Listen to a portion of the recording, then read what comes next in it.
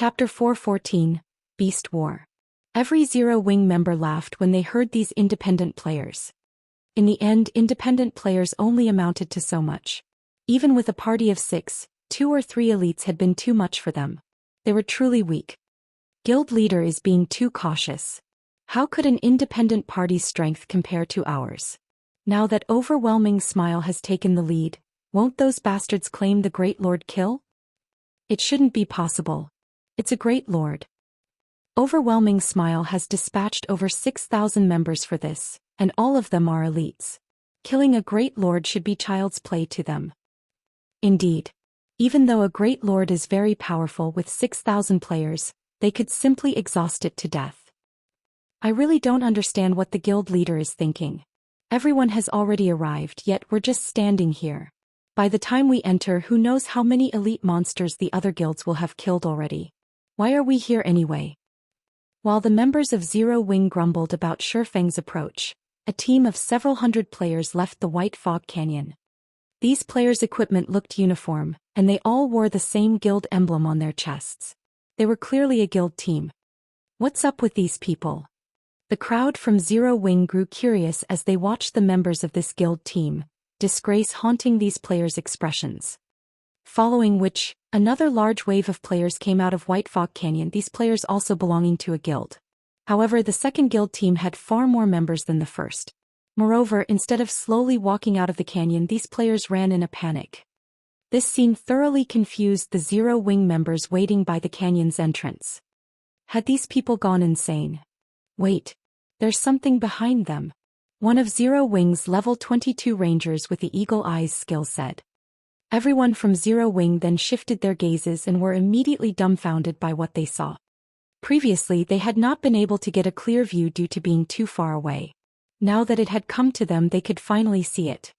Behind the frantically running players, thousands of crimson-eyed battle monkeys stormed after them. These bloodthirsty monkeys released frenzied roars as they charged at the escaping players like a tsunami, devouring everything in their path. Crimson-eyed battle monkeys, elite rank. Level 22. HP 16, 000/16, 000. Although these crimson-eyed battle monkeys did not have a lot of HP compared to players, their bodies were half a size larger. Not only were they nimble and powerful, but they also possessed naturally long arms. In addition, they wielded weapons and were also capable of using these weapons as proficient as players. Defeating these monsters would not be easy. Meanwhile, among these thousands of crimson-eyed battle monkeys, there were also a few larger armored battle monkeys squeezed in. These armored battle monkeys were covered in scars, a testament to the many battles they had fought. Compared to the elite-ranked crimson-eyed battle monkeys, the armored battle monkeys were much stronger. It was not just because of their ranks as special elites, but more so because of their combat techniques, which were far superior than ordinary players. Armored battle monkeys, special elite. Level 24. HP 54, 000/54, 000. Moreover, whenever the tide of battle monkeys caught up to some of the escaping players, they would only tackle and hack said players to death in groups of 3 to 5. Not every battle monkey would stop to attack. Although frenzied, these battle monkeys fought with intelligence and organization. More players continued to die. Save me. Save me, please. I don't want to die. Many players screamed as the battle monkeys caught up to them. As for resisting, most of them had forgotten how to do that. The players of God's domain had never experienced such horrific slaughter before, and their legs had long since gone limp with fear. At this moment, only those who possessed a strong heart managed to keep running, whereas the weaker-willed players had died under the monster tsunami. Although some of the escaping players were also attacking as they ran, there were simply too many battle monkeys. Retaliation was no different than pouring a cup of water into a raging inferno. After a short moment, over 100 players had died. In the end, the players who escaped the White Fog Canyon numbered less than 500. These players had even implicated the guild team that had escaped before them, causing the latter to suffer another loss of over 100 players.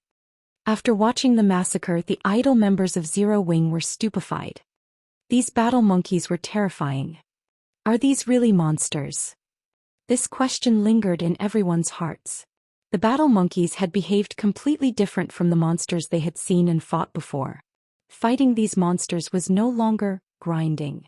Rather, it looked more like a full-blown war. At this moment, the Zero Wing members who had previously complained about Shifeng's decision fell silent. Now they only admired Shifeng's forethought. If they had not witnessed this scene and had foolishly charged into White Fog Canyon, it was highly possible that they would have suffered a similar fate to those players. As for the other guild members, they looked at Shifeng with even greater reverence now. While the crowd from Zero Wing continued to linger around the entrance, one guild team after another fled the canyon. As for the independent parties, very few had managed to escape as practically all of them had died inside the canyon. Instead of calling the White Fog Canyon a precious grinding spot, it was more like a gigantic meat grinder. "All right, let's join the party," Shifeng said after he finished organizing his map. He then said in the team chat, "You've seen for yourselves the various guild teams that have escaped. Most of those guild teams have more members than we do. However, as you can see, only half of them made it out alive. You can imagine for yourselves just how dangerous White Fog Canyon is, so I hope that everyone will obey the commands given to you. Do not take any arbitrary actions. If anyone violates their orders, I will deal with you personally." The crowd involuntarily trembled upon hearing Shifeng's words, tensing unconsciously. "Since no one has any issues, stand by the groups and formations previously arranged." Shifeng nodded and said, "Let's head in then." After the meteorite shower, White Fog Canyon had ceased to be a grinding area. It was more like a super large-scale dungeon. Obtaining the starfire ore would not be an easy task. Instead of grinding monsters, they were about to wage war inside the canyon. Danger lurked around every corner of the map. Inside the canyon, they did not need to look for the battle monkeys, as the battle monkeys had long since been ready to ambush them. Hence they needed to stay vigilant inside the canyon. The formation Shifeng had organized scattered the MTs around the team, whereas healers and ranged classes were safer in the center of the group. As for the assassins, they were sent to scout ahead, reporting back any activities they discovered so as to avoid an ambush. Under Shifeng's lead, the Zero Wing team quickly arrived at the inner region of the White Fog Canyon. During this period, everyone had experienced several battles, and the battle monkeys they killed numbered over 1,000. Everyone's experience bars rose significantly as a result. They had also obtained plenty of level 20 and above bronze equipment and materials. Most importantly, the team had suffered 0 casualties throughout the journey. This situation caused everyone's reverence towards Shifeng to soar once more. Previously, everyone had simply thought of Shifeng as someone with impressive strength. They had never expected him to be a superior leader as well. Suddenly, Fire Dance, who was in stealth in a nearby tree, reported in the team chat, "Guild leader, a group of nearly 300 battle monkeys currently approaches from the left side of the team. Contact in roughly 30 seconds. Guild leader, a group of close to 400 crimson-eyed battle monkeys approaches from the rear. There are also a dozen or so armored battle monkeys with them. They will reach the team's current location in roughly 1 minute. Flying Shadow, one of the 5 demon generals, reported. Everyone's hearts trembled upon receiving these 2 reports. The previous ambushes they had encountered had only come from a single direction. Now these battle monkeys were initiating a pincer attack. Moreover, their numbers were far greater than before. The previous ambushes had only consisted of 100 or so battle monkeys. Now they had to face a total of nearly 700. They were outnumbered.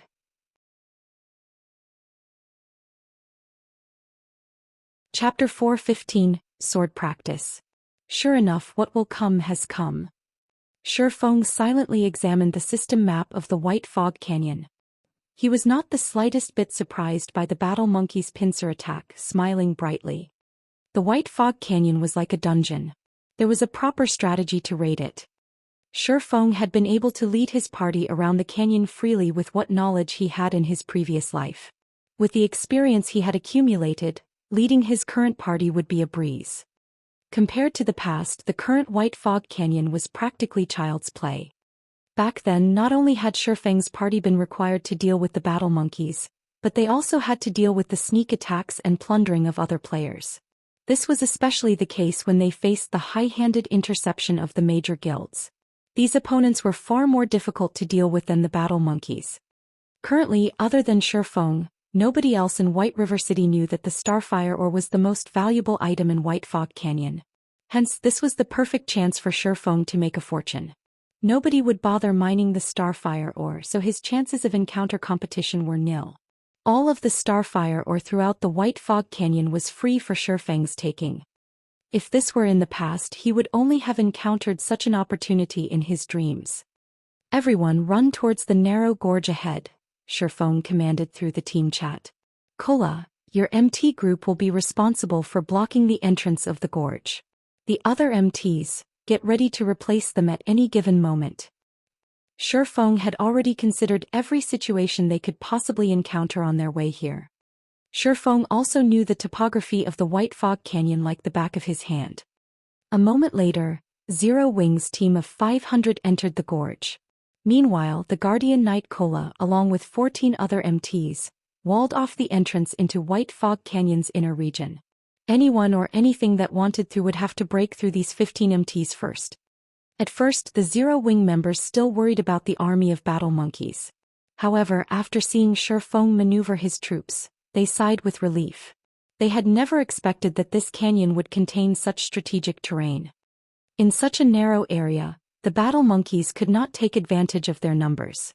Moreover, with this setup, they did not have to worry about a pincer attack. They only needed to focus on a single location. Shortly after everyone prepared their defenses, the first wave of close to 300 crimson-eyed battle monkeys slammed into their MT wall. Like the cavalry charge on ancient battlefields, the enemy stampede shook even the land. The sound of the monkeys' bloodthirsty roars that echoed throughout the gorge sent tremors through everyone's hearts. Despite having already experienced over a dozen battles, Zero Wing's elites still panicked. Compared to the previous battles, this was on an entirely different level. The crimson-eyed battle monkeys appeared to be more organized than the foes they had faced before. These battle monkeys also seemed much fiercer, resembling the battle monkeys they had seen back at the entrance of the White Fog Canyon. Guild leader, these crimson-eyed battle monkeys look strange. I feel that not only have they become more organized, but they are also stronger than before. Aqua Rose frowned slightly. Inwardly, she worried that Kola and the others might not be able to hold off this wave of monsters. Of course, the crimson-eyed battle monkeys we fought before were merely washouts. Meanwhile, the ones we are about to face right now are the victors, so, naturally they are much stronger, Shifeng explained as he nodded.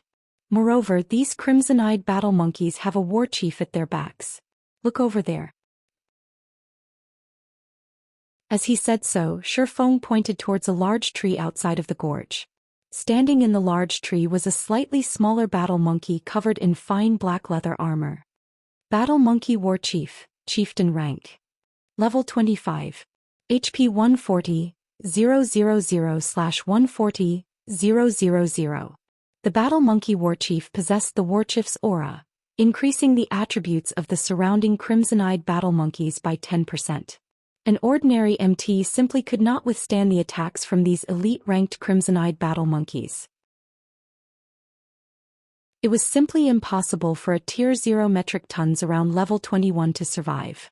Hence, the various guilds had been massacred upon meeting such monster armies. Watching the crimson-eyed battle monkeys charge towards them, Shifeng hurriedly said, "All clerics cast sacred shields on the MTs. Oracles use prayer barrier. Kola activate Guardian Aura." Immediately, the Guardian Knights and Shield Warriors on the front line each received a sacred shield from the clerics, the shield being capable of absorbing a large amount of damage. In addition, there were also prayer barriers cast in front of them. These barriers could similarly absorb a certain amount of damage from the front. Finally, Kola's Guardian Aura increased everyone's defense. Faced with the physical attacks of the crimson-eyed battle monkeys, the Guardian Aura would be particularly beneficial. Zero Wing's members' levels were, on average, higher than those in other guilds. For this operation, the Guardian Knights and Shield Warriors dispatched were all level 22 and above, and each one had at least 4,300 HP. Among them, Kola, who was a level 23 Tier 1 Guardian Knight, possessed over 5,300 HP. There was also Yi Wumian, a level 22 Tier 1 shield warrior with over 4,900 HP. Just as the wave of battle monkeys arrived before Kola and the others, Kola suddenly shouted, "Aegis protection." In the blink of an eye, a faint golden glow covered every MT. Aegis protection. Tier 1. Reduces damage taken for all allies within a 30-yard radius by 30% for 12 seconds. Cooldown, 1 minute 30 seconds. Simultaneously, everyone readied their shields to defend against the crimson-eyed battle monkeys' attacks. Bang, bang, bang. The instant both sides collided, the prayer barrier shattered. Only the sacred shields still barely supported the MTs. However, the crimson-eyed battle monkeys' charge was overwhelming. Kola and the others were forced to retreat several steps before they could stabilize themselves. In the next moment, the crimson-eyed battle monkeys, which had stopped their charge, brandished their swords and sabers at the MTs. Their attack speeds were incredible, preventing the players from catching their breaths. Some of the MTs had been too late in defending against the oncoming attacks, their sacred shields shattering and receiving -200 damage. Without the protection of the sacred shields, the MTs received around -800 damage every time the crimson-eyed battle monkeys struck them, and this was after the 30% damage reduction of Aegis protection. Only Kola and Yi Wumian received damage below -500 points. If the MTs did not block the majority of the attacks with their shields, the healers would struggle to keep up with the incoming damage. I'll leave this to you all. Fire Dance and Flying Shadow, you two cover my 6 while I deal with that war chief. After issuing the command, Shifeng activated the aura of Wind of the 7 Luminaries ring. He then activated Wind Rider and flew towards the battle monkey war chief. When one met a battle monkey army in the White Fog Canyon, they first needed to exterminate the battle monkey war chief. Not only could the war chief increase his subordinates' attributes and raise their attack efficiency, but it could also call for infinite reinforcements. Hence, players needed to kill the war chief as soon as possible. Players would simply be asking for trouble if they dragged the fight on for too long without killing the war chief. However, taking it out would not be easy. This did not mean that the battle monkey war chief was overly powerful. Rather, compared to the other battle monkeys, the war chief was far more sensitive to danger. When its own life was at risk, it would flee. Moreover, the war chief was also more agile than the other battle monkeys, as could be seen from its thin and lean body. Hence, players would find it difficult to kill. When the battle monkey war chief saw Shifeng flying towards it, it immediately fled in the opposite direction. Unfortunately, although the battle monkey war chief was quick on its feet, it was far slower than Shifeng when he had Wind Rider active. "Let's use you as practice for my newly learned void steps," Shifeng smiled faintly. Unsheathing the abyssal blade and Purgatory's shadow, he shot forward, hurtling towards the battle monkey war chief.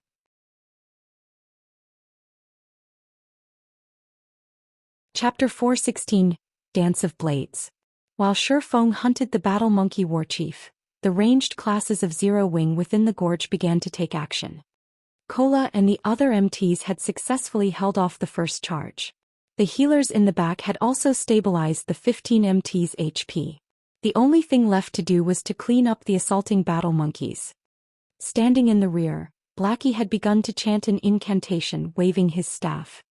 After becoming a Tier 1 Cursemancer, Blackie's damage had increased significantly. At the same time, he had also learned a new Tier 1 skill, Magic Synergy. Magic Synergy. Tier 1. Increases the efficiency of the caster's spells, improving spell effects by 30% and reducing cast time by 30% for 15 seconds. The density of elemental mana surrounding Blackie skyrocketed. Blackie then cast Stars of Light. Due to Magic Synergy's enhancement, both the effective range and power of Stars of Light had increased by 30%. In the next moment, a dazzling ball of light descended from the sky. Noticing this, the crimson-eyed battle monkeys responded quickly and tried to evade the incoming attack. However, while inside the gorge, other than advancing, their only escape was to retreat backward. Natural rock walls surrounded the battle monkeys on both sides, and it was impossible for them to scale these walls. With Kola and the other MTs of Zero Wing creating a shield wall ahead, and their companions blocking their rear, these battle monkeys could only watch helplessly as the stars of light descended. They also had no way to block this incoming bombardment. AoE destruction spells attacked from all angles. Unless one had magic immunity, invincibility, or countered with an AoE destruction spell of their own, there was no other way to defend against the attack. Boom.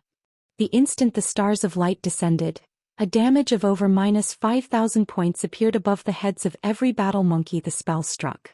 As for the monsters further away from the site of impact, they too received damages of over -3,000 points. Despite having increased attributes due to the Warchief's aura, these crimson-eyed battle monkeys still lost close to a third of their HP. However, this was only the beginning. Stars of Light had a duration of 15 seconds, and with each passing second, the spell's damage would scale up by 10%. After only 5 seconds, all of the battle monkeys within range had turned to ash, leaving behind a plethora of loot. A large section of the gorge was suddenly empty. Making a rough estimate, over 100 crimson-eyed battle monkeys had died. AoE destruction spells are awesome, though it would be great if their cooldown times were shorter.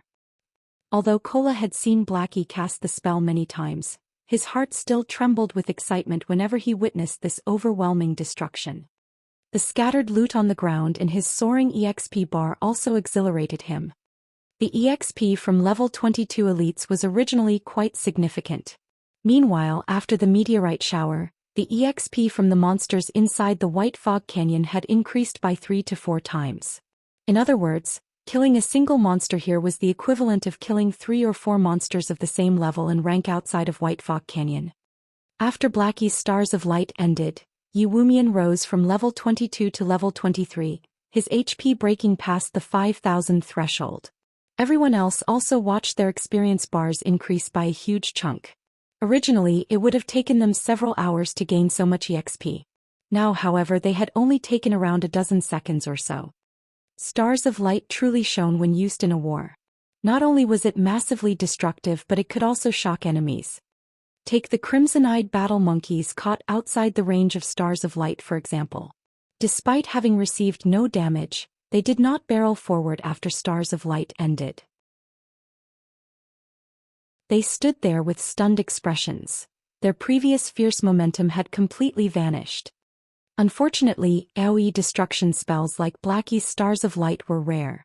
Moreover, these spells possessed long cooldowns, needing a full half an hour. In a battle, such spells could be used once at most. Stop daydreaming. All ranged classes attack those dazed battle monkeys. Aqua Rose commanded. Suddenly, spells and arrows bombarded the dazed monsters. Momentarily, the crimson-eyed battle monkeys were at a loss of what to do. They had even forgotten to dodge or use their weapons to fend off the incoming attacks. In the blink of an eye, over a dozen more battle monkeys died. However, one would be sorely mistaken if they thought they could get rid of these crimson-eyed battle monkeys so easily. As soon as these monsters regained themselves, they charged at Kola and the other MTs with even greater madness. Suddenly, the second battle of attrition had begun. Although the battle was vicious compared to Shifeng's battle, it paled in comparison. Shifeng's current opponent was the Battle Monkey War Chief, a level 25 chieftain that had gone berserk. Inside a dungeon, the War Chief was definitely worthy of the role of a boss. Only its HP was slightly lower than a typical dungeon boss. Shifeng moved in front of the Battle Monkey War Chief with a flash, blocking its path. He then activated Chop and sent 3 silvery gray blades of light slashing at the Warchief's thin frame, completely sealing off its exit. G. The Monkey War Chief suddenly squinted its blood-red eyes as it screeched, releasing an intimidating power. It then took a step back, its right fist punching towards the convergence point of the 3 blades of light. Ping! The 3 blades of light shattered. The Monkey War Chief then took a step forward and swung its left fist, flames covering the fist as it flew towards Shifeng's head. The whole process had happened in the blink of an eye, and the Battle Monkey War Chief had launched its attack was a lot more accurately and faster than many expert players. However, the instant the Monkey War Chief's fist struck Shifeng's head, it felt as if it had struck air. Taking a closer look, the Monkey War Chief discovered that had only hit Shifeng's afterimage. Meanwhile, Shifeng had used silent steps and arrived behind the battle monkey warchief. He then used Thunder Flame Explosion. The Tier 1 Thunder Flame Explosion possessed a brief area suppression effect when cast, slowing all enemies' movements within a 10 by 10 yard area. Moreover, Shifeng was now a Tier 1 player. Despite being only level 22, the effect of the attack-type skills he used would not have weakened in the slightest even against the level 25 battle monkey warchief. Furthermore, Shifeng also possessed the Golden Stigmata, which allowed him to ignore up to 20 levels of suppression. Suddenly, the battle monkey warchief's speed had fallen, having only 1/6 of its original speed. It was no longer capable of blocking or dodging incoming attacks in time. Boom! The power of lightning and fire assaulted the monkey warchief. However, it had a surprisingly high defense for such a thin frame. Despite being a Tier 1 Blade Saint, Shifeng only managed to deal over -3,600 damage to the monkey warchief. Fortunately, Thunder Flame Explosion forced the monkey warchief into a fainted state for 6 seconds. Originally, Shifeng had intended to follow up his victory with Hot Pursuit, taking the opportunity to damage the monkey warchief heavily while it was incapacitated for 6 seconds. In the end, however, the battle monkey warchief activated Berserker Rage, becoming immune to all control effects and increasing its strength and speed. It then unsheathed the war saber hanging on its back and brandished it at its adversary. Suddenly, 9 blades of light wrapped around Shifeng. This was one of the battle monkey warchief's skills, Dance of Blades. If struck, even an MT like Kola would die without question. However, Kola possessed a large shield that he could use to defend himself. He would have no problems blocking the majority of the blades of light. Shifeng, however, did not possess a shield. He only had his 2 swords. Good timing. At this moment, Shifeng could feel impending doom approaching. Yet he neither defended with his swords, nor did he activate Defensive Blade to save his life. Instead, he activated Purgatory Power and charged at the monkey warchief's Dance of Blades. Void Steps. Previously, Shifeng would have never thought of confronting a Berserk level 25 battle monkey warchief head-on. After all, the monkey warchief was terrifying after going Berserk. Not only did its speed surpass Tier 1 players, but Tier 1 players also could not block its incredible attacks. After his match with Soaring Snake, Shifeng had finally succeeded in learning the advanced footwork Void Steps. However, he had not found a chance to test his footwork again since that match. Meanwhile, the agile battle monkey warchief was the perfect opponent for Shifeng to practice Void Steps on. The usefulness of Void Steps wasn't limited to PvP. It was also effective against monsters.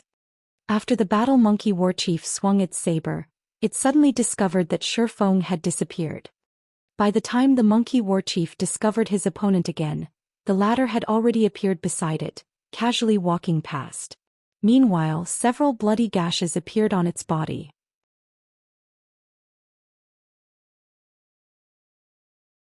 Chapter 417, Blade Liberation.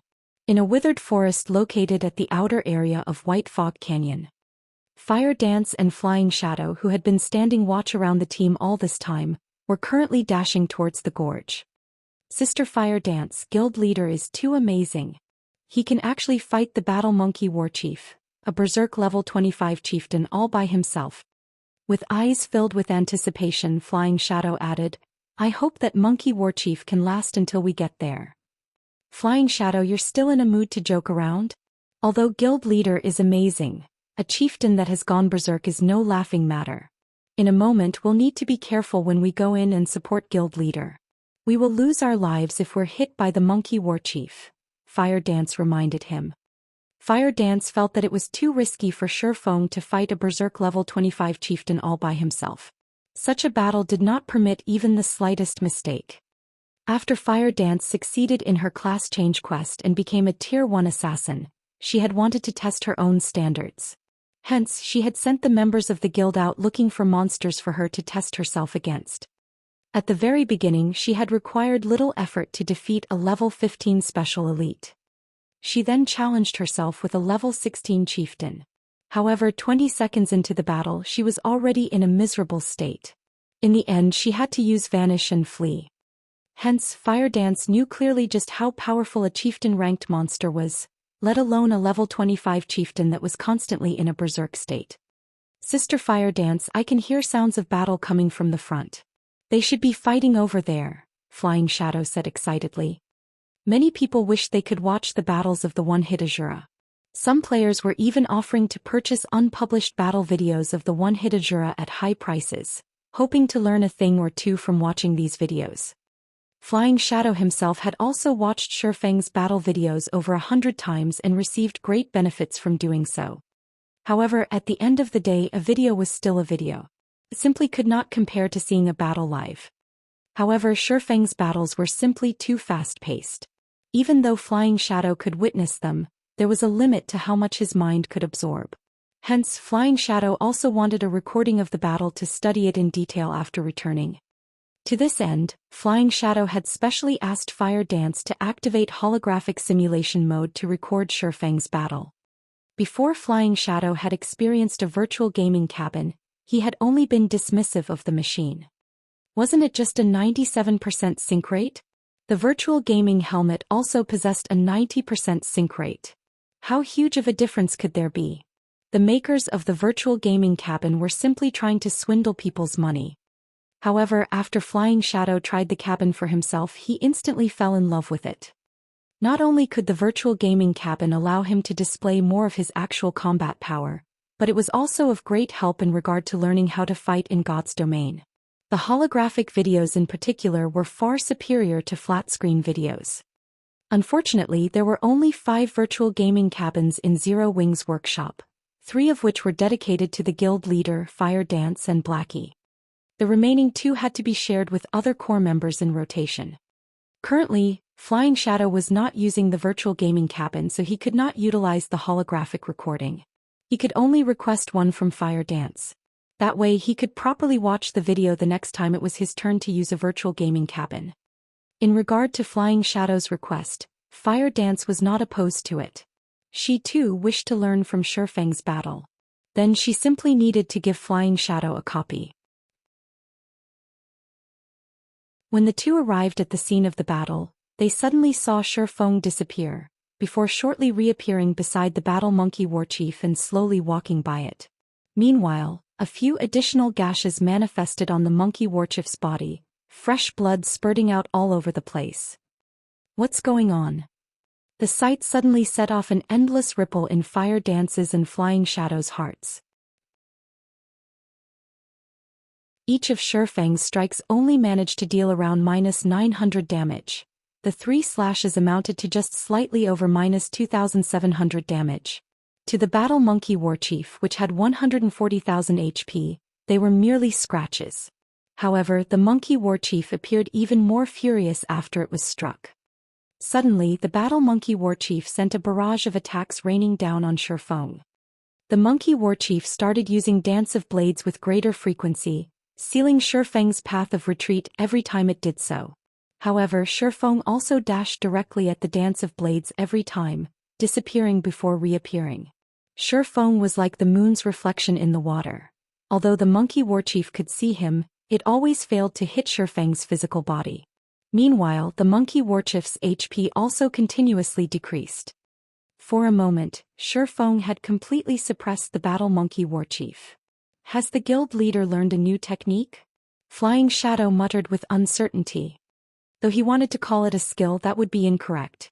Normally, powerful skills possessed very long cooldowns. How could a skill that allowed one to disappear and reappear shortly after be frequently usable? It shouldn't be a skill. Fire Dance had been paying rapt attention to Shifeng's battle, and with surprise filling her eyes she said, if it were a skill similar to instantaneous movement, then the moment he disappears he should simultaneously reappear at another location. However, after guild leader disappears, it takes a short moment for him to reappear in our sight.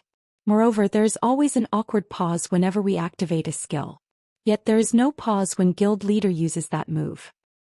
Fire Dance's observations were indeed on point. However, they only gave Flying Shadow an even greater shock. Players can actually carry out such powerful moves without using a skill? This revelation completely shattered Flying Shadow's understanding of virtual reality games. Guild leader seems greatly exhausted. It seems that this move places an enormous burden on one's mental strength. Fire Dance's observations were quite thorough, and very quickly she noticed that Shifeng's complexion seemed somewhat pale. His eyes seemed slightly dimmer as well. Prepare to take action. In fact, it was exactly as Fire Dance had said. Void Steps was advanced footwork, a technique that removed one's own presence from the other person's brain. In other words, despite others clearly being able to see and sense Shifeng's presence, their brains would actively shunt this information to the subconscious mind and focus on other less relevant information, which would result in failing to see or sense Shifeng. However, such advanced footwork posed extremely high demands on its user, whether in terms of movement, breathing, and so on. Although Shifeng had already succeeded in executing void steps, and his proficiency improved with each subsequent use, the technique still placed a significant burden on his mental strength. Flying Shadow silently nodded. At this moment he had already focused all his concentration on Shifeng, hero worship filling his eyes. Even though such a powerful move greatly exhausted one's mental strength, it was still very impressive. When the Battle Monkey Warchief had only half its HP remaining, Shifeng was already beyond exhaustion. I guess using void steps to deal with a berserk chieftain is really pushing things too far. Shifeng smiled bitterly in his heart as he looked at the Battle Monkey Warchief that grew increasingly fearless the more it fought. If he were up against a player, he could definitely finish them off after using void steps twice. The battle would not drag on for such a long time. However, this battle against the Monkey Warchief was greatly beneficial to Shifeng, as he honed his mastery of void steps with each subsequent use of the footwork. Meanwhile, when the Battle Monkey Warchief noticed that its opponent looked no different from a tired dog, it squinted its eyes as it revealed a cold smile. It then brandished its saber, using Dance of Blades once more. At this moment Shifeng was quickly reaching his limit. If he used void steps one more time, it was highly possible that he would faint on the spot. Faced with the 9 saber images that completely sealed his movements, Shifeng suddenly erupted with power. Blade Liberation. This was the Tier 1 Super Berserk skill Shifeng had spent 20 legacy skill points to learn. The skill's duration was only 20 seconds, and after that period he would enter a weakened state, with all his attributes decreased by 80% for 3 minutes. If he could not finish off his enemy in 20 seconds, then only death awaited him. Meanwhile, the weapon Shifeng used Blade Liberation on was the level 20 Dark Gold ranked Purgatory's Shadow. Suddenly, the power of the Purgatory's Shadow flowed into Shifeng. His body started glowing a faint red. Shifeng then tightened his grip around the abyssal blade and slashed at the incoming blades of light.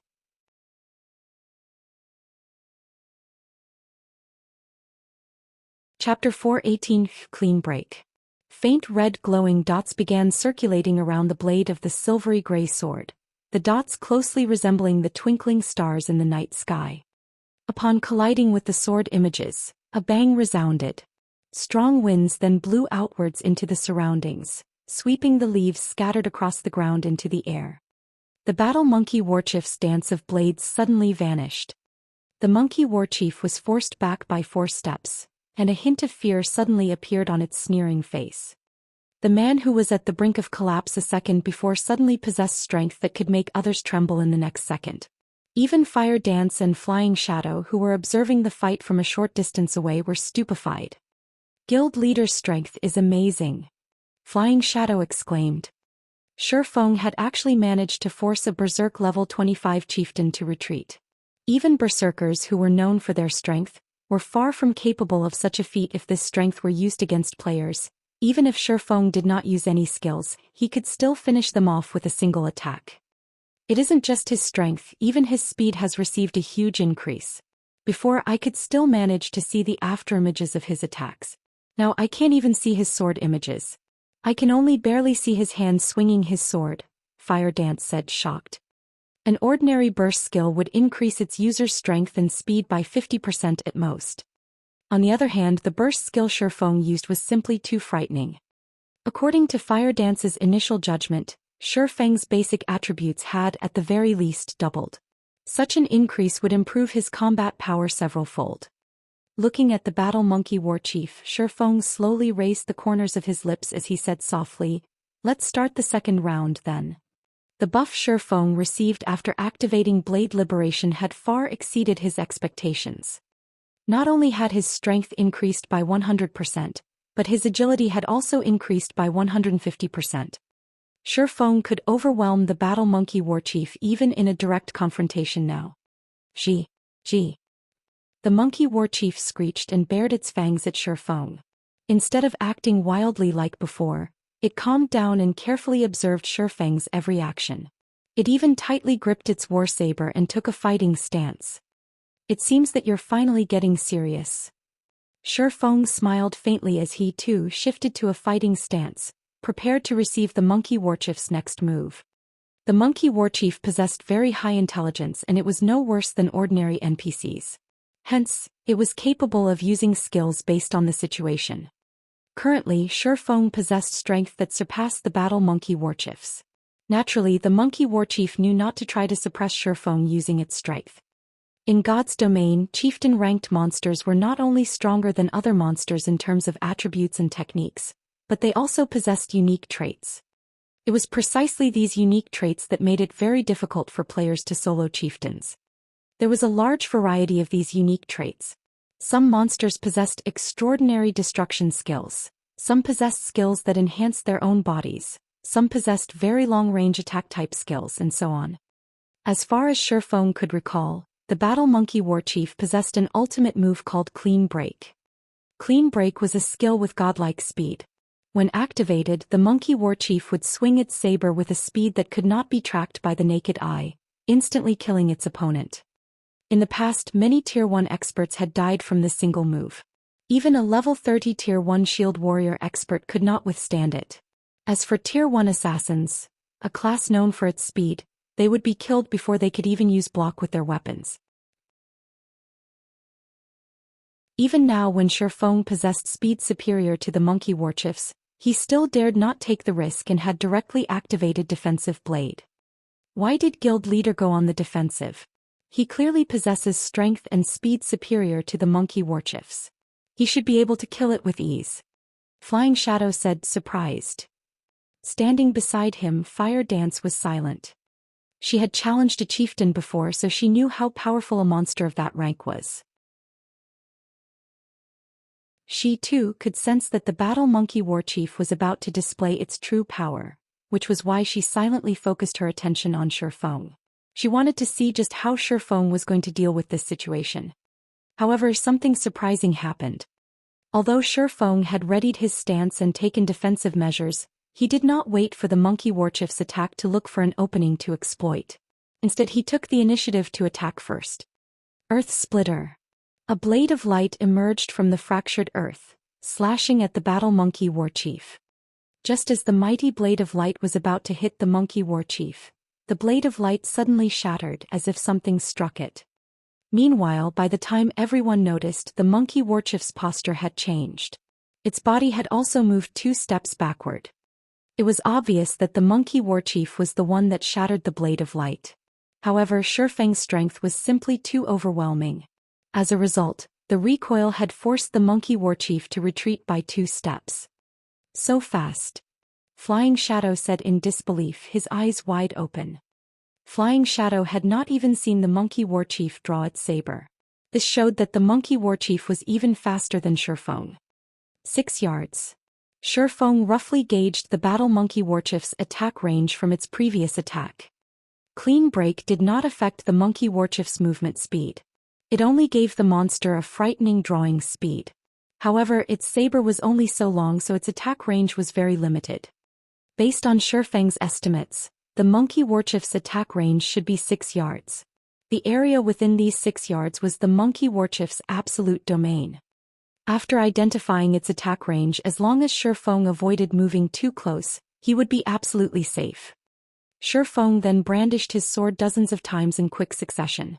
As Defensive Blade increased his attack range, Shifeng could always maintain a distance of around 10 yards every time he attacked. Meanwhile, the battle monkey warchief also rushed at Shifeng while defending against his attacks, trying to get within 6 yards of him. Unfortunately, the monkey warchief's strength was inferior to Shifeng's. Every time it defended against Shifeng's attack, it would be forced to take a few steps back. Moreover, Shifeng's speed was originally faster than the monkey warchief's, making it even more impossible for the monkey warchief to close the distance. However, Shifeng's attacks were also unable to cause any damage to the monkey warchief. They were all blocked by clean break. Furthermore, the battle monkey warchief's HP was continuously increasing due to its battle recovery. Sure enough, clean break is indeed powerful. However, what do you think about this move? Smiling faintly, Shifeng activated 9 Dragons Slash. Suddenly, 12 phantoms of the abyssal blade appeared around Shifeng. Simultaneously, all 12 phantoms stabbed at the monkey warchief. The moment the 12 phantoms entered the monkey warchief's attack range, it was as if they had stabbed into a protective barrier. The phantoms were instantly sent flying backward, unable to hit the monkey warchief at all. However, Shifeng was far from done with his assault. In the next moment, scorching hot flames emerged around the abyssal blade and the purgatory's shadow. This was the effect of Shifeng's Surekill skill, the level 9 flame burst. It concentrated the power of flames to a single point for 12 attacks. Suddenly, Shifeng charged at the battle monkey warchief once more. Just as Shifeng was about to enter the attack range of clean break, he suddenly vanished. Although the monkey warchief was on high alert, it still could not detect Shifeng's existence at all. Moreover, it also needed to face the simultaneous attacks of the 12 phantoms. It had no energy to spare for locating Shifeng. When Shifeng appeared again, he was already standing directly in front of the battle monkey warchief. The abyssal blade was also only a short distance away from hitting the monkey warchief. Yet the monkey warchief still managed to block the magic weapon with its godlike skill, Clean Break. What kind of attack speed is that?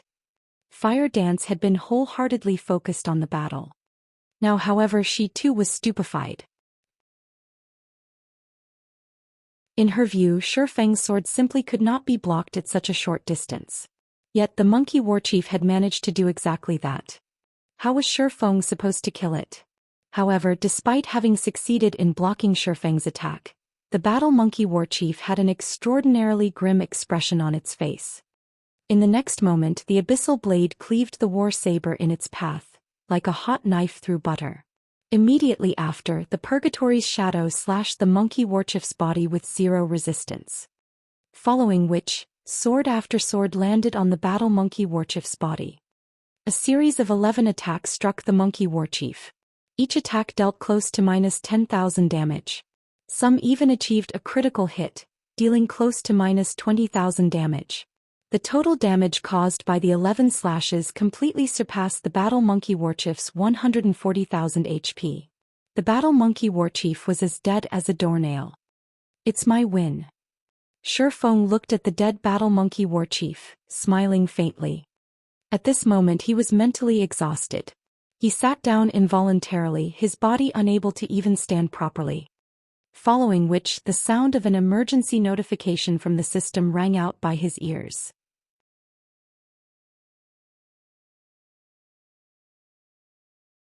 Chapter 419, Mysterious Guest. Guild Leader. Fire Dance activated wind steps and rushed over to the fallen Shifeng. Flying Shadow, on the other hand, was completely stunned by what he had seen. He was still in a complete daze. Guild Leader, what's wrong? Fire Dance asked, panicking as she looked at Shifeng's pale complexion. Ultimately, God's domain was only a game. Even if a player entered a weakened state, only their attributes would decrease. The debuff definitely would not weaken a player's mental state. It's nothing. I'm just tired, that's all, Shifeng muttered a reply.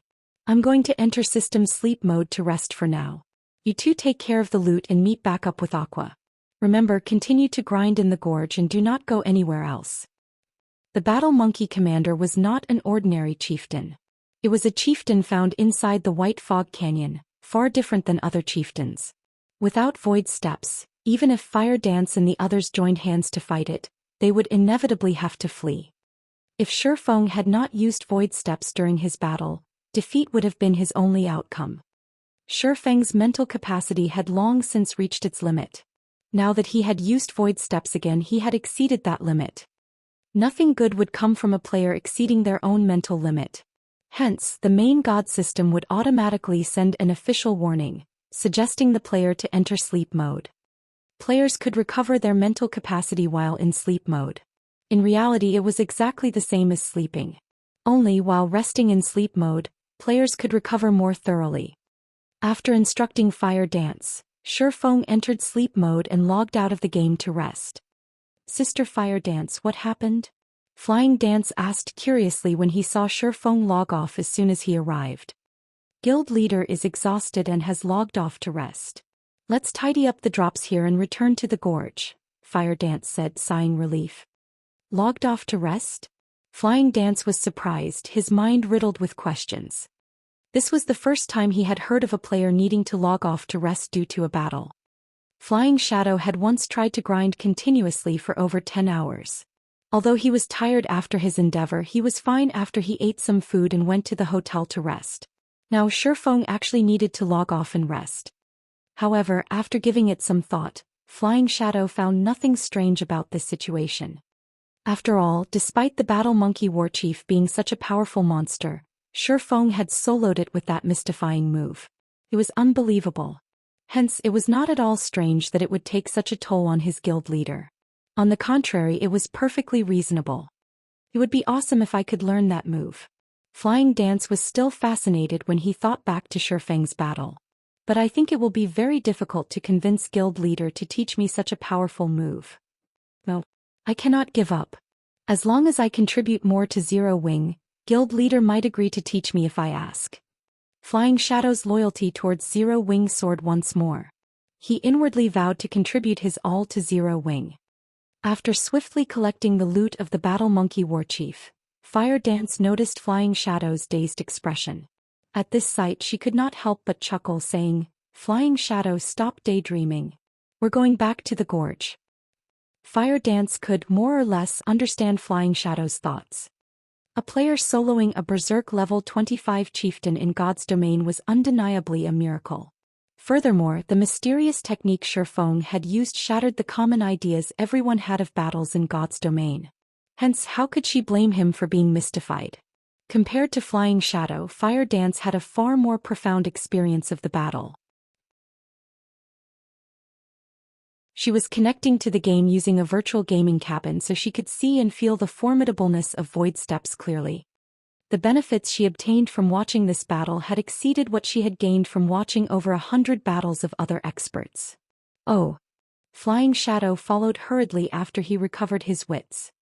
After Shifeng logged off, the members of Zero Wing took up residence in the gorge. They did not go anywhere else, luring and killing monsters in the gorge. The monsters in White Fog Canyon were numerous. Moreover, their loot was similarly bountiful. With a strategic location like the gorge, Zero Wing's players had nothing to worry about, even if they faced an army of battle monkeys. Their leveling speed here was several times faster than grinding elsewhere. Moreover, they also obtained plenty of equipment and various materials. However, while Zero Wing peacefully leveled, White River City had exploded with commotion. After the discovery of a great lord in the White Fog Canyon, everyone eagerly awaited news of the various guilds raiding it successfully. However, the results were completely unexpected. Despite having sent so many level 20 and above elite players, before the various guilds found the Great Lord, they had lost over half of their players. Suddenly, everyone's view of the White Fog Canyon had changed. Many players who had originally intended to rush towards the canyon to grind and level up dismissed their plans at this revelation. However, although many had given up on the White Fog Canyon, it did not prevent them from discussing it. Although most of the guilds in White River City had given up on the White Fog Canyon, Overwhelming Smile, Emperor's Light, Assassin's Alliance, Ouroboros and Zero Wing, the top 5 guilds of White River City, still pushed forward in the White Fog Canyon even now. Everyone had their guesses on which of these 5 guilds would be the first to kill the Great Lord. At this moment, the teleportation array inside White River City's teleportation hall started to flash, and 6 figures suddenly appeared. The instant these 6 appeared, they immediately attracted the attention of the players in White River City. These 6 people possessed stunning levels. Each one of them was at least level 25.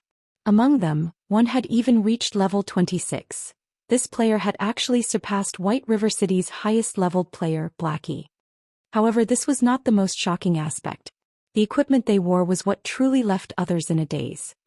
The equipment these players wore gave off the glow effect that only a fine gold equipment possessed. They also had a few pieces of dark gold equipment in the mix. The level 26 Guardian Knight leading this party wore 5 pieces of dark gold equipment. Meanwhile, the quality of the bone shield on his back was indiscernible. Shockingly, this Guardian Knight possessed over 5,600 HP, an amount that not even the chief MTs of first-rate guilds had reached. Yet none of these players wore a guild emblem on their chests. Clearly they were independent players. It was astonishing that independent players had acquired such equipment. Boss, the people here are weird. Why are they all staring at us? It's giving me goosebumps. The country bumpkins here are just envious after seeing our equipment. This place isn't that bad after all. The average players here are around level 18 or 19. It's just slightly lower than ours. Alright, enough. We're here on official business. First, ask around for information on that one Hitazura. Having their objective, the party of 6 exited the teleportation hall. On the street, any players who encountered this party of 6 would unconsciously move aside and look away in fear. Unexpectedly, Shifeng had slept for more than a day inside the virtual gaming cabin. What's going on? Why did I sleep for so long? Shifeng was stunned when he exited the gaming cabin and saw the time. Shifeng had several years of experience using the virtual gaming cabin, and this was not his first time exceeding his limit. In the past he had only slept around half a dozen hours or so. Now he had actually slept over 30 hours. This was the first time Shifeng had encountered such a situation. What? Even the nutrient solution that's supposed to last me half a month has bottomed out already? Before Shifeng could make sense of the situation, he suddenly heard the virtual gaming cabin launch a warning, notifying him that the cabin's supply of nutrient solution was quickly running out.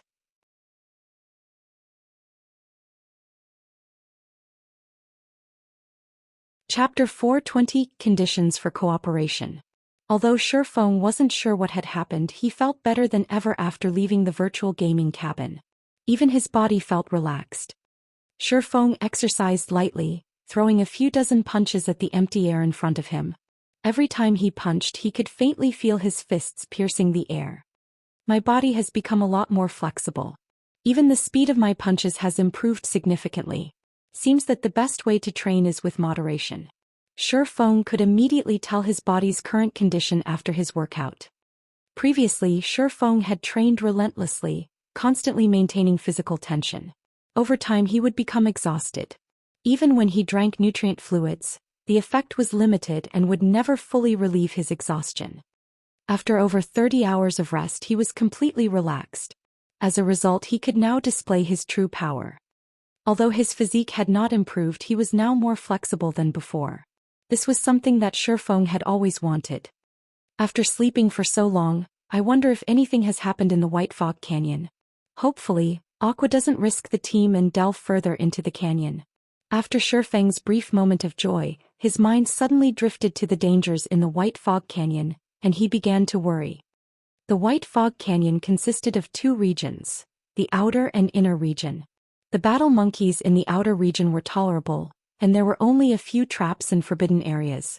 However, after entering the inner region, not only were all the monsters there level 25 and above, but the majority of the monsters were also special elites. The danger in the inner region was many times higher than the canyon's edges. With only Zero Wing's 500 members, even if they had a few dozen Tier 1 players in their midst, they would suffer terrible losses should they venture into the inner canyon. Most of Zero Wing's experts were on the team of 500. If they died, Zero Wing would suffer for it. Worrying about the possibilities, Shifeng hurriedly ordered takeout. At the same time, he also contacted the game store and purchased a large batch of nutrient solutions. He had nearly depleted the nutrient solution in his cabin, and although he could use the gaming cabin without it, the nutrient solution was meant to counter certain situations. If he did not replenish the solution, should he exceed his mental limit again, his body would not recover to its peak condition like it had this time. After a short rest, Feng was ready to enter God's domain once more. Suddenly, however, his quantum watch rang. Looking at the caller ID, Feng discovered that it was Manager Xiao of Big Dipper Training Center. Why is he contacting me all of a sudden? Feng recalled that, regarding the matter of cooperation with Big Dipper, Manager Xiao said he needed to discuss things further with his superiors before making a decision. In the end, 4 days had passed since they spoke. Manager Xiao had not contacted him. Assuming that negotiations had failed, Feng gave up on the notion of cooperating with Big Dipper. Beyond that, Feng had been busy with his legacy trial, so he had forgotten about the matter entirely. Only after seeing the caller ID did Feng recall it.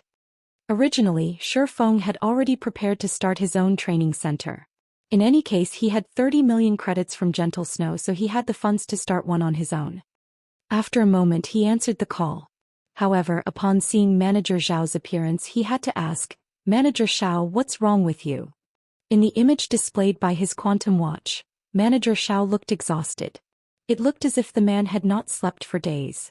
There were even dark circles beneath his eyes. Manager Xiao was a martial artist, so his physique was far from that of an ordinary person's. He also had the benefit of the nutrient fluids. Even if Manager Xiao had stayed up for a few nights, he shouldn't look this miserable. Haha. It's nothing. It's nothing. Manager Xiao laughed. Master Feng, regarding our previous discussion, I've reported the situation to my elder brother. My elder brother held a director's meeting specifically for this purpose. In short, we agree to your conditions. However, we have a condition of our own. A condition. Feng chuckled before continuing, "What condition?" Although Feng was physically only 22 years old, he was mentally over 30. He had experienced many negotiations before, so he could instantly tell that Manager Xiao was hiding something. Currently, God's domain's popularity had exploded. An increasing number of people had become addicted to the battles in God's domain, and many had lost interest in the fights in real life. Naturally, this would affect locations such as training centers and dojos. Based on Manager Zhao's appearance, Feng was sure of it. Big Dipper Training Center's business was declining rapidly, so much so that it had caused even those in power in Big Dipper to tremble. Hence, they needed someone that could revitalize Big Dipper. Although fighting competitions were becoming less popular, there was still a market for them. Only, other than possessing first-class facilities, Big Dipper had nothing else to offer.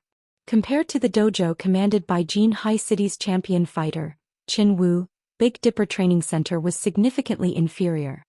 If they had a martial arts master to lead the training center, helping them forge a name for themselves and acting as a combat instructor, they could save themselves from their current decline. After all, the combat techniques displayed in God's domain were mostly evolutions of the combat techniques found in real life. We require Master Feng to compete against a well-known fighter.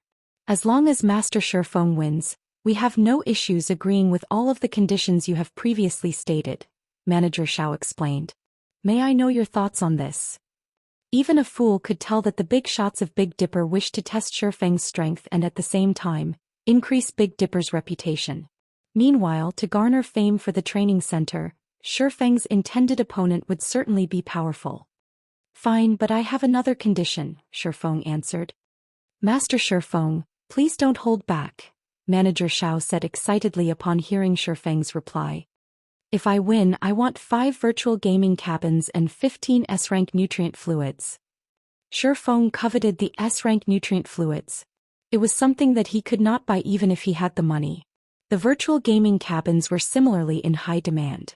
Currently, Zero Wing's workshop was still in its development phase. If he wanted to improve the workshop quickly, he needed a large number of experts. However, ordinary experts of God's domain would not do. He needed top-tier experts. With the virtual gaming helmet's 90% sync rate, it was simply impossible to nurture a top-tier expert. However, until this day, Zero Wing only had a measly 5 virtual gaming cabins.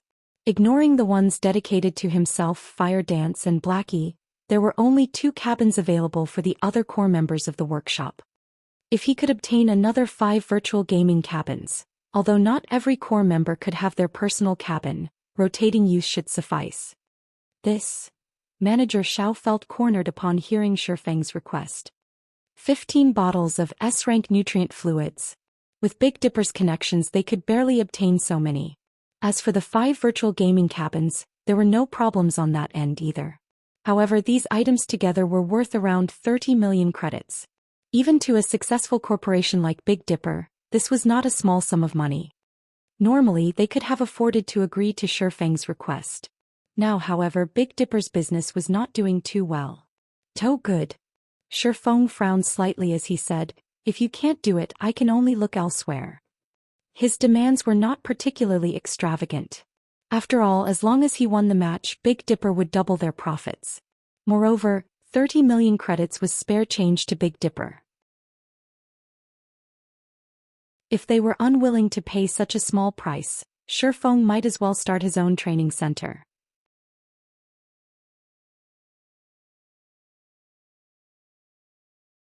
Chapter 421. Did you transmigrate? Live combat was not without danger. It was especially true in a fight between experts. Injuries were commonplace. Although the current medical facilities were top-notch, capable of healing a large majority of injuries very quickly, there were still some injuries that one could not fully recover from. Not even S-rank nutrient fluid could cure them. Moreover, martial arts masters were extremely rare. Finding one was like finding a needle in a haystack. Hence, it was incredibly costly to invite martial arts masters to face each other in the ring.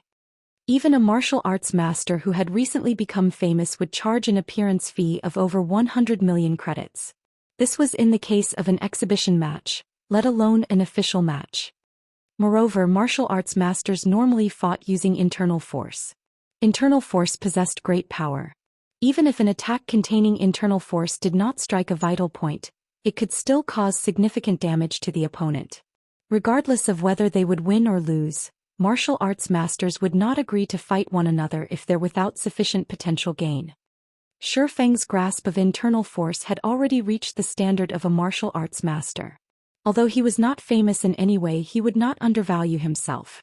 His price of 30 million credits was quite reasonable. Shifeng wouldn't have even considered the competition if it were not for his new flexibility. After all, injuries were no laughing matter. The higher-ups of Big Dipper must be dreaming if they thought they could get him to fight for free. This was why battles in God's domain were gradually replacing fighting competitions in the real world, becoming increasingly popular among the public masses. Not only were the battles in God's domain safe, but players also had no scruples when they fought each other. Furthermore, players in God's domain possessed physiques that far surpassed their bodies in the real world. They could easily perform actions and combat techniques that were impossible in the real world. Take void steps for example. This footwork had already far surpassed what ordinary humans could accomplish. It was simply impossible to perform in the real world. However, it was possible in God's domain. A fight between ordinary humans just couldn't compare to a fight between superhumans. If it were only a battle inside God's domain, Shifeng might have agreed without an appearance fee. Manager Xiao frowned in the video, hesitation appearing in his eyes. Suddenly, however, a disembodied voice addressed Shifeng. "Mr. Shifeng, I agree to your demands. If you win, we will deliver 5 virtual gaming cabins and 15 bottles of S-rank nutrient fluids to your doorstep." Elder brother. The other voice from the call was Xiao Yan's elder brother, Xiao Yu, the true wielder of the power of Big Dipper. Xiao Yu then took over the call and spoke with Shifeng directly. Although Xiao Yu and Xiao Yan had very similar appearances, after being the chairman of Big Dipper for so long, Xiao Yu projected an aura of natural dignity and power with both his voice and demeanor. This aura made one unconsciously bow with respect before Xiao Yu. However, this aura of authority was useless against Shifeng. He was not uncomfortable around this aura in the slightest. "When is the battle?" "We still need to prepare for this, so the fight should be in roughly 4 days. As for the exact time, we will contact Mr. Shifeng with the details in the future." "All right." After Shifeng and Xiao Yu set their appointment, the video call disconnected. Elder brother Big Dipper has already spent a huge sum of money on nurturing the student fighters. If we spend another 30 million, it will have a massive impact on Big Dipper's future plans. Xiao Yan looked at Xiao Yu skeptically. The premise of paying for those items is that Shifeng can win. Before the battle has even begun, you are already so confident of his victory. Seems that this Shifeng is not a simple man. Xiao Yu glanced at Xiao Yan. He then shifted his gaze as he examined the test record on his table, smiling. The data on the test record was precisely what Shifeng had left behind at Big Dipper. Such a young man is actually capable of using internal force and achieving a punching power 576 kilograms. Although he cannot compare to those other martial arts masters, he is still impressive. This appearance fee is not expensive at all. If we deepen our relationship now, it will benefit future cooperation. I understand. Xiao Yan helplessly nodded. Back in his apartment, Shifeng logged into God's domain. What is going on here? Shifeng could not help his surprise when he saw the scene before him. As far as the eye could see, corpses of players and battle monkeys littered the ground. Some of these players were guild players and others were independent. Overall, there were over 300 player corpses. Furthermore, there were even more players currently engaged in combat, with 5 to 6 players dealing with a single crimson-eyed battle monkey. The players fighting were all level 20 and above, and they all possessed significant strength. Many parties here were far more powerful than the elite parties of guilds. Originally, the White Fog Canyon had been a forbidden area for players. Now, however, it had become infested. Shifeng was confused. He had only logged out of God's domain for slightly more than a day, yet he was already so unfamiliar with the White Fog Canyon. Brother, are you alone? Seeing as you are level 22, you should have some decent skill. Why don't you join our party? If equipment drops, we'll split it equally. How about it? Before Shifeng could digest the information before him, a party of 6 approached him. Leading the party was a red-haired beauty geared with light blue scale armor. The woman had a forthright appearance, and the body-fitting scale armor fully displayed her tall and slender figure. She was no less attractive than Zhao Yueru. This red-haired beauty was a level 22 shield warrior, and the shield and one-handed saber hanging on her back were both secret silver rank. The majority of her equipment was also secret silver rank. Moreover, there was no sign of a guild emblem on her chest, so she was clearly an independent player. As for the others in the woman's party, they were all at level 21. Their equipment was also mysterious iron rank and above. Overall, this independent party was stronger than even the elite parties from major guilds. Are you referring to me? Shifeng asked strangely. At this moment he appeared as Black Flame. Although he kept his ID hidden, there was not a single soul in White River City who would not recognize him. However, this red-haired beauty had actually said to him, "You should have some decent skill," and had even invited him to join them. Shifeng was speechless. You're funny. Who else would we be speaking to? The red-haired beauty laughed as she pointed to the surroundings. She then continued, Are you worried that we will go back on our word once the loot drops? If you're worried, then we can sign a main god contract.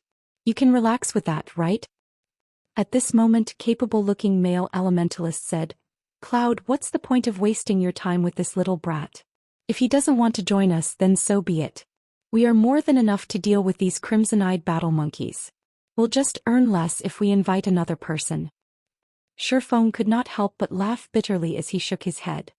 He had guessed that none of them recognized him. Or, to be precise, none of them recognized the #1 expert of Star Moon Kingdom, Black Flame. As for matters like swindling equipment, Shifeng was not worried whatsoever. In White River City, even an organization like Underworld would not get away with stealing loot.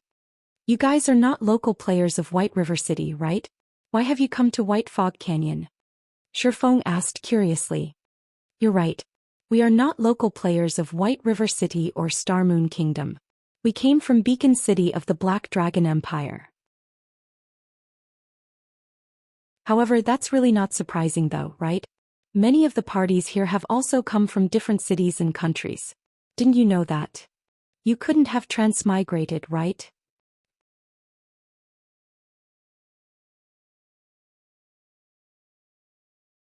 Chapter 422, Warfire Set Equipment. Shifeng was rendered speechless by the red-haired beauty. If possible, he really wanted to say that he had not transmigrated but had reincarnated instead. Are there players from other countries as well? Shifeng looked at the surrounding players. Confused, he asked, the teleportation fees between countries are not cheap. With an elite player's income, it is simply impossible to accumulate enough unless they sold a majority of their equipment. However, if they did so, why would they come to White Fog Canyon? Previously, Shifeng had spent close to 300 gold to teleport Aqua Rose and her 100-plus subordinates to White River City.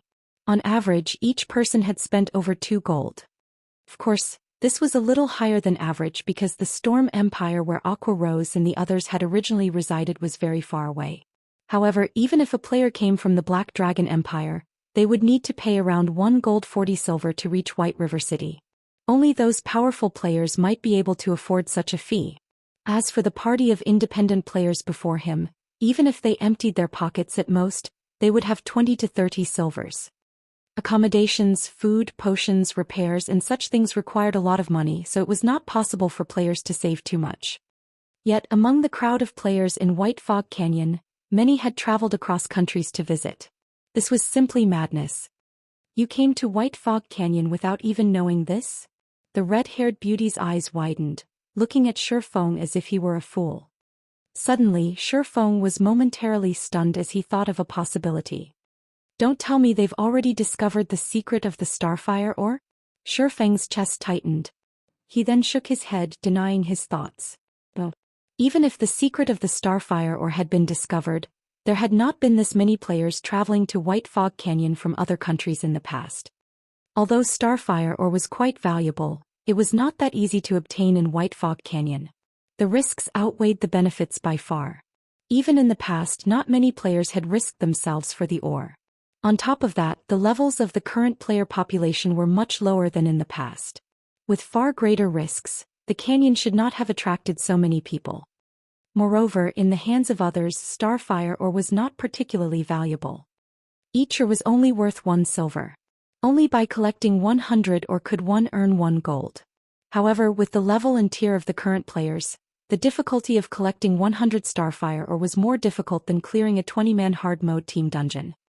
Shifeng had considered Starfire ore profitable because he had the Horizon Alliance, a lifestyle guild, working under him. There were even a large number of amazing forgers working for him. With the Starfire ore he could produce various high-level equipment and make a huge profit. Cloud, let's stop wasting time with this brat. If this continues, the others will steal all the remaining crimson-eyed battle monkeys. How are we supposed to make a profit then? The elementalist grumbled indignantly. Don't forget, we borrowed a lot of money to come here. If we waste any more time, our equipment will belong to someone else. You really do not know? The red-haired beauty asked again. However, seeing Shifeng's confused gaze, she didn't think he was lying. Previously, she thought Shifeng belonged to another party when she saw him. However, after observing him for a while, she discovered that Shifeng was alone. A level 22 assassin would find it very difficult to venture so far into the White Fog Canyon, much less a swordsman. For this reason, she was optimistic about Shifeng's strength. If their party had another strong player, they could explore further into the canyon.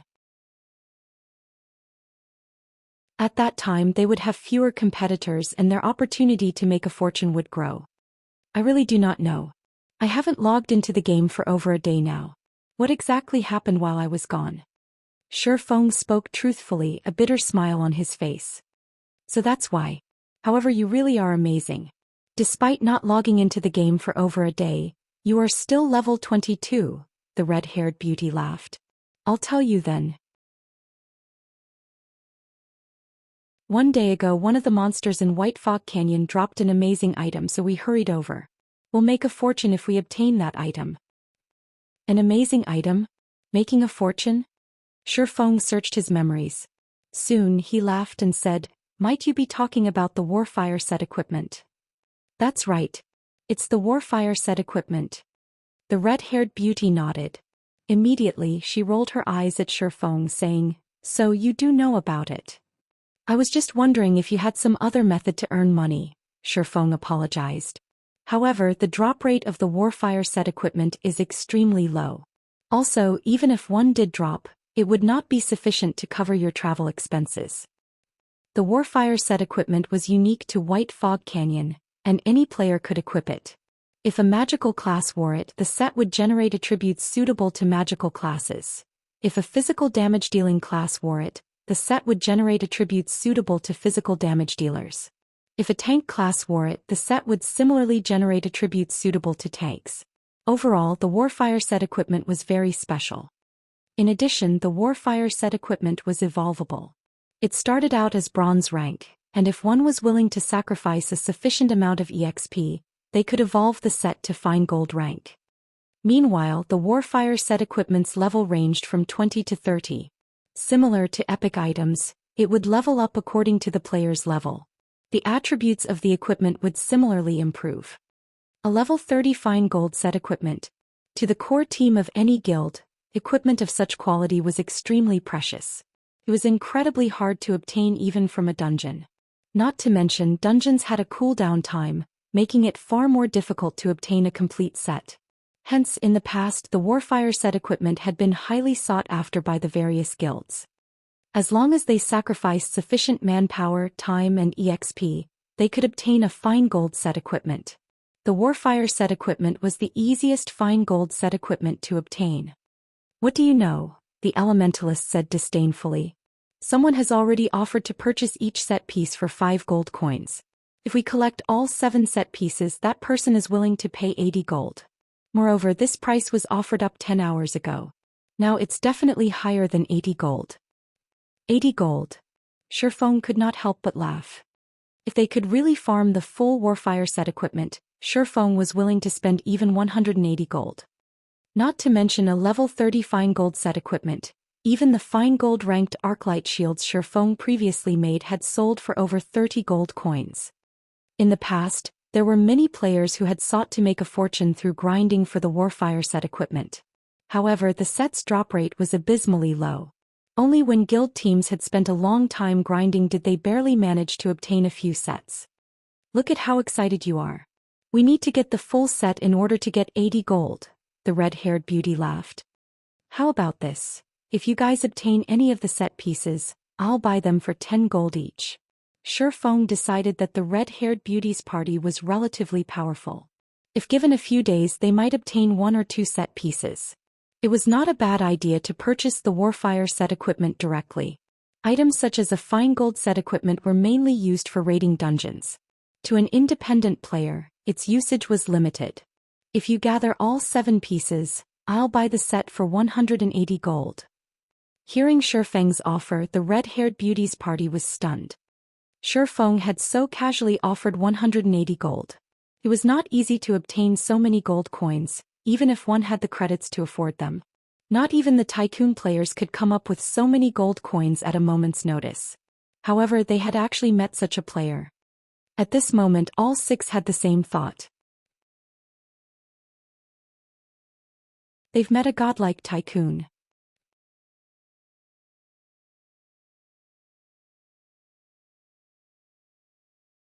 Chapter 423, Final Cave.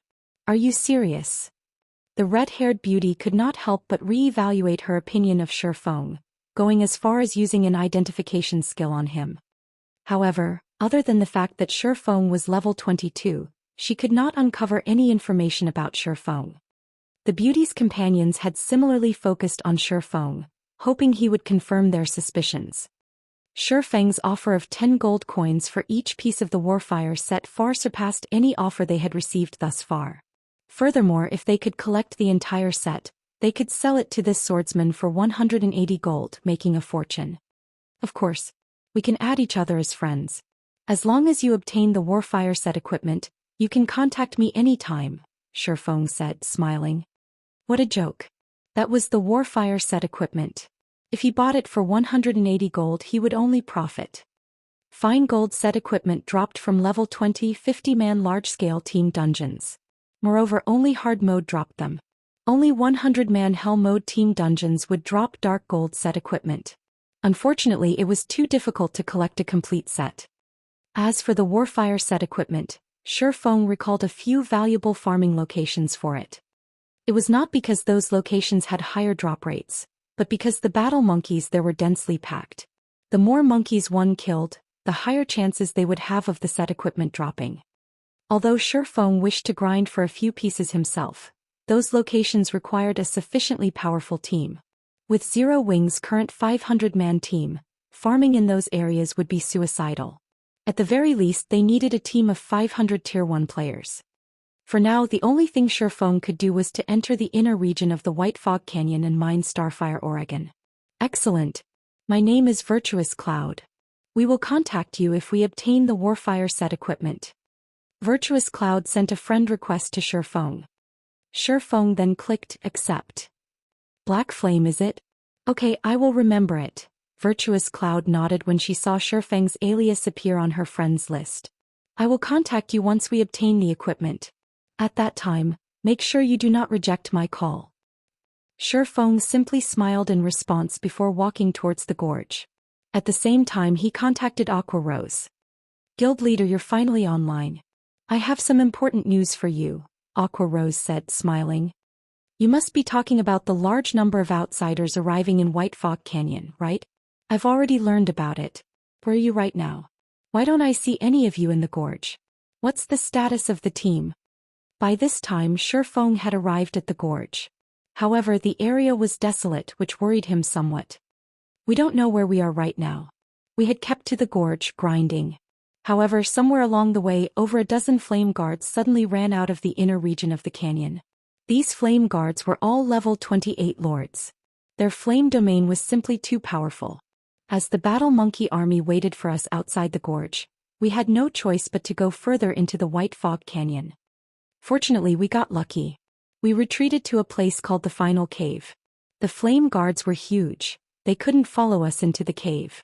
However, they've been standing guard outside the entrance, so we can't leave. Final Cave? Where is it? Shifeng was surprised. He was very familiar with the White Fog Canyon. However, he had never once heard of the Final Cave. We don't know either. The system map doesn't show our location. However, this cave is massive. There are also plenty of monsters here. Fortunately, there aren't any Lord-ranked monsters, so we have been able to cope. Aqua Rose did not know their current whereabouts. While Shifeng had been offline, they had been busy escaping for their lives and had no time to worry about where they fled to. Add me to the team. And don't venture too far into the cave. I'm on my way, Shifeng hurriedly said, frowning. There were many dangerous areas in White Fog Canyon, and it was highly possible that Aqua Rose and the others had found one. In God's domain, dangerous areas were forbidden lands for players like the cold water pool Shifeng had encountered in the Origin Sword domain. If one did not possess the appropriate countermeasures, they would die with absolute certainty. After Aqua Rose sent a team invite to Shifeng, she reminded, Guild leader, you need to be careful. There are over a dozen flame guards outside the cave's entrance. Ah, I understand. Shifeng nodded. After Shifeng joined the team, he activated team tracking. With this mechanic, Shifeng could locate a specific team member and meet up with them. The stone forest to the south. After activating tracking, Shifeng could see faintly glowing footprints on the shattered rocks. These footprints belonged to Aqua Rose. The stone forest in White Fog Canyon's inner region was complex and chaotic. Even with a map, it was incredibly easy to get lost there. However, the paths in the stone forest were narrow, so it was the perfect location to shake off enemy pursuit.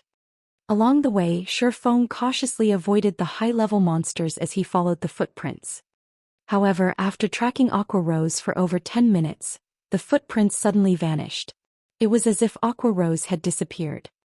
How could they disappear? Shifeng's frown deepened as he examined the empty space before him. There was no sign of any caves nearby, much less the large forms of the dozen or so flame guards. Shifeng decided to explore his surroundings. Even so, he still could not find any tracks. Aqua Rose's footprints had just ceased to exist. Could there be a barrier? After giving it some thought, he could only think of one possibility.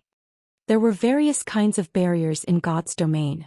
Some trapped people inside, some were lethal, and some even contained hidden areas. However, certain conditions must be met to enter a barrier. Aqua Rose and the others must have fulfilled those conditions, so they were able to enter the barrier. Shifeng, however, had not.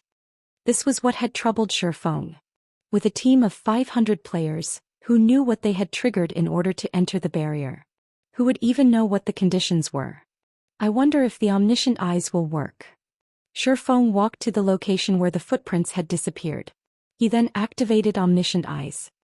Omniscient eyes could uncover all information within a 100-yard radius. Nothing could hide from it. After Shifeng activated omniscient eyes, his heart skipped a beat. A light blue wall loomed before him. Beyond the wall, there were over a dozen flame guards roaming around the entrance of a cave. However, due to their massive bodies they could not fit inside. However, they would certainly make it difficult for a player to enter. Flame Guard, Lord Rank. Level 28. HP 700, 000/700, 000. As these flame guards were in a berserk state at the moment, they were far more powerful than ordinary Lord-ranked monsters. A single flame guard could easily exterminate a 100-man team. With over a dozen gathered, even an army of several thousand elite players would be nothing more than ants to them. Originally, Shifeng had considered his options of breaking into the barrier. However, as if the flame guards outside the cave had detected him, they all suddenly turned to stare at Shifeng. Emitting low growls, they issued blazing flames from their hands that transformed into a sizable flame warhammers. One hit from this warhammer could instantly flatten a player, burning them to ash. No way. Shifeng gaped at the flame guards as they charged at him, stunned. Every one of them radiated malicious intent. Without hesitation, Shifeng immediately turned and ran. Before Shifeng could get too far, the faint blue barrier wall instantly shattered as the flame guard's hammer struck it. The lords then stormed towards Shifeng.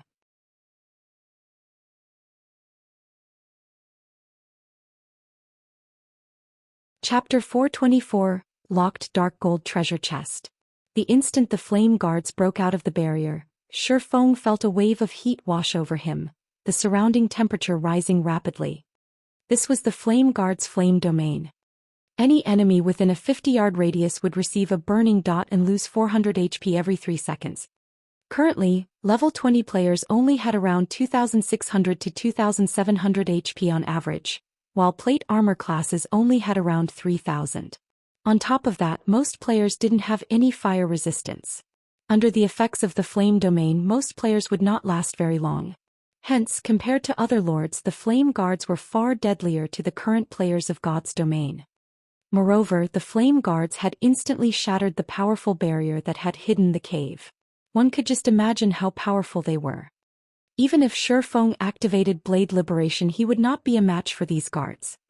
Faced with over a dozen level 28 Berserk Lords, even as a Tier 1 Blade Saint, Shifeng's only option was to flee for his life. Fortunately, the flame guards were not very fast, and with the dense stone forest hindering their movements, they were even slower. Moreover, the most frightening aspect of the flame guards, the flame domain, was ineffective against Shifeng. With 60 points of fire resistance, Shifeng was not even slightly uncomfortable inside the flame domain. On the contrary, he felt warm and cozy. Considering that the barrier had shattered, Shifeng had an idea. Suddenly he spun around. He then activated Defensive Blade and dashed towards the flame guards. Oh! The dozen or so berserk flame guards roared as they watched the ant charge at them. They raised their war hammers ready to slam their weapons down on Shifeng. Shifeng smiled faintly as he used Void Steps.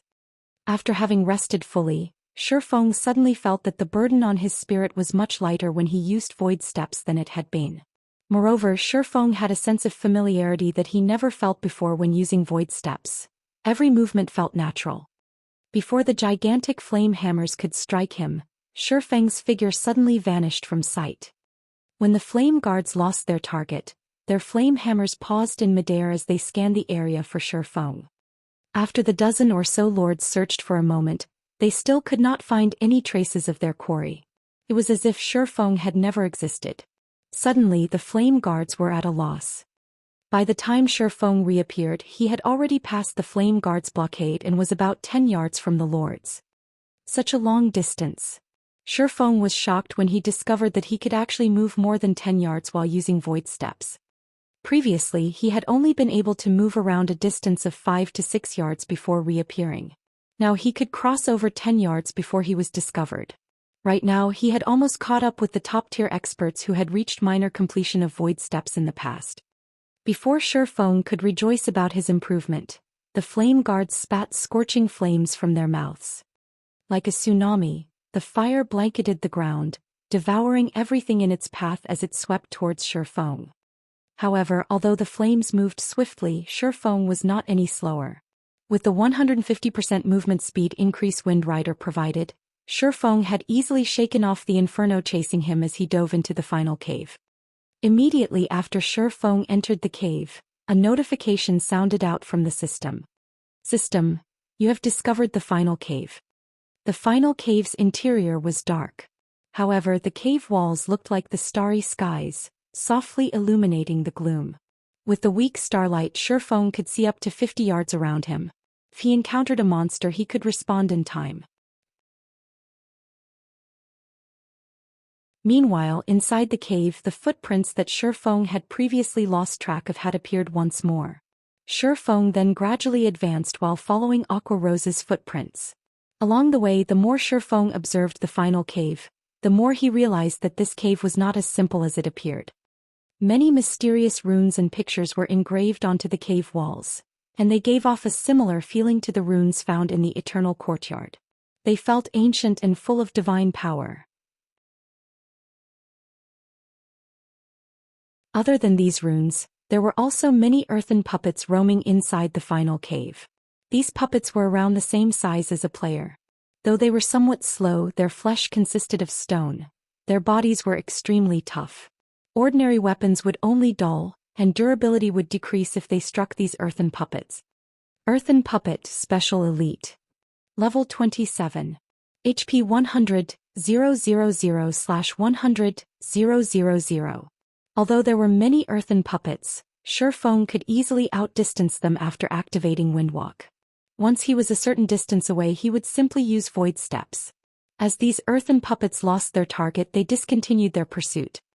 After Shifeng had followed the tracks for over half an hour, he finally discovered his guild members who were currently resting. After not seeing each other for more than a day, everyone had leveled by at least one.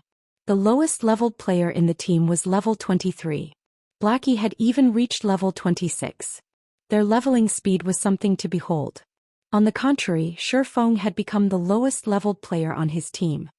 When everyone noticed Shifeng's arrival, their eyes widened in shock. It was as if they had seen a ghost. Guild leader, how did you manage to get in here? The Guardian Knight Kola asked, concerned. They knew full well just how powerful those earthen puppets were. Not only did they have high magic resistance, but their defense was also powerful. Their attacks were just as frightening. To kill just one, they had to spend a long time wearing it out.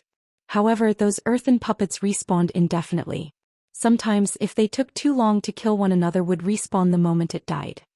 Meanwhile, when those earthen puppets discovered an enemy, they would not rest until their target was dead. If they did not kill them, these puppets would overwhelm them. They had spent over half a day to reach their current location, yet Shifeng had arrived so casually.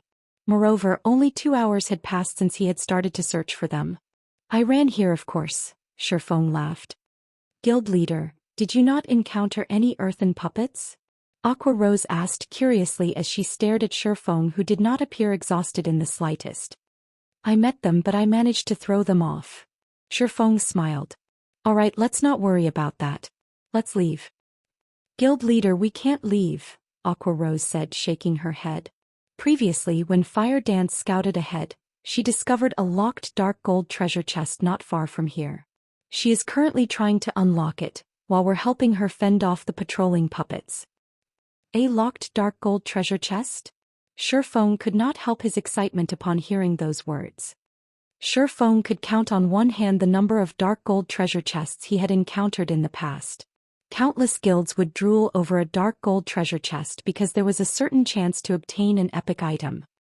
Dark gold items were extremely rare in God's domain at the moment. As for epic items, most players dared not even dream of owning one. Shifeng had only obtained a few due to good luck. No other guild had one. Let me have a look at it, Shifeng said as he walked over. The 7 luminaries key Shifeng had obtained from the god's grave allowed him to unlock up to 3 dark gold treasure chests. He still had 2 uses left. When he arrived at the dark gold treasure chest, he noticed Fire Dance trying to unlock it. However, the difficulty of opening a dark gold treasure chest was too high. Fire Dance's unlock skill level was not insignificant, and she had a very small chance of unlocking a dark gold treasure chest. However, after trying over 100 times, she had not succeeded. "Let me try." Shifeng walked over and took out the 7 luminaries key, inserting it into the ancient magic lock. In the next moment, a faint blue glow emerged from the 7 luminaries key and flowed into the lock. With a click, the chest unlocked.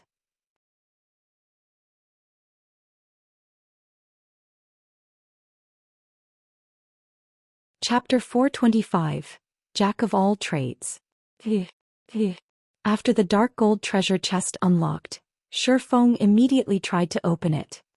The instant Shifeng touched the treasure chest, however, a sudden sense of danger flooded his mind. He felt as if some poisonous snake stared at him, his body trembling involuntarily. "Guild leader, what's wrong?" Fire Dance, who stood to one side, asked curiously when she saw Shifeng freeze. Shifeng did not answer Fire Dance's question immediately. Instead, he frowned at the golden treasure chest in front of him, before examining his surroundings. Suddenly, he discovered that the terrain here was somewhat unique. The ground 30 yards around the dark gold treasure chest was slightly indented. Although the ground around the treasure chest was 15 centimeters lower, the difference was indistinguishable due to the large area and the dim lighting in the cave. To Shifeng, whose 5 senses were extremely acute, he could even discover traces of spiderwebs. While adventuring in the fields of God's domain, one would frequently stumble across traps. These traps were very powerful, and in the past many players had given their lives to these traps. High-tiered players were no exception. In the past, while Shifeng was a Tier 3 Sword King, he had fallen into a trap, losing his life. Hence, no one could afford to be careless while adventuring in the wild. With the strange terrain before him, how could Shifeng not grow suspicious? "Fire Dance, stay 40 yards away from this place."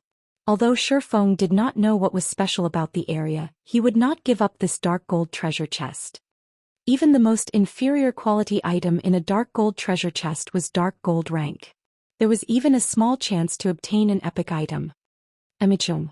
Although Fire Dance had no idea what was happening, she listened to Shifeng's command and distanced herself over 40 yards from the treasure chest. As a safety precaution, Shifeng unsheathed the abyssal blade from his waist. Phantom kill. A doppelganger suddenly appeared beside Shifeng. For 40 seconds, Shifeng could swap positions with his doppelganger instantly. Shifeng had his doppelganger move 40 yards away from the treasure chest as well. "Alright, everything seems in place." After Shifeng prepared for the potential trap, he slowly opened the dark gold treasure chest. The instant he opened it, a blinding light escaped from the treasure chest, illuminating the cave. After the light dispersed, Shifeng was stunned when he saw the contents of the treasure chest. A lone dark blue crystal pendant sat inside the chest. Previously, Shifeng had gained multiple items from the dark gold treasure chest he had opened in the god's grave. Among those items, the most valuable was the forging manual for the dragon scale set equipment. Now, however, there was a single pendant inside this dark gold treasure chest. "I wonder what's so special about this pendant." Although Shifeng was slightly disappointed, pendants were extremely rare in God's domain. Dark gold ranked pendants were more scarce. Although it could not compete with the value of the dragon scale set equipment forging manual, it was still a considerable harvest. The moment Shifeng picked up the pendant, a light blue magic barrier appeared 30 yards around the treasure chest, trapping Shifeng within. A trap that imprisons people? Shifeng carefully observed his surroundings, noticing that the light blue barrier had sealed him in completely. Guild leader. Fire Dance immediately grew anxious. Dashing up to the barrier, she used Instant Kill, a Tier 1 assassination skill. The skill allowed her to attack her enemy with astonishing speed while inflicting massive amounts of damage. It was one of the fastest and most powerful skills among the Tier 1 skills of assassins. However, when Fire Dance's swift and violent attack struck the light blue barrier, her attack was ineffective. The collision did not even generate a small spark.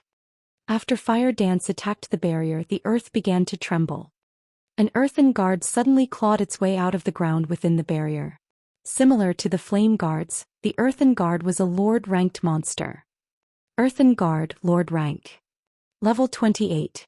HP 1000/10000000. Compared to the flame guards, however, the earthen guard's attack power and defense were far stronger. Although the earthen guard was inferior to the flame guards against a group of players, against a solo or a handful of players, it was significantly more devastating than the flame guards. So it's a twofold killing type trap.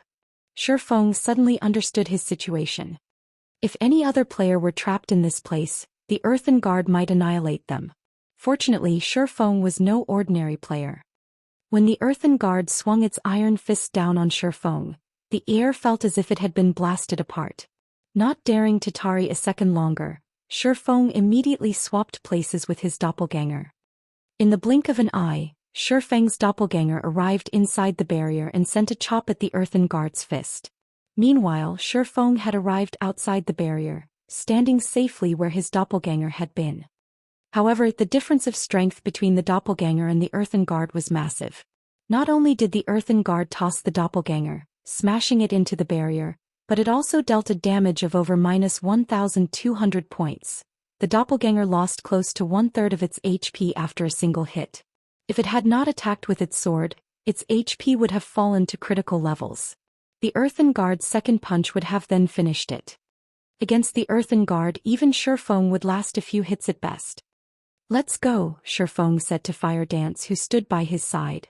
He could not be bothered to manipulate his doppelganger. "What about the earthen guard?" Fire Dance asked worriedly as she watched the Lord inside the barrier.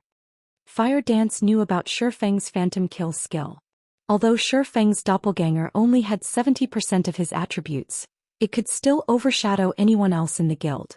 Yet Shifeng's doppelganger had barely survived a punch from the earthen guard. Its frightening strength definitely surpassed the flame guards by several-fold. If such a powerful Lord-ranked monster attacked the team, Kola and the others stood no chance against it. "Relax. It can't get out of there." Shifeng understood Fire Dance's concern. Smiling faintly, he said, "The earthen guard should be the barrier's core. If one wishes to break the barrier, they would first need to kill the earthen guard. If the earthen guard doesn't die, the barrier will remain in place.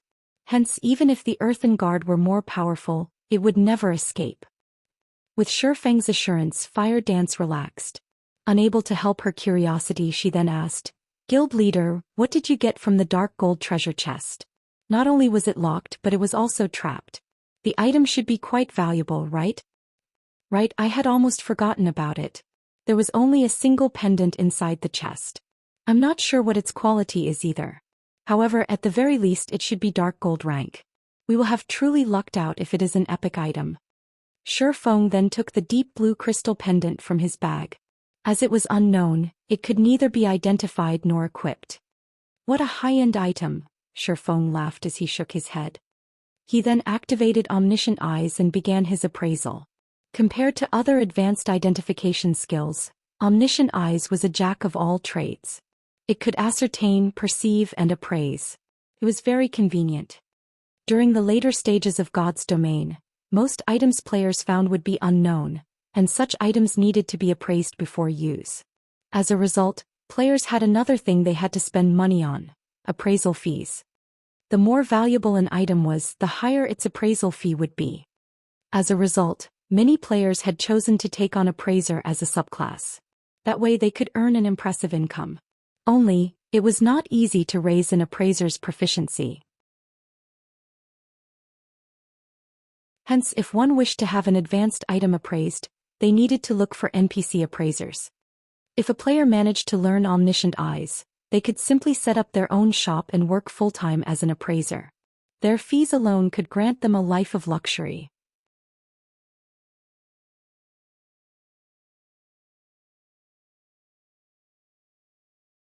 Chapter 426. A Godly Tool. When Shifeng appraised the pendant with Omniscient Eyes, The process actually required 10 full seconds to complete. Shifeng had used omniscient eyes to appraise many unknown items before. However, those normally took 1 or 2 seconds, with high-end items requiring 2 or 3 seconds. Even dark gold items only needed 4 or 5 seconds. However, the pendant required 10. Jackpot! Shifeng could not help but smile. Ornaments were much more difficult to obtain than weapons and equipment. Even after reaching level 40, a majority of the players in God's domain would still have around level 20 ornaments. Moreover, these ornaments would be low quality, with mysterious iron rank as the average and secret silver rank as the more powerful ones. Guild leader, look at how happy you are. What sort of treasure is this? Fire Dance asked curiously upon seeing Shifeng's grin. I don't know. Shifeng shook his head. It's still being appraised. After 10 seconds, a notification from the system sounded out, signifying appraisal's completion. Shifeng then clicked on the dark blue crystal pendant, checking its attributes. What? Shifeng's eyes shone upon seeing the attributes of the pendant. Icarus's heart, necklace, bronze rank, can be evolved. Equipment requirement: all attributes 90. Level 20, level 50, currently level 20. All attributes +8. Luck +5.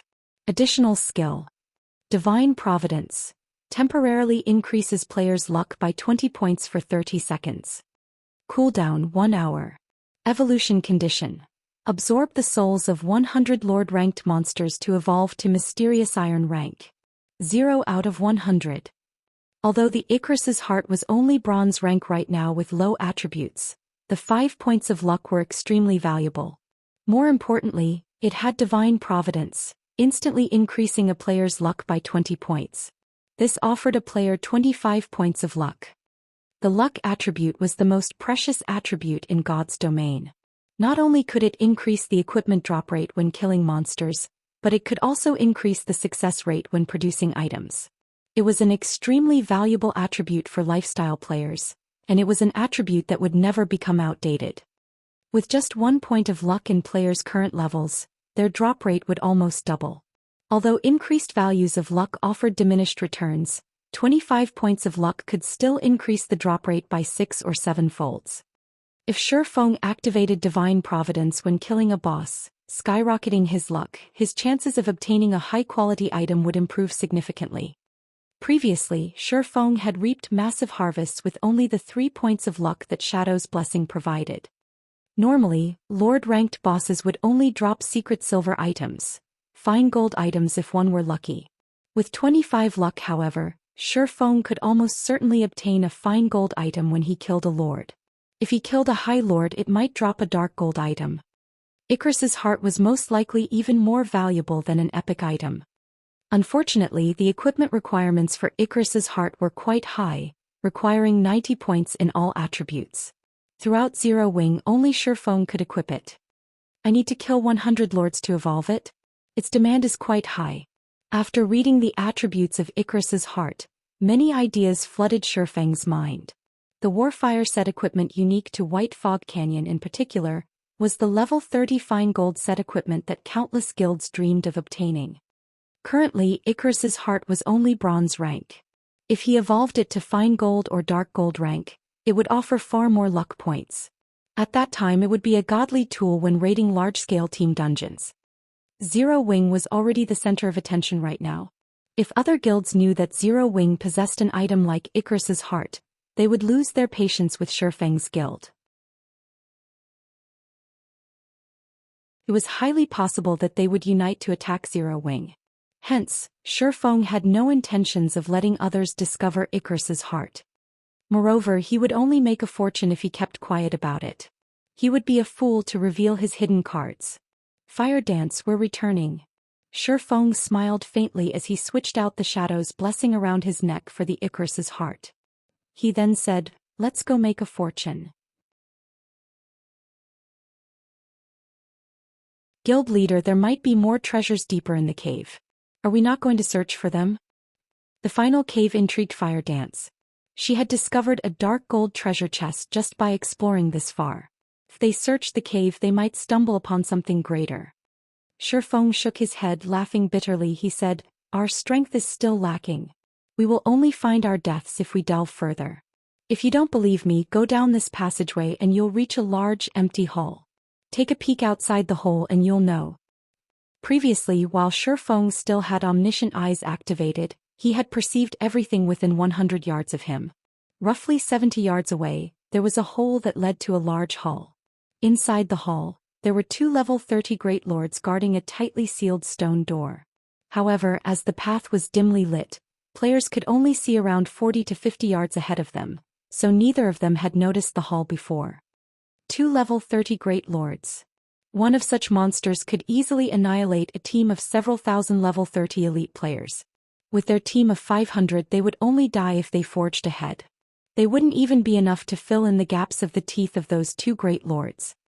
Initially, Fire Dance had not believed Shifeng and had chosen to advance. After walking for some distance, she suddenly froze. She had not stopped because she did not wish to continue forward. Rather, it was because she could faintly see the hole. However, Fire Dance could feel power and killing intent that gave her goosebumps radiating from the hole. She felt as if she would plunge into an abyss if she took another step. Fire Dance's intuition was undoubtedly correct. If she dared to enter the hall, the great lords inside would slaughter her mercilessly. Thus, Shifeng had told her only to take a peek from outside the hole. "Alright, let's head back. We shouldn't make Aqua and the others wait for us too long." Shifeng laughed as he saw the hesitant look on Fire Dance's face. Fire Dance obediently nodded. She then pouted at Shifeng, complaining, "Guild leader, you're too evil." If Shifeng had told her there were such powerful monsters ahead, she would not have approached them. Fortunately, she had sensed them and stopped. Had she not, the consequences would have been dire. "Relax. Those monsters are only guarding the door. As long as we don't go through the hole, they won't attack us," Shifeng said, laughing. "However, after not seeing you for some time, it seems that your senses have grown sharper. You sensed the danger when you were halfway there." Upon hearing Shifeng's praise, a tinge of red appeared on Fire Dance's cheeks. Even so, she was still somewhat frustrated. Shifeng could sense danger from so far away, yet she had to be so close. After rejoining the team, Shifeng led everyone to the path they had come from. Along the way, they continuously killed the patrolling level 28 earthen puppets. After Shifeng joined the team, the journey that would have originally taken the team the majority of the day was shortened to only a few hours. Everyone's experience bars had soared as they traveled. Shifeng had also risen to level 23 as a result. However, everyone was more shocked by the loot that dropped than they were by their EXP gain. Before Shifeng's return, the majority of the loot they had obtained after killing the earthen puppets consisted of level 25 bronze equipment. Very rarely did they obtain level 25 mysterious iron equipment. Now, however, more than half of the drops were mysterious iron equipment. "Guild leader, we've tried fighting the flame guards outside. Unfortunately, we don't have any defense against their flame domain," Aqua Rose said, feeling a slight headache coming over her as she watched the flame guards outside the cave entrance. The flame domain is indeed a problem. "However, we are not without solutions," Shifeng said, smiling as he looked at the surrounding environment. Originally, he had planned to lure the flame guards away from the cave. However, upon recalling that the Icarus's heart required him to kill 100 lords to evolve it, he was sorely tempted to take on the flame guards.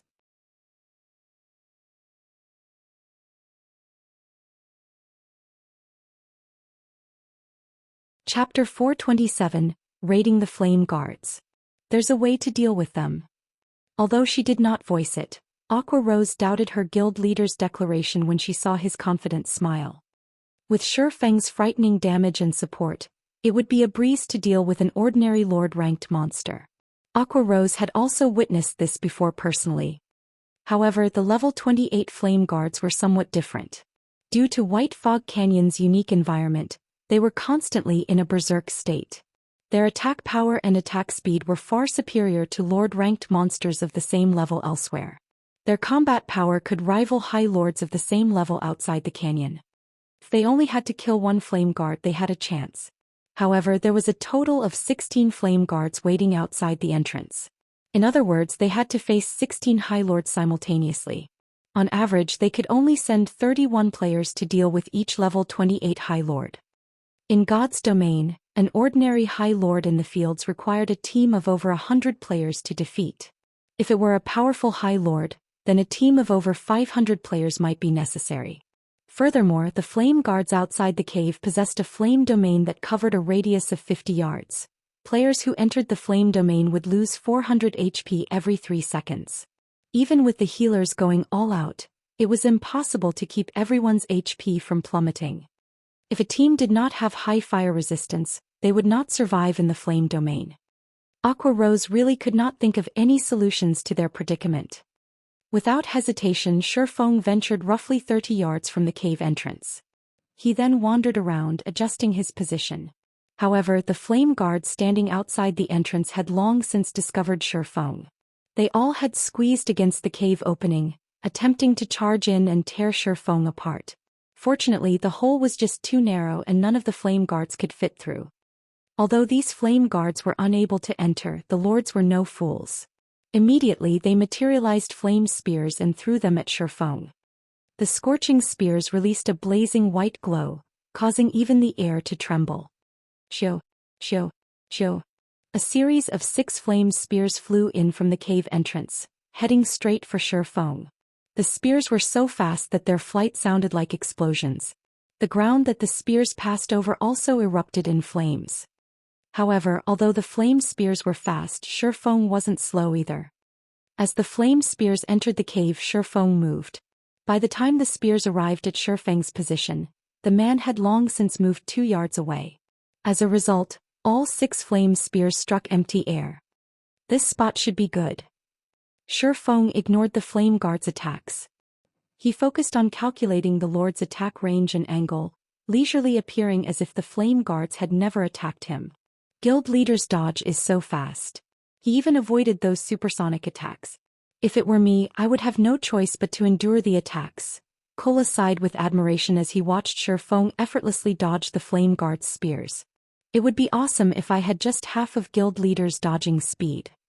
If he had such a dodging speed, he might even become the #1 tank in Starmoon Kingdom, or at least in the top 10. Kola, you have many things you need to learn then, Fire Dance chuckled. Guild leader didn't just rely on his speed when he dodged the flame spears, but many other techniques such as his insight and judgment. Even if guild leader was just as fast as you are, he could still dodge those attacks easily. Linear attacks are monotonous. As long as one possesses sufficient insight, they can counter them easily. However, the flame guard's attacks are too fast and we are definitely not fast enough. Hence, we will also need to rely on accurate judgment to defend ourselves. The moment the flame guards launch their attacks, we need to make the most appropriate decision immediately and use the smallest of movements to achieve the best results. But that is still not enough. Look at guild leader's position. As a precaution, he is standing precisely 40 yards away from the flame guards, a player's maximum range. With this distance, even if the flame spears were 20 times faster than our guild leader, the spears would still have to cover a distance of 40 yards to reach him. As they do, guild leader has enough time to move 2 yards away. However, one must also have an accurate grasp of the flame guard's attack timing. If one dodges too early, the flame spears will hit them. Although it looked like a simple dodging maneuver, it turned out that there were so many other techniques involved. The top 7 ranged damage dealers come to my position and give it a try. See if you can dodge the flame spears. Healers, focus on healing them. Guardian Knights, activate your fire resistance auras and give the 7 of them protection blessings. Don't let them die, Shifeng said in the team chat after confirming the positions. The flame domain of the flame guards was indeed a powerful team wipe skill. However, they were not without a fighting chance. Shifeng had already experimented with the cave's size and distance. With a distance of 40 yards, they could fit 8 players with each having 3 to 4 yards to dodge, allowing them to attack flame guards outside the entrance. The flame guard was a lord-ranked monster that focused mainly on melee attacks, so its ranged attacks were limited and simple. It was certainly possible to avoid them. However, such a feat had a high requirement of a player's insight and judgment. As for speed, even if the fire spears were faster, they were not 20 times faster than Zero Wing's core members. This was even the case for the magical classes. Shi Feng had even purposefully slowed down when dodging the flame spears. Yet he still dodged the attacks effortlessly. Also, as the effects of the flame domain did not stack with the protection of the fire resistance aura, each of the 7 ranged players would only lose 300 HP every 3 seconds. There were over 60 healers in the team, more than enough to keep the 7 of them alive. The healers could also take turns healing. They could afford to fight a battle of attrition. Following which, the top 7 ranged damage dealers took turns attempting to dodge the spears. The 7 included Aqua Rose, Blackie, one of the 5 demon generals, the Ice Queen Su Qianlu, another 5 demon general, the Ranger Minor Wind, Violet Cloud, and 2 others. Although they struggled in the beginning, none of these 7 were ordinary players. They were all experts of Zero Wing. They quickly adapted to the Flame Guard's attacks and soon they could dodge the attacks effortlessly. After finishing with his experiments, Shi Feng reformed the team once again. After repeating the process, they started raiding the level 28 Flame Guards. The moment the battle began, ice spells and arrows flew across the cave and bombarded one of the Flame Guards outside the entrance.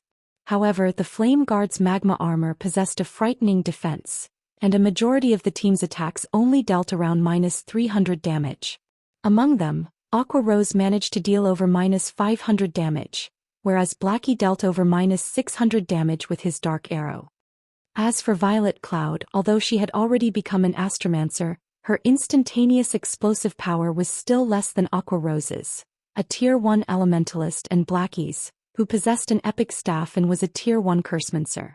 However, even though she only dealt slightly more than -400 damage, it was still impressive. The Flame Guard they struck bellowed with rage, growing more violent as it threw flame spears madly. Fortunately, they evaded each attack. The Flame Guard was different from the bosses in dungeons. It only possessed 700,000 HP, and its battle recovery only replenished 7,000 HP every 5 seconds. The total damage dealt by the 7 players far surpassed that, and they could gradually exhaust it to death. At this moment, standing in the furthest corner, Shi Feng tossed the blazing meteor, striking the Flame Guard. Suddenly, a damage of over -1,000 points appeared above the Flame Guard's head. Immediately, the blazing meteor's quadruple phantom effect triggered, causing 4 consecutive damages of over -200 points. In an instant, Shi Feng became the highest damage dealer among the 8 attackers. Everyone was stupefied. Shi Feng was a swordsman, not a ranged class. Yet his damage thoroughly overshadowed that of an elementalist, a class known as a glass cannon. Moreover, this elementalist was Aqua Rose. If Shi Feng were not their guild leader, every team member would have cursed at him. How were ranged players like them even supposed to make a living now? Guild leader, you're shameless. Speak. What did you eat? Why is your damage so much higher than ours? Aqua Rose was speechless upon seeing the damages above the Flame Guard's head. Originally, she had intended to surpass Shi Feng in terms of damage output, satisfying her own little vanity. Now, however, even that dream had shattered.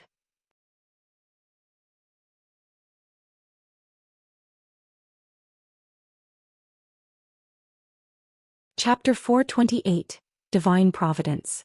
Shi Feng simply smiled at everyone's surprise, not bothering to explain. His high damage was not only due to the blazing meteor being a pseudo-extraordinary item. He also had the 7 Luminaries' Rings aura of fire effect, which increased his damage by 40% and reduced his target's defense by 40%. However, the 7 Luminaries' Ring needed to remain a secret. Moreover, Shi Feng was also a Tier 1 Blade Saint. His attack power had originally been high, so there was nothing odd about him dealing over -1,000 damage with one attack. Because of Shi Feng's attack, the group's total damage overwhelmed the Flame Guard's battle recovery. It was utterly helpless. It could only roar furiously as it used its Flame Warhammer to defend itself against the 8's attacks while attacking with its flame spears. For a time, both sides were at a stalemate. However, none of the Flame Guard's attacks could land on any of its 8 targets. Only its flame domain could inflict any damage. However, with each player losing only 300 HP every 3 seconds, They only needed one healer per player to keep them at full health. As for Shifeng, he did not even need a healer. With more than 60 points in fire resistance, he could ignore the flame domain.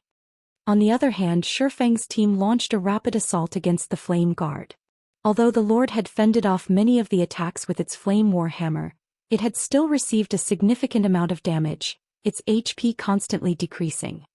95%, 94%, 93%. Time passed slowly. As the flame guard's HP fell, its attacks became frantic. The team began to feel the strain of dodging so many flame spears. Everyone's attack rate also started decreasing, slowing their enemy's HP descent. In the end, the fight that should have concluded after a dozen minutes or so had lasted over half an hour. Although everyone was bored from repeatedly dodging the flame spears, when they thought about how they could kill a flame guard just by repeating these actions, they began to feel reinvigorated. Moreover, they could also train their evasive techniques, killing 2 birds with 1 stone. The members watching from 50 yards away were envious. After more than half an hour, the flame guard's HP finally fell to 15%. Suddenly, the flame guard's eyes glowed a brilliant red. The flames covering its body writhed and expanded as the monster grew several times its original size. The scorching flames vaporized the moisture in the air, causing a shimmering heat haze. Inside the final cave, aside from Shifeng, everyone was stunned by the flame guard's intimidating aura. In the next moment, the flame guard opened its mouth, gathering berserk fire-type mana inside it. Shifeng exploded into motion, dashing between his teammates and his enemy. All of you stand behind me. Healers, increase your healing. Shifeng hurriedly shouted. He then switched the 7 luminaries' rings aura of fire to aura of illusion. Suddenly, all of his attributes increased by 30%. Simultaneously, Shifeng also activated Fantasy World, gaining immunity to all magic damage for 20 seconds. As a Lord-ranked monster, the Flame Guard was far more powerful than other monsters, and this was its sure kill skill, Ragefire Roar. When activated, the skill would deal a devastating blow to all enemies in a cone in front of it, burning everything to cinders. Even if Kola, a Tier 1 Guardian Knight, activated Protection Blessing, he still would not survive the attack. After Aqua Rose and the others received Shifeng's command, they all promptly moved behind him. Shortly after the 7 rushed behind their guild leader's guard, the Flame Guard roared and fired a blazing white cone. In the blink of an eye, the attack devoured everything 50 yards in front of Flame Guard. White light filled the once dimly lit cave, and the temperature inside the cave skyrocketed. Everyone's hearts pounded as they watched the attack. This was practically Armageddon. Even the healers who stood 70 yards from the Flame Guard watched their HPs rapidly decrease. They lost over 400 HP every second, needing the assistance of their fellow healers who stood further back to keep them alive. One could just imagine what kind of damage those within 50 yards had received. They might have been instantly obliterated. The Ragefire Roar lasted a full 6 seconds, transforming the cone before the Lord into a blistering hell. After the Flame Guard's attack ended, the blast area in front of it had scorched black. Only the area behind Shifeng remained intact. Among those present, Aqua Rose and the others' HP had fallen to critical levels. Only Shifeng was unharmed. If Shifeng had not blocked the magic damage of the Ragefire Roar for them, they would have lost their lives instantly. Fortunately, Aqua Rose and the others had only received some damage from the high temperatures. Even after the attack, they still received over -500 damage every second. If not for the healers working frantically to restore their HP, they would have fallen, their roasted husks decorating the ground. The Flame Guard has entered a weakened state. Hit it with everything you've got. Shifeng shouted as he glared at the shrunken Flame Guard. Immediately, everyone scattered and returned to their respective positions, resuming their bombardment on their target once again. When the Flame Guard only had 30,000 HP remaining and was about to use Ragefire Roar again, Shifeng activated Divine Providence, increasing his luck by 20 points for 30 seconds. Shifeng also gave off a faint golden glow, becoming a dazzling sight to behold. Shifeng then used Flame Burst, gathering power into the blazing meteor. He aimed at the Flame Guard and launched a series of rapid attacks. One hit after another struck the Flame Guard, each attack dealing over -4,000 damage. After 12 consecutive attacks, the Flame Guard's 30,000 HP had vanished. The Flame Guard did not even have the chance to use its Ragefire roar again. The moment the Flame Guard died, a large number of items scattered around its body. Ordinarily, a Lord-ranked monster would only drop around half a dozen items or so when it died. However, due to the White Fog Canyon's unique environment, the drop rates of the monsters inside the canyon had increased significantly. Coupled with Shifeng's 25 points of luck, the Flame Guard dropped a mother load.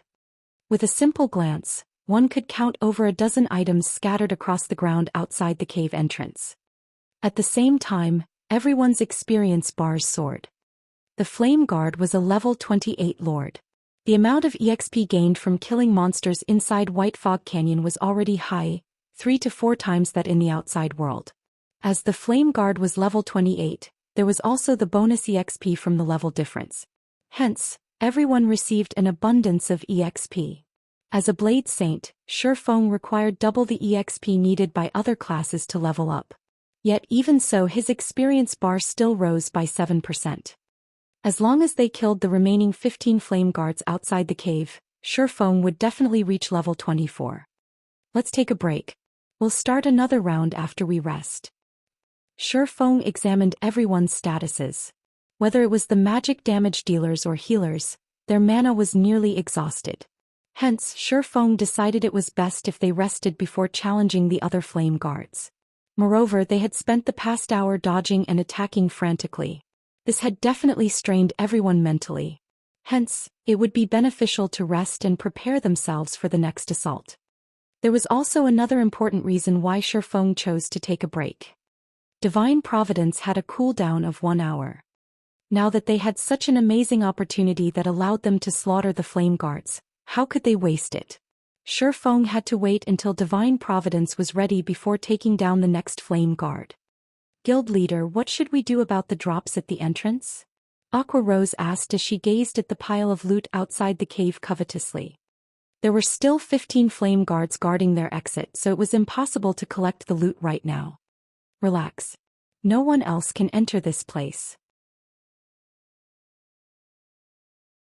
Also, loot dropped by monsters won't disappear for 48 hours. We have plenty of time to take care of the rest of the Flame Guards. Although Shifeng also wanted to dash over and pick up the loot, the 15 Flame Guards were not there just for show. After taking a short break, everyone resumed another round of attrition.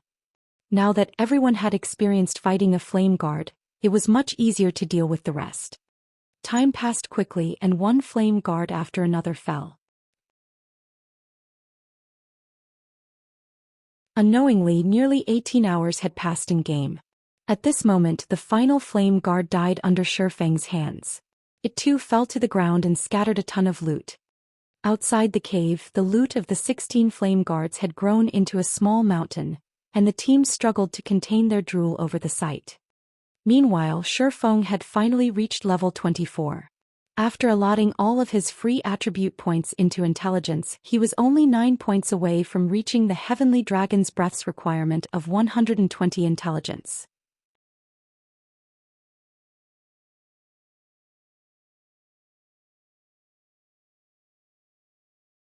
Chapter 429, Overflowing Luck. I'm only 9 points away now. Shifeng smiled at his attribute panel. Knowing that he was only 1 level away from equipping the Heavenly Dragon's Breath, his anticipation grew. When he could equip the fragmented legendary item, his combat power would soar once again. In God's domain, fragmented legendary items were as rare as a phoenix's feather. It was an item that countless players dreamed of obtaining. Even during his previous 10 years of professional gaming experience, Shifeng had never owned one. Legendary items allowed players to overcome the gap between tiers. Although fragmented legendary items were not as powerful as legendary items, they were still far more powerful than epic items. If Shifeng could equip the Heavenly Dragon's Breath, his combat power could reach the same playing field as a Tier 2 class. A Tier 2 class was in a whole different league compared to Tier 1. It was like the difference between a chieftain and a lord. Against a chieftain of the same level, A direct confrontation required at least a party of elite players. Against a lord, however, a direct confrontation required a team. Shifeng, as a Tier 1 Blade Saint, could solo a chieftain of the same level. However, he stood no chance against a lord of the same level unless he used some particular technique or advantage. After equipping the Heavenly Dragon's Breath, however, Shifeng could contend with the 5 guilds controlled by Underworld by himself. He would not need to involve Zero Wing, allowing his core team to develop safely. After killing the 16 Flame Guards, everyone's levels had similarly risen. At this moment, the lowest leveled player among the 500 team members was level 24. They had far surpassed the average level of elite players in White River City and were on par with most of the expert players. Among the members of Zero Wing, Aqua Rose, Fire Dance, Flying Shadow, Cola and the others had reached level 26. Their levels were already on par with the top-tier experts of White River City. Hence, instead of wasting time and fighting a war of attrition with overwhelming smile, they should take the opportunity to widen the gap between Zero Wing and the other guilds further. After all, if a newly established guild like Zero Wing wished to become the overlord of Starmoon Kingdom, they first needed sufficient combat power to strike fear into the other guilds' hearts. However, the loot the Flame Guards had dropped was the most valuable gain from the slaughter. While the crowd was taking a break, Shifeng tidied up all of the loot. He also appraised every single drop. Although Shifeng had expected the drops to be impressive, after he finished appraising the items, he could not contain his shock. Icarus's heart was truly a godly tool.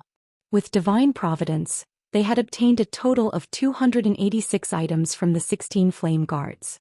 Among the items, 105 were rare materials, 9 were individual pieces of the Warfire set equipment, 41 were level 25 mysterious iron equipment, 53 were level 25 secret silver equipment, 29 were level 25 fine gold equipment, 18 consisted of various recipes and forging designs, 15 were Tier 1 magic scrolls, 4 were Tier 2 magic scrolls and 12 were treasure hunting scrolls. Currently in God's domain the average players were around level 20, whereas guild elites were around level 22. The dungeons they could raid were all level 20 dungeons. Hence, the equipment they could obtain was limited to level 20. It was extremely rare to come across level 25 weapons and equipment. In God's domain, weapons and equipment would significantly impact a player's performance every 5 levels. The attributes of a level 20 fine gold equipment were slightly inferior to a level 25 secret silver equipment. In other words, a player wearing level 25 fine gold equipment was stronger than a player wearing level 20 dark gold equipment. How rare was level 20 dark gold equipment? There were only very few items throughout Starmoon Kingdom. Yet now they had actually obtained 29 pieces of level 25 fine gold equipment, which was the equivalent of obtaining 29 level 20 dark gold equipment. Furthermore, they had obtained the Warfire set equipment and treasure hunting scrolls, 2 of the rarest items available in White Fog Canyon.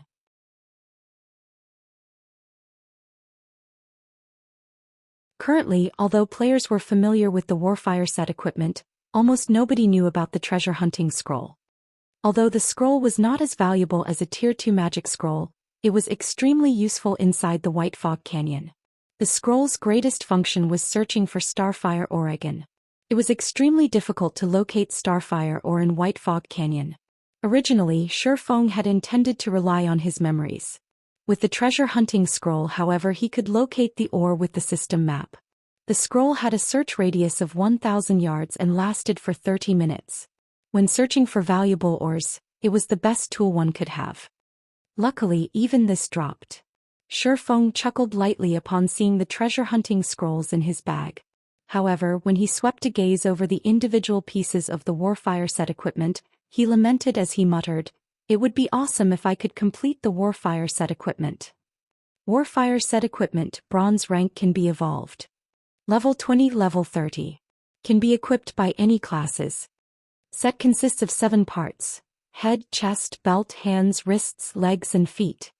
Set effect, bronze rank. 2-piece effect, all attributes plus 10. 4-piece effect, ignore levels plus 10. Obtain free will skill.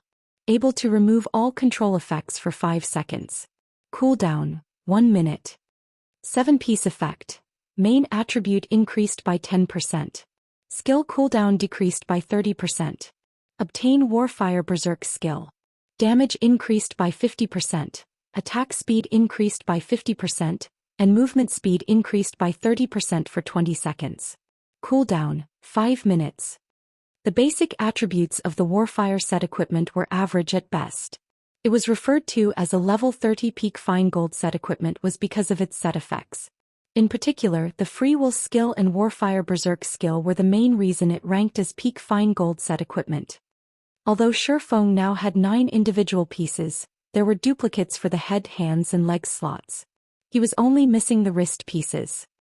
The Warfire set equipment only reached its true value when it was complete. Following which Shifeng distributed the level 25 fine gold and secret silver equipment to Fire Dance, Aqua Rose, Cola, and the other core members who had reached level 25. As for everyone else, they had yet to meet the level requirements and could not use any of the level 25 equipment. However, they had obtained the corresponding guild points. When they returned, they could exchange these guild points items in the guild's warehouse. Nobody argued Shifeng's arrangements. After all, those who had contributed the most to the Flame Guard's deaths were Aqua Rose, the core members and the healers. Everyone else had simply watched from the side, doing nothing at all. They were satisfied with receiving guild points. Moreover, even if Shifeng had given some of the equipment to them, they could not equip it. Guild points were far more practical. Guild leader, where are we heading next? Aqua Rose had just replaced a few pieces of her equipment with the level 25 fine gold ranked cloth armor they had obtained, increasing her attributes significantly. Right now she was itching to test her newfound strength. Are we going to look for more lords? No, we're going to the inner region to mine ores. Shifeng smiled faintly as he took out a treasure hunting scroll. He then unfurled the gray scroll and chanted an incantation. Suddenly, several red dots appeared on Shifeng's system map. Mine ores? Aqua Rose could not help but ask. Their team consisted of 500 elite players. Yet they had not come here to grind and level up but to mine ores? She was utterly speechless. You'll understand when the time comes, Shifeng laughed. He then sent parties to the highlighted locations on the map. If he had a large stock of Starfire ore, he could mass-produce the fine gold ranked dragon scale set equipment for the guild. At that time, how could Overwhelming Smile compete with them?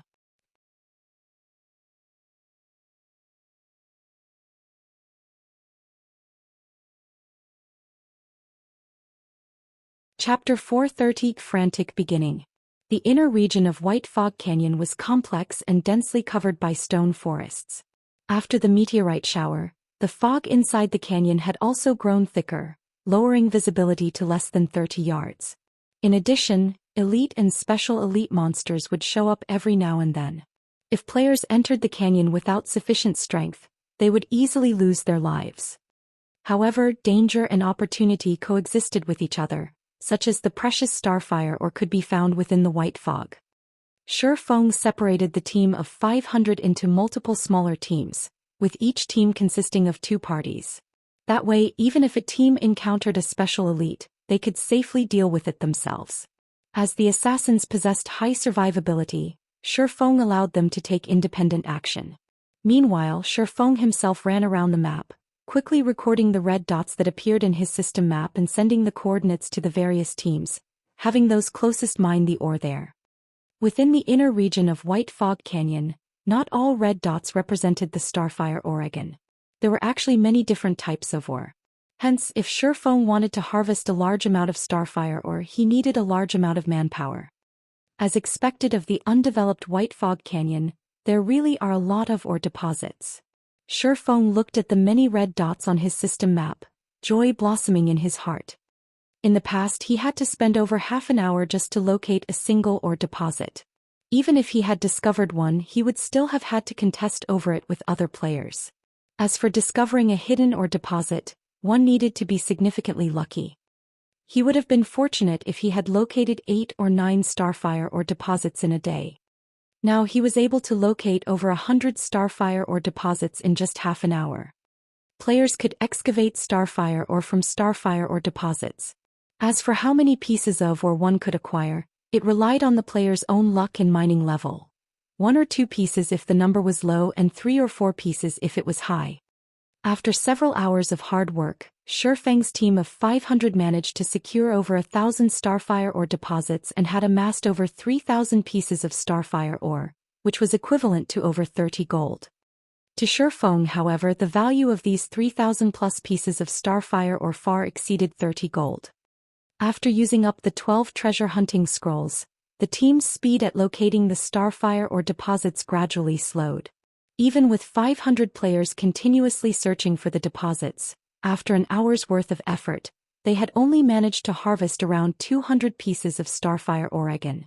However, Shifeng was still satisfied. The philosopher's stone he possessed allowed him to refine the starfire ore into starfire essence free of charge. At that time, with so many starfire essences, his certainty of producing the level 20 dragon scale set equipment would greatly increase. Level 20 fine gold set equipment was precisely what the current players of God's domain needed and lacked the most.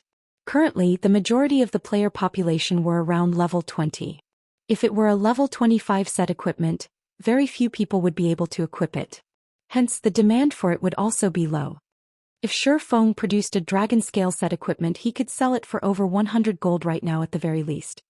People were only offering 80 gold to purchase the complete Warfire set because, currently, no one knew its true value. Moreover, even if someone managed to gather the full Warfire set equipment, it would initially start at bronze rank. They would have to sacrifice a lot of their EXP in order to raise it up to fine gold rank, hence why it was so cheap. In the past, the price of the Warfire set equipment had once soared up to 500 gold.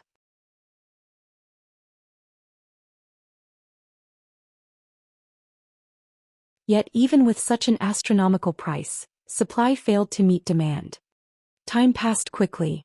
Unknowingly, the members of Zero Wing had mined ore deposits in White Fog Canyon for 2 whole days, obtaining an abundant cache of ores.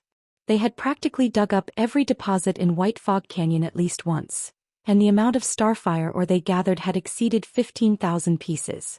In addition, they had also obtained over 7,000 pieces of various other kinds of ore.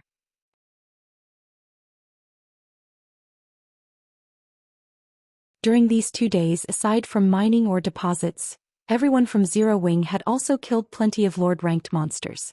As long as one of the search parties encountered a solitary Lord, they would immediately notify Shifeng of it and then kill it together. After 2 days, Zero Wing's team had managed to kill 22 Lords. With Shifeng's divine providence, they managed to obtain a large number of level 25 equipment. Among them, most were secret silver and fine gold equipment. They had also obtained many Warfire set pieces.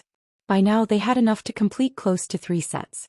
Unfortunately, none of the set pieces they obtained were meant for the wrist slot, which greatly depressed Shifeng.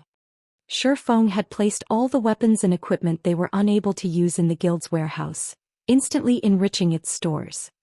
When the other members of Zero Wing saw the large stock of level 25 equipment, they all grew excited. Enthusiasm filled every one of them as they actively completed guild quests and made contributions to the guild. Level 25 equipment was currently the pinnacle of equipment to God's domain players. Even before everyone had reached level 25, the guild had already prepared a large number of high-end level 25 equipment for themselves. This had extinguished the guild members' worries about obtaining level 25 equipment. Now the only thing they needed to do was frantically accumulate guild points. By the time they reached level 25, they could simply exchange for the level 25 equipment. This point alone made Zero Wing superior to every other guild. The appearance of level 25 equipment in Zero Wing's warehouse had undoubtedly punched a big hole into Overwhelming Smile's poaching plan. Now those who originally planned to defect from Zero Wing started hesitating. Although the benefits offered by Overwhelming Smile were very high, the equipment it possessed was unable to keep up with the times. Meanwhile, if their equipment fell behind, how would they hunt for even better equipment? How were they supposed to grind and level up quickly? Once behind, always behind. At this moment, many players who had previously defected from Zero Wing to Overwhelming Smile began regretting their decision. Just how did Zero Wing manage to get so many level 25 high-end equipment? I hear that a guy who was a lot weaker than me has already obtained a level 25 mysterious iron chest piece. As soon as he reaches level 25, he can replace the level 20 mysterious iron chest piece he is wearing. If I had known something like this would happen earlier, I would never have left Zero Wing. I might already have enough points to exchange for a level 25 secret silver equipment by now. I couldn't agree more. A guy I know who was previously about equal in strength with me is now very well off. When I chatted with him 6 hours ago, he told me that he had managed to accumulate enough points to exchange for a level 25 secret silver equipment. He's only level 22 right now. By the time he reaches level 25, he might accumulate enough points to exchange for 5 or 6 pieces of level 25 secret silver equipment. In White River City, many of Overwhelming Smile's members started having heated discussions in the bars, sighing enviously. Why are all of you lauding the spirit of the enemy and belittling that of our own? The higher-ups of Overwhelming Smile have already sent people to investigate the source of Zero Wing's equipment. Soon, with our guild strength, we can definitely obtain a large number of level 25 high-end equipment much more easily than Zero Wing. Zero Wing can only remain arrogant for now because all of our guild's core members are focused on raiding the Great Lord inside the ruined shrine. After they finish with it, not to mention level 25 fine gold equipment, we might even get dark gold or epic equipment.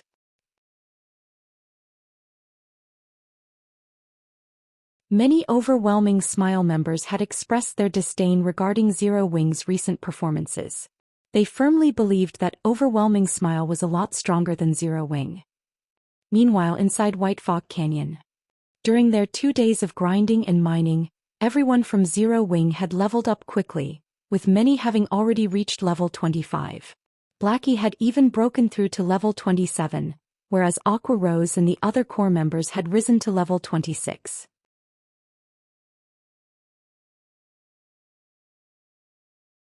Violet Cloud had also reached level 25, replacing her level 20 equipment with level 25 secret silver and fine gold equipment. Only Shifeng remained at level 24. He was still a short distance away from reaching level 25. However, this could not be helped. Shifeng and Violet Cloud were both owners of hidden classes, so the EXP they required to level up was much higher than the others. Shifeng required twice as much EXP as ordinary classes, whereas Violet Cloud required 1.6 times. Guild leader, we discovered a starfire or vein. However, we were suddenly ambushed by some assassins from Overwhelming Smile. Although our party managed to get rid of the 8 of them, 2 of our brothers were killed. Seeing that we are interested in the starfire ore, those bastards from Overwhelming Smile have sent 3 teams to guard the starfire vein. They are currently clearing out the surrounding monsters and are planning to mine the deposit. Flying Shadow reported, wrathful flames burning in his eyes. If not for the bastards from Overwhelming Smile outnumbering them, he really wished he could go over and massacre them right this instant.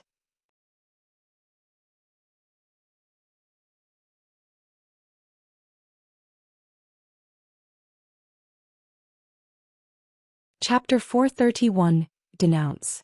Beside one of the streams inside the White Fog Canyon, a team of over 100 players currently guarded the entrance of a mine. Each of these players wore a guild emblem in the shape of a purple moon on their chests. This was none other than Overwhelming Smile's guild emblem. At this moment, these players faced off against the 8 level 27 special elite ranked Flame Furbolgs that had emerged from within the mine. Flame Furbolg Special Elite. Level 27. HP 70, 000/70, 000. Although the massive Flame Furbolgs were very powerful, the members of Overwhelming Smile fought with organization, continuously draining their enemies' HP. Boss Oriental, Zero Wing's party killed Monkey and the others. A level 23 gray-clothed ranger reported as he walked up to the level 24 swordsman who currently commanded the team. This level 24 swordsman was fully geared with level 20 secret silver equipment. The snake-bone sword that hung on his back was even a level 20 fine gold weapon. Currently in God's domain, his items were definitely top tier. That was 2 parties of elite assassins. A single party from Zero Wing actually wiped them out. Did Zero Wing receive help from someone else? The level 24 swordsman Oriental Sword asked. Although the assassin named Monkey was not an expert, he was a PvP veteran. He sported a promising battle record, and even experts would find him difficult to take down in a short amount of time. If he focused solely on his escape, it would be even more difficult to kill him. Oriental Sword had not expected that not even one assassin would return. The only possibility he could think of was that Monkey and the others had been outnumbered and surrounded. No. There was only a single party from Zero Wing. However, the assassin leading the team was a level 26 expert, the ranger said, shaking his head. Was it that fire dance from Zero Wing? Oriental Sword grinned. Before I reached White River City, I had heard rumors of Fire Dance's prowess. Some are even calling her the Flaming Rose. Originally, I thought she was merely one of Black Flame's decorations. I expected as much from the team leader of Zero Wing's core team. Not bad. She isn't the one who killed Monkey.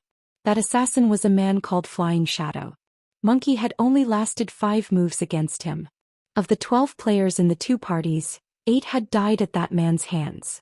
There was no mention of a person named Flying Shadow in any of the reports we had received. The ranger was very familiar with Oriental Sword's personality. Oriental Sword was absolutely confident of his own strength, and he would never consider anyone a worthy opponent. He loved PvPing more than anything, especially against experts. He was a complete battle maniac. However, he was also one of Overwhelming Smile's top experts, which was why he had been sent to White River City. If not for the higher-ups prohibiting anyone from challenging Zero Wing, Oriental Sword might have been the first to launch an assault against the guild. Flying Shadow? This seems intriguing. Oriental Sword's interest grew. Ignore Zero Wing's party. Since Monkey and the others had failed to kill them, they would definitely report back to their superiors. There is only one thing we need to focus on, and that is mining the ores inside this cave. Boss Oriental, will our skirmish with Zero Wing cause an all-out war between our guilds? Haven't the higher-ups warned us not to create any friction with them? The ranger asked strangely. Recently, Zero Wing has been mining ores in White Fog Canyon. Their movements are unusual. In addition, they have somehow managed to obtain a lot of level 25 equipment. There might be a relation between these incidents. Our superiors agree. It doesn't matter if a small conflict occurs. So what if we ambush those cowards from Zero Wing? What will they do to us? Do you think they will start a war?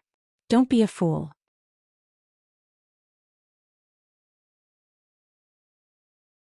Since Zero Wing had not declared war on us when Overwhelming Smile started investing in White River City, they missed their best chance. If they start a war now, they will only gamble their lives. However, I, on the other hand, hope that Zero Wing takes action. Unfortunately, they don't have the guts. Oriental Sword laughed as he resumed commanding his team, wiping out the flame furbolgs inside the mine.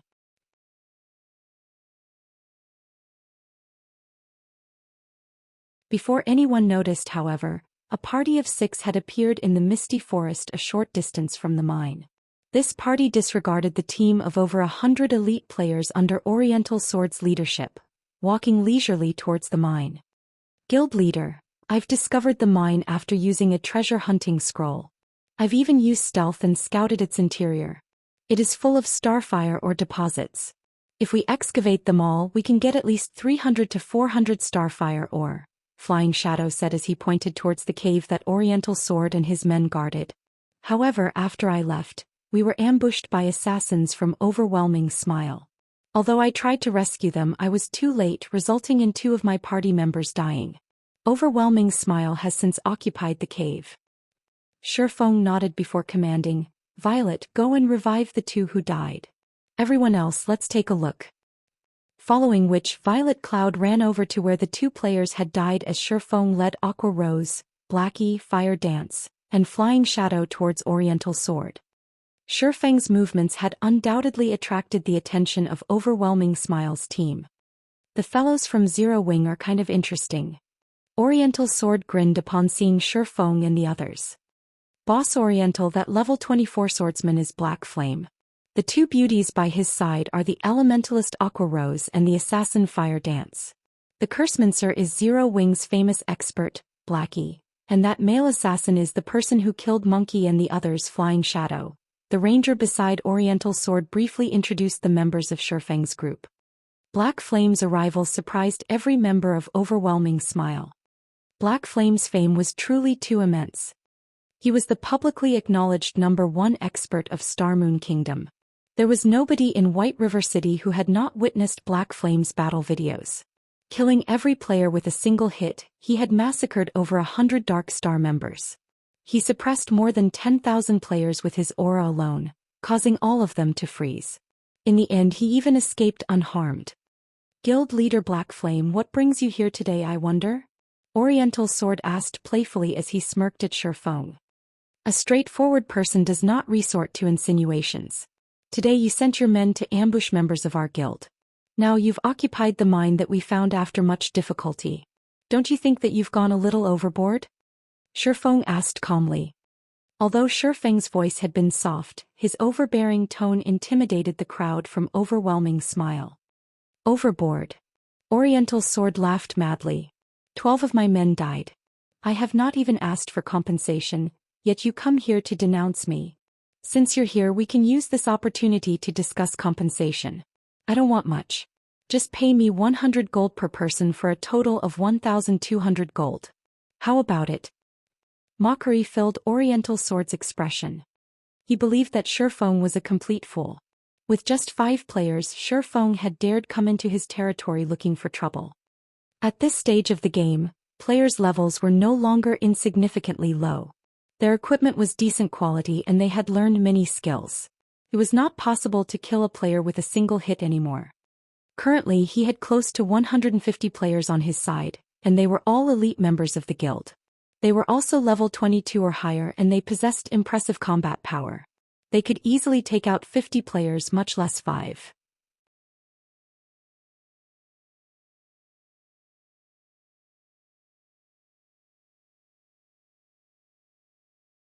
Chapter 432, One-Hit Extermination.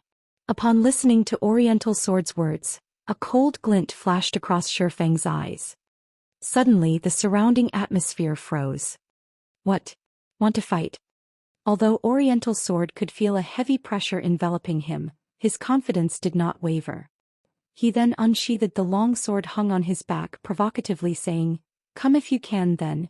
Seeing as everyone out there is calling you a god, I really wish to see just what kind of ability you possess."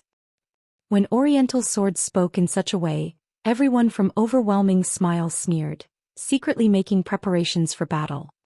With 150 players on their side, it would be a piece of cake for them to take care of just 5 players.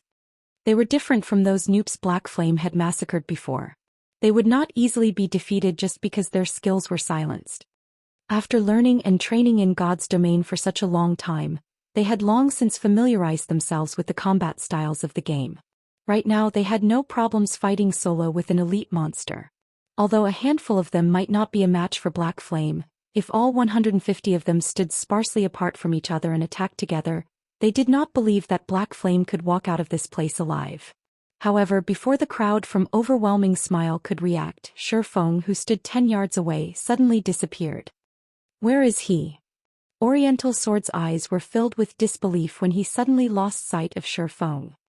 A swordsman could actually suddenly vanish from thin air? Even assassins required some time to enter stealth.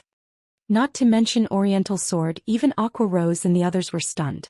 Shifeng had just suddenly disappeared. Did he log off? The only reasoning Aqua Rose could come up with was that Shifeng had logged out of the game. However, when she checked the list of party members, Shifeng's status showed that he was still online.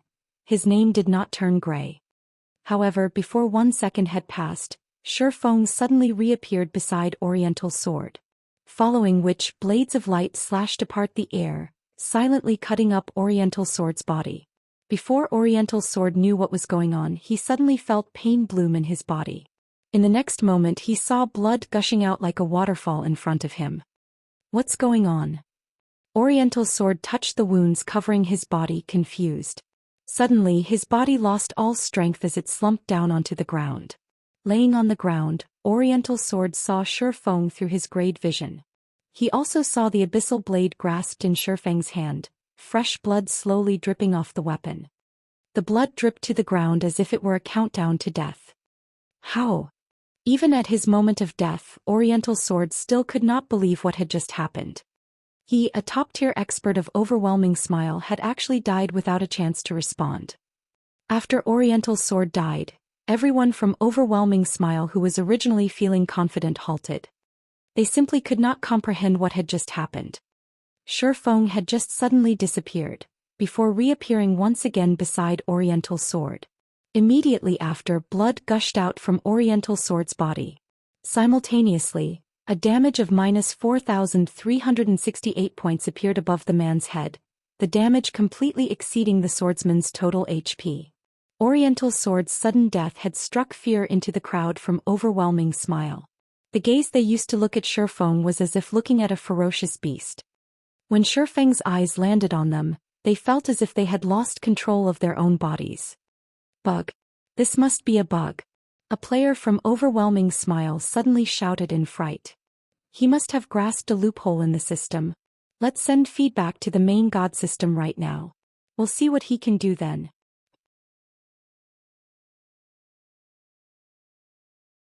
Everyone present felt that those words sounded logical. Otherwise, how were they supposed to explain this unbelievable incident? Hence, everyone started sending reports to the main god system. Only by doing so would they possess a chance for survival. Guild leader couldn't have abused a bug, right? Aqua Rose could not make sense of the situation either. She was similarly shocked by the scene she had just witnessed. The main god system controlled God's domain.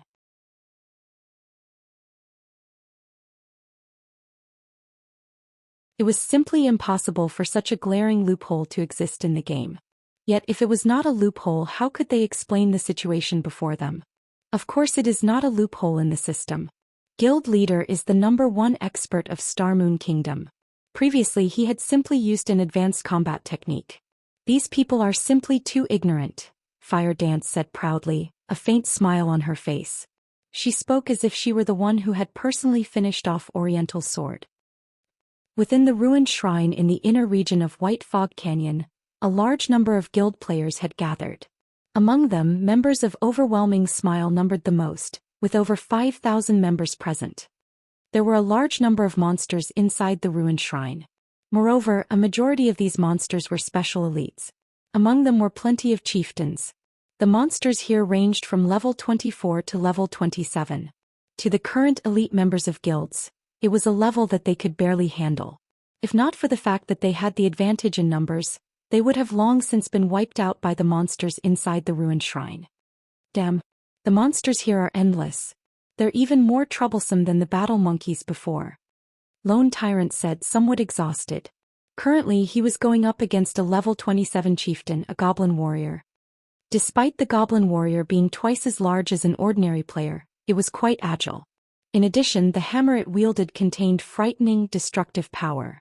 Even a tier 1 metric ton of the same level would find it difficult to endure its series of violent assaults, much less Lone Tyrant, who was only a level 25 tier 0 guardian knight. Although Lone Tyrant possessed impressive techniques, his dodging capabilities being first-rate, the goblin warrior also possessed powerful combat techniques. Whenever the goblin warrior attacked Lone Tyrant, it would always predict where Lone Tyrant would dodge and take that into account in its attack, forcing Lone Tyrant to accept the damage.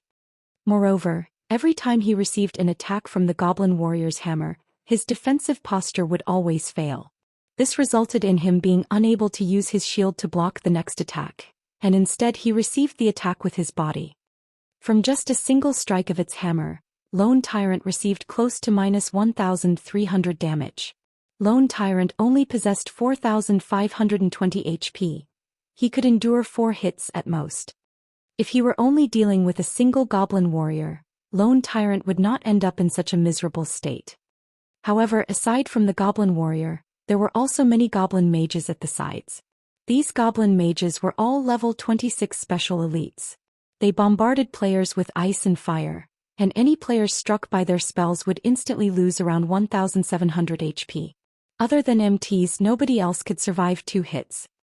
Within the ruined shrine, aside from the members of Overwhelming Smile having a hard time, the other guilds were similarly facing great difficulties. The monsters inside the ruined shrine were simply endless. No matter how many they killed, the monsters just kept coming. Without sufficient strength, they simply had no way of reaching the level 25 Great Lord in a short amount of time, let alone raiding it. Before Overwhelming Smile had finished off the monsters at hand, another wave of goblins charged over. Suddenly, everyone from Overwhelming Smile felt a headache overcome them. Cursemancers cripple them. Elementalists use ice walls and separate the incoming monsters. Rangers lure some away and kite them. Do not let the pressure on the MTs increase. Yulan immediately shouted in the team chat. Immediately, the elites of Overwhelming Smile started taking action, luring the goblins away and letting the MTs take a breather.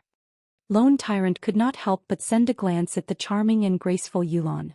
Inwardly, he felt displeasure towards the woman.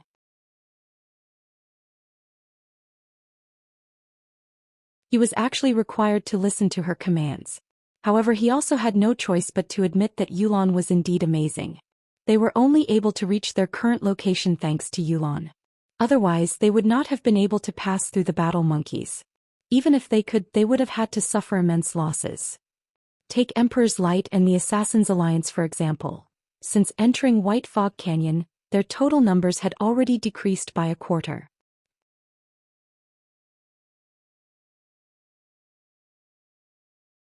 Meanwhile, under Yulan's command, Overwhelming Smile was able to advance through White Fog Canyon easily. Along their way to the ruined shrine, they had only lost a small number of players. Shortly after Overwhelming Smile cleared out all the goblins, Yulan received a message. After reading the message, her expression turned grim.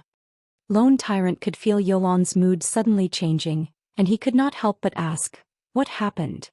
After spending some time together, Lone Tyrant had a general grasp on this woman. She was always calm and collected. Even in the face of several Lord-ranked monsters, she would remain unfazed. Yet now, after seeing a single message, her expression had turned solemn. How could Lone Tyrant not grow curious at this situation?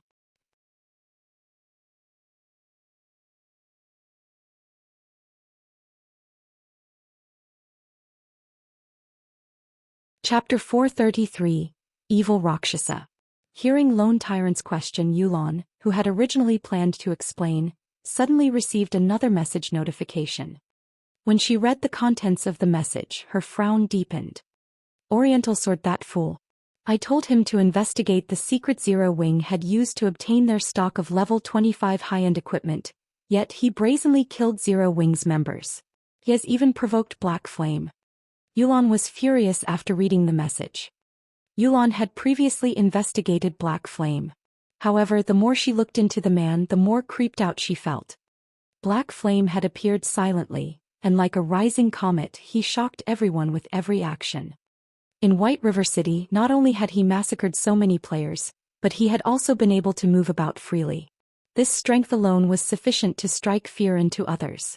After all, if such a powerful person ambushed someone out in the field, and the victim was not strong enough to survive, they would still meet tragedy. If they were dealing with an ordinary expert, they could simply form larger teams when leaving the city. That way those experts would not dare attack them. However, Black Flame was different. He was too powerful. Even if they formed teams, Black Flame could still slaughter them with little effort, and they could only helplessly watch as he did so. The only real solution was to form a team of several hundred players. However, they could not do that every time they left the city.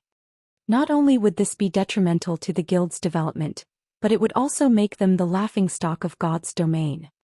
However, if Black Flame constantly hunted and ambushed their members, his growth would stagnate. Moreover, such ambushes would not significantly impact the guild if they only occurred 1 or 2 days. Black Flame needed to ambush them over a long period of time to wound Overwhelming Smile.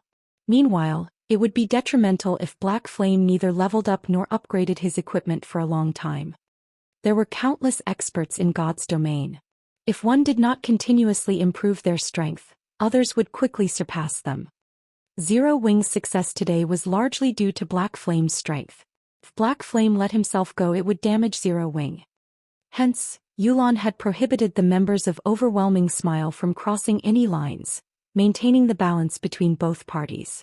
She was worried that if angered, Black Flame would disregard all consequences and act so roguishly. Now, however, Oriental Sword had broken the balance that they had maintained.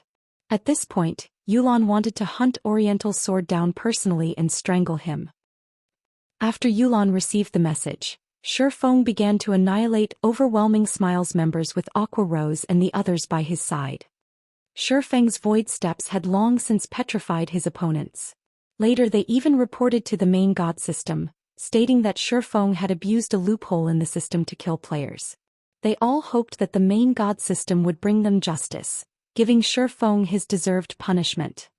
Yet the reply they had received stated that there were no issues. Shifeng's every action had been within the rules of the system. Overwhelming Smile's members had been even more shocked upon receiving this reply.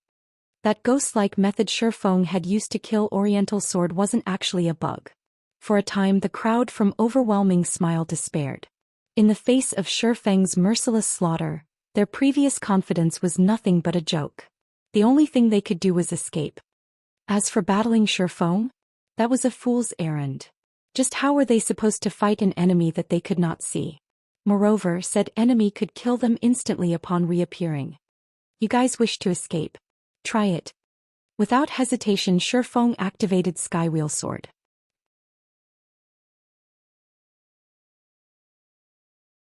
Previously, to kill Oriental Sword in one hit, Shifeng had specially activated Aura of Fire and Purgatory Power, holding nothing back. Now, after activating Skywheel Sword, countless swords of light appeared in the sky above the mine's entrance. When the swords descended, not only did they deal over -2,400 damage to all enemies within an area of 20 by 20 yards, but it also sealed all enemies within range, preventing them from leaving the region for 4 seconds.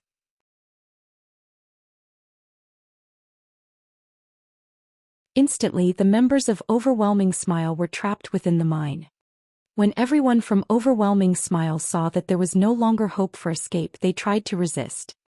Unfortunately, Shifeng did not give them a chance. Shifeng then used the skill of the Aura of Fire, Firestorm. Suddenly, flames filled the interior of the mine. A damage of close to -10,000 points appeared above every player and monster within. After Firestorm's duration of 5 seconds, only ash remained. Since Shifeng began his assault, the whole process only lasted a few seconds. Just like that, over 100 elites from Overwhelming Smile had been exterminated. Moreover, Shifeng had collected the immortal souls of every player that he killed. Within a short time, all of these players had been locked out of God's domain. If Shifeng had been a wild beast that gave other guilds massive headaches before he had become a blade saint, now he was an evil Rakshasa that others would avoid at all costs. Meanwhile, inside the ruined shrine. So what if it's Black Flame? We have the advantage of numbers. We can easily get rid of him. A wrathful flame immediately blossomed within Lone Tyrant's eyes when he heard Black Flame's name. Hurriedly he said, "Why don't I take some men to assist Oriental Sword and kill Black Flame?" Ever since dying by Shifeng's hands, Lone Tyrant had toughened his heart and trained arduously every night and day. He had done so to exact his revenge. He was no longer the same as he had been in the past. If not for Yulan restraining him, he would have long since avenged his deaths. Now that Oriental Sword had provoked Black Flame, it was only natural that he go and help out. Yulan could not possibly sit by and watch as more than 100 elite members fell under Black Flame's swords, right? Ultimately, these elite members were the backbone of the guild. If the guild did nothing as over 100 of these elites were slaughtered, not only would it damage the guild's reputation, but it would also affect the hearts of those within the guild. No need. Black Flame killed Oriental Sword with a single hit. As for the others, they're most likely dead by now, Yulan said, revealing a bitter smile. Yulan had a clear understanding of Black Flame's strength. None of the titled experts on the God's Domain experts list were for show. Furthermore, Black Flame currently had several experts by his side. Those 100+ elite members had zero chance of surviving. Only a top-tier expert might have a chance of walking away. Upon hearing Yulan's statement, Lone Tyrant was stunned. He said, "I am very familiar with Oriental Sword's strength. Moreover, he has so many people with him. How could Black Flame kill him with one hit? I do not know how exactly he died, but according to the reports sent from above, Oriental Sword had not managed to respond before dying," Yulan said. "It seems that after not encountering Black Flame for a while, he has grown even stronger. We need to hurry and take down this great lord. Are we just going to let this go? Lone Tyrant had yet to give up on the idea of killing Black Flame. Staring at Yulan, he asked, if others find out that despite Black Flame having killed so many overwhelming Smiles elites, we are indifferent, we will become a laughingstock. What will we do if our inaction angers those above us? Yulan frowned. Just as Lone Tyrant had said, if they did not take any sort of action now, they would become a joke to the public. Yulan, what's going on with you? You shouldn't wear such an ugly expression. Do you need Big Brother's help? Just as Yulan struggled with her indecision, a lean man walked over, smiling. This man was a level 26 assassin, his level surpassing everyone in overwhelming smile. Yet despite there being no guild emblem on his person, everyone from Overwhelming Smile treated him with respect and reverence.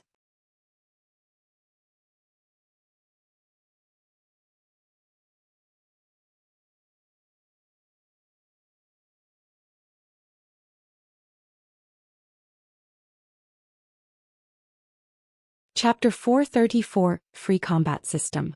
Big Brother Summer, it's great that you are willing to help, but the opponent is very hard to take down. We might even miss out on our chance to kill the Great Lord. I'm worried that it will affect Big Brother Summer's task. Yulan was familiar with the lean man's strength, and she appreciated his assistance. The lean man was Summer Sunshine.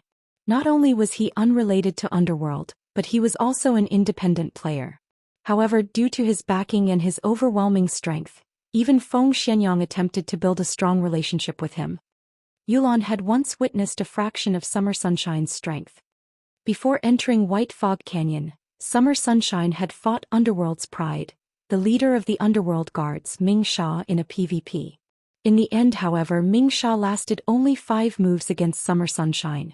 Moreover, Summer Sunshine had not used any skills, relying on basic attacks to defeat his opponent. The results of that fight had surprised everyone. As a member of Underworld, Yulan knew full well how strong Ming Sha was. He was one of the few great experts in Underworld. Gentle Snow of Ouroboros was only slightly stronger than him. However, such an expert was nothing more than a child to Summer Sunshine. One could just imagine how powerful the assassin was. If Summer Sunshine was willing to lend a hand, they had a fairly good chance of defeating one-hit Azura Black Flame. It won't take long to deal with the Great Lord. I don't mind delaying our attack for a little bit. In any case, I am bored. If you need help with something, just ask, Summer Sunshine laughed.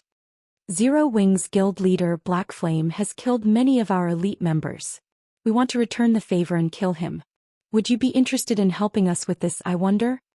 Yulan asked softly as she stared at Summer Sunshine. Black Flame. Summer Sunshine nodded, saying, all right. I've heard many rumors about him when I was in White River City. I hear that he's pretty amazing and has the title of One-Hit Azura. He is even Star Moon Kingdom's #1 expert. I'd love to exchange a few moves with him. If I kill him, won't I become Star Moon Kingdom's #1 expert? Of course. If you kill Black Flame, you will officially become Star Moon Kingdom's #1 expert. However, don't underestimate him. He once killed Ming Sha with 1 hit. We need to plan carefully to avoid Black Flame escaping. When Yulan received Summer Sunshine's answer, the tension between her brows loosened, a few ideas of how to deal with Black Flame already brewing. He killed Ming Sha with 1 hit? Not bad. My last fight with Ming Sha wasn't even a warm-up. I wonder if Black Flame is strong enough to take seriously? Summer Sunshine licked his lips, a hint of excitement flashing in his eyes. As for your plans, forget about them. As long as we find him, I have my own ways to prevent him from escaping. Big Brother Summer, Black Flame has a large-scale silencing skill. If he discovers us and activates the skill, trapping him will be very difficult. It is best if we have a plan to silence Black Flame, Yulan reminded. Don't worry. I have something better than that. When I see him, I'll trap him like a bug in a jar, Summer Sunshine laughed. Confidently he said, let's hunt down Black Flame. Since he has provoked and angered you, you can watch as I take care of him. Following which, Yulan immediately sent a large number of players to search for Black Flame. Meanwhile, Overwhelming Smile's army also slowly withdrew from the ruined shrine. At the entrance of the Starfire mine, Shifeng and the others tidied up the loot scattered across the ground. When Shifeng had activated Firestorm, not only had he wiped out the players, but he had also dealt with all of the level 27 special elite ranked flame furbolgs that had emerged from the mine.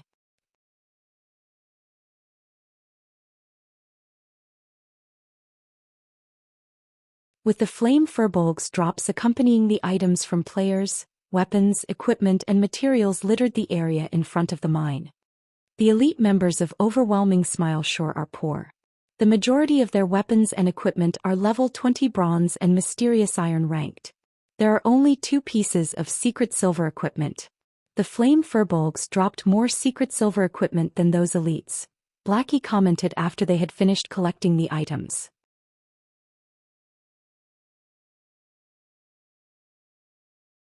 He could not help but sympathize with the elites of Overwhelming Smile. The loot from the players versus the flame furbolgs was easy to differentiate, as one group had only dropped level 20 items, while the other had only dropped level 25 items. The flame furbolgs had dropped 4 pieces of level 25 secret silver equipment alone, which was the equivalent of 4 pieces of level 20 fine gold equipment. To God's Domains players currently, fine gold equipment was top-tier equipment, whereas dark gold equipment was the cream of the crop. As for epic items, they were the stuff of legends. Meanwhile, if an ordinary player joined Zero Wing around level 10 and completed their guild quests each day, they could trade their guild points in for a piece of mysterious iron equipment by the time they reached level 20. If they were lucky and managed to join a party to complete advanced guild quests, they might even have enough points for 3 or 4 pieces of secret silver equipment. More than half an elite's equipment would be secret silver rank at the very least. On the other hand, the equipment Overwhelming Smile's elite members wore was mostly a mix of bronze and mysterious iron rank. Practically none of them had any secret silver equipment. They could not compare with Zero Wing's members. Furthermore, level 25 weapons and equipment were now available for Zero Wing members. This was unheard of in any other guild. Any level 25 equipment obtained by the other guilds would be prioritized to their core members. These items would never be available for their ordinary members. Compared to level 25 secret silver and fine gold equipment, the benefits that Overwhelming Smile offered were a joke. After organizing the loot, Shifeng had the 2 recently resurrected members take the dropped weapons and equipment back to the guild. As for Aqua Rose and the others, they all entered the Starfire mine and started mining. The Starfire mine was a naturally occurring maze. Moreover, when wandering inside the mine, the players were often ambushed by groups of 3 to 5 flame furbolgs. As a result, Shifeng's team progressed slowly. The flame furbolgs were level 27 special elites. Their strength was frighteningly high and they could send a berserker of the same level flying with a single hit. Although they were somewhat slow, the flame furbolgs also had an AoE control skill called War Stomp. When activated, all enemies within a radius of 8 yards would be placed in a fainted state for 4 seconds. In this narrow cave, avoiding this skill was not easy. Normally, a party had no chance against these flame furbolgs. At the very least, they needed a larger team and the willingness to make sacrifices to get rid of these special elites. Unfortunately for the flame furbolgs, the opponent was Shifeng. Moreover, there were also the Tier 1 assassins Fire Dance and Flying Shadow, and the unpredictable Astromancer Violet Cloud. Before Shifeng and the others, the flame furbolg's 70,000 HP was only decoration. Shifeng and the others were Tier 1 classes. They were only slightly inferior to the special elites. After activating the Aura of Fire, Shifeng could easily deal over -1,000 damage with every attack. When he used the Tier 1 chop, he could deal over -6,000 damage over -10,000 damage if he achieved a critical hit. As for the flame furbolg's War Stomp, the skill was child's play to an expert. Faced with groups of 3 to 5 flame furbolgs, Shifeng's party of 6 could either incapacitate the monsters throughout the altercation or kill them swiftly with brute force, preventing them from activating War Stomp either way. Shifeng's group continued to delve into the mine, their experience bars rising quickly. The EXP earned from killing a level 27 special elite was already abundant. There was also the bonus EXP due to the level difference and the fact that there were only 6 players in the party to share the EXP.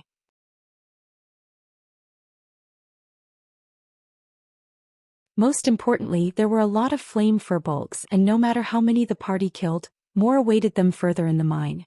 They leveled faster here than when they had killed Lord-ranked monsters in a team of 500 players. On top of everything else, they also obtained plenty of level 25 equipment. After Shi Feng and the others had killed flame furbolgs in the Starfire mine for over 3 hours, the group arrived at a wide and beautiful crystal cavern.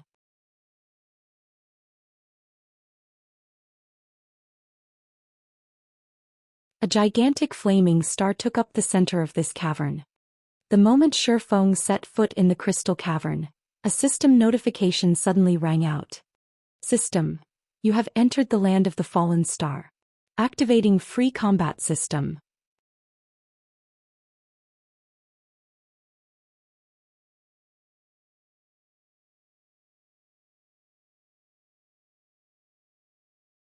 Chapter 435, Land of the Fallen Star.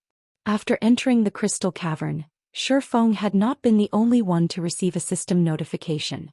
His party members also received one. Activating free combat system? Shi Feng was stunned.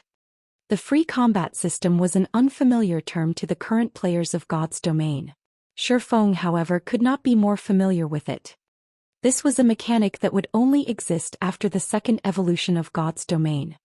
In order to make combat in God's domain more realistic, friendly fire was now active. Originally, if 2 players were in a party together, their attacks would not damage each other. However, after activating the free combat system, if one were not careful and struck a party member, said party member would receive damage from the attack. Players could also damage themselves with their own skills. For example, if a player used an AoE skill and they were within the skill's effective range, they would receive damage. In the past, after the free combat system had activated, many players had ended up in the graveyard because of either themselves or each other. As a result, when attacking, players needed sufficient control of their attacks. Otherwise, no one would be willing to join their party regardless of the benefits. Guild leader, what just happened? Aqua Rose could not contain her curiosity when she saw Shi Feng's surprise. We have activated the free combat system. From now on, our attacks will not differentiate from friend and foe, so we need to be careful in the battle. Don't mistakenly injure yourselves or your teammates, Shi Feng explained. However, before the others could respond, a deep purple barrier sealed off the cavern's entrance. When Blackie accidentally touched the barrier, he suddenly lost 1000 HP. Frightened, Blackie hurriedly backed away from the barrier. We've fallen into a trap. Be careful of your surroundings and don't take action casually. Shi Feng considered the purple barrier at the cavern's entrance before observing his surroundings. Suddenly, a large group of wolfmen warriors appeared in the land of the fallen star, which had originally been void of any monsters. The wolfmen warriors each carried a shield and a weapon, and they stared at Shi Feng's group with fangs bared and smelly drool leaking from their mouths. They treated Shi Feng and the others like a meal. Wolfman Warrior, Elite Rank. Level 27. HP 42,000/42,000. Although the Wolfman Warriors were much weaker than the Flame Furbolgs, there were many of them. They moved in groups of a dozen or so, making them far more difficult to deal than the groups of 3 to 5 Furbolgs. Guild leader, what should we do now? Blackie said, his heart wavering as he watched the hundreds of Wolfman Warriors slowly walk towards them. Fight as we look for an exit. Shi Feng could not think of any better ideas.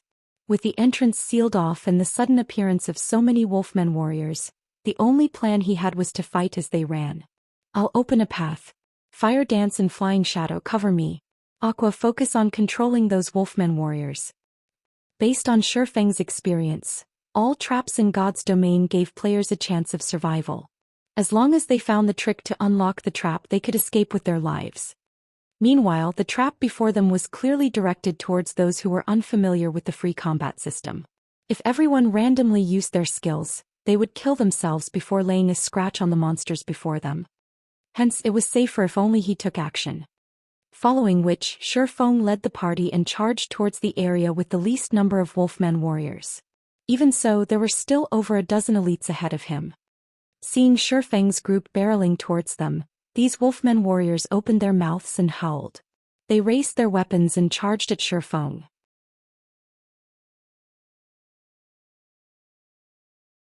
At this moment the other Wolfman warriors had similarly started to surround Shifeng and the others. Don't fight. Just lure them to a single location and then kill them. With that order, Shifeng took the fight to these Wolfman warriors, leading his own band of elites. He then unsheathed the Abyssal Blade and the Purgatory's Shadow, brandishing his swords and sending over a dozen swords of light to strike the Wolfman warriors' vital points.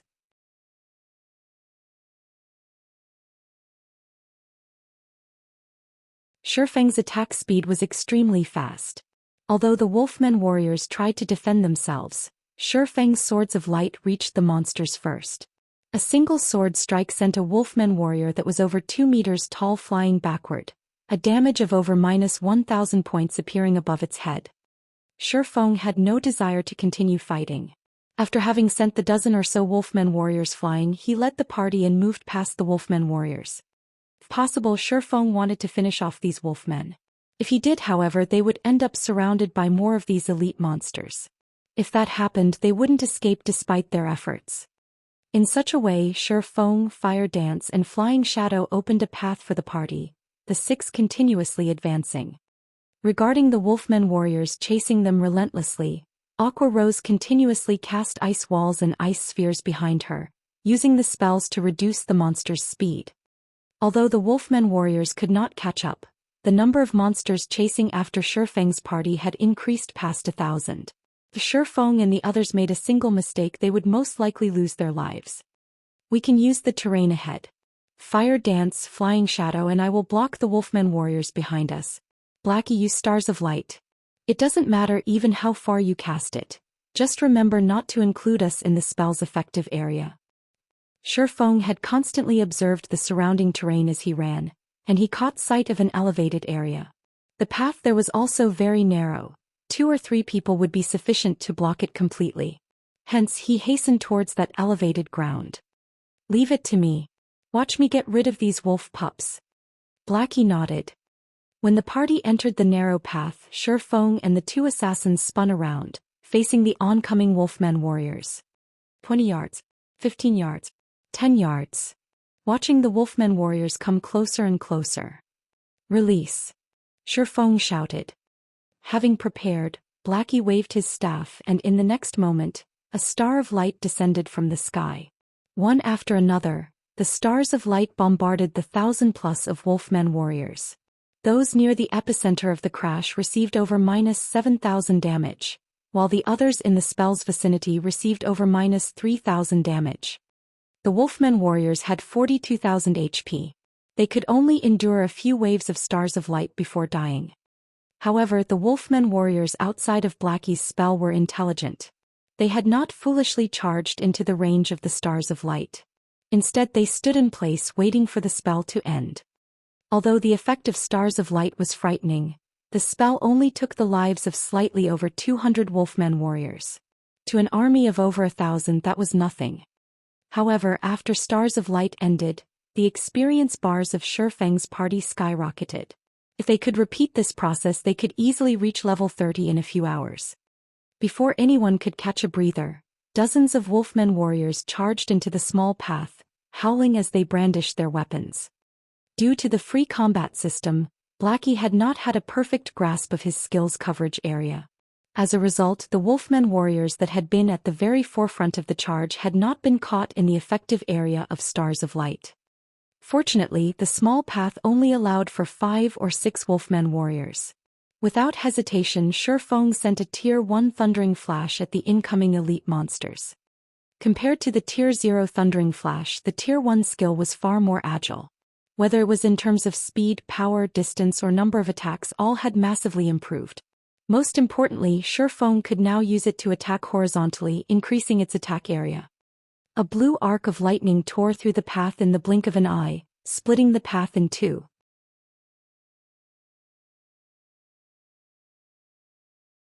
Following which, another arc of blue lightning streaked towards its target.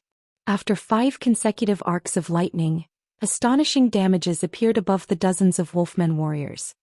-1,624, -2,240, -3,136, -4,394, -6, 152. Thundering Flash's effect stacked, and each consecutive hit would have its damage increased by 40%. If a target were struck by all 5 lightning strikes, the total damage would be terrifying. However, the might of Thundering Flash could not deter these crazed wolfmen warriors.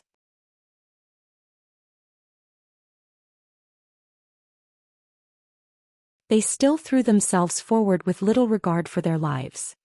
Aqua Rose waved her staff and suddenly, 3 ice walls appearing on the small path, reducing the wolfmen warriors' speed. Blackie also cast Hell Flame, dark green flames emerging from the ground. Immediately after, Shifeng used the Tier 1 Earth Splitter. Before these wolfmen warriors could reach Shifeng, they all died. With the perfect combination of the 6 and the advantageous terrain, they had only spent a short amount of time finishing off the 1,000+ wolfmen warriors. After decimating the last wave of warriors, a golden glow illuminated Shifeng's body. He was finally level 25.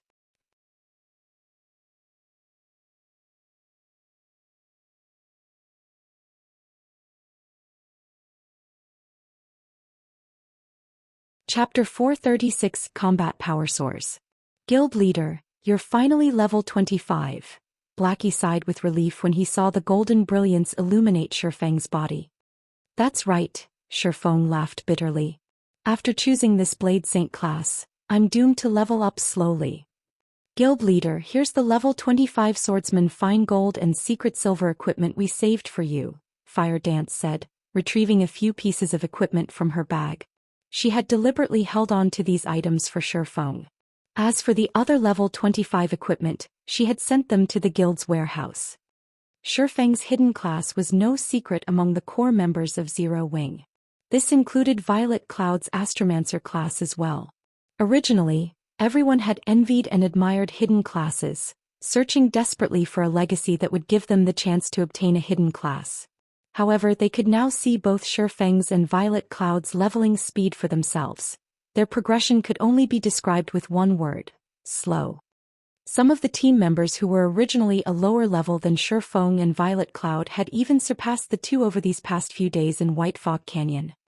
More importantly, their levels were currently in the 20s. When they reached the 30s, 50s, or even 100s, the two's leveling speed would most likely slow to a crawl.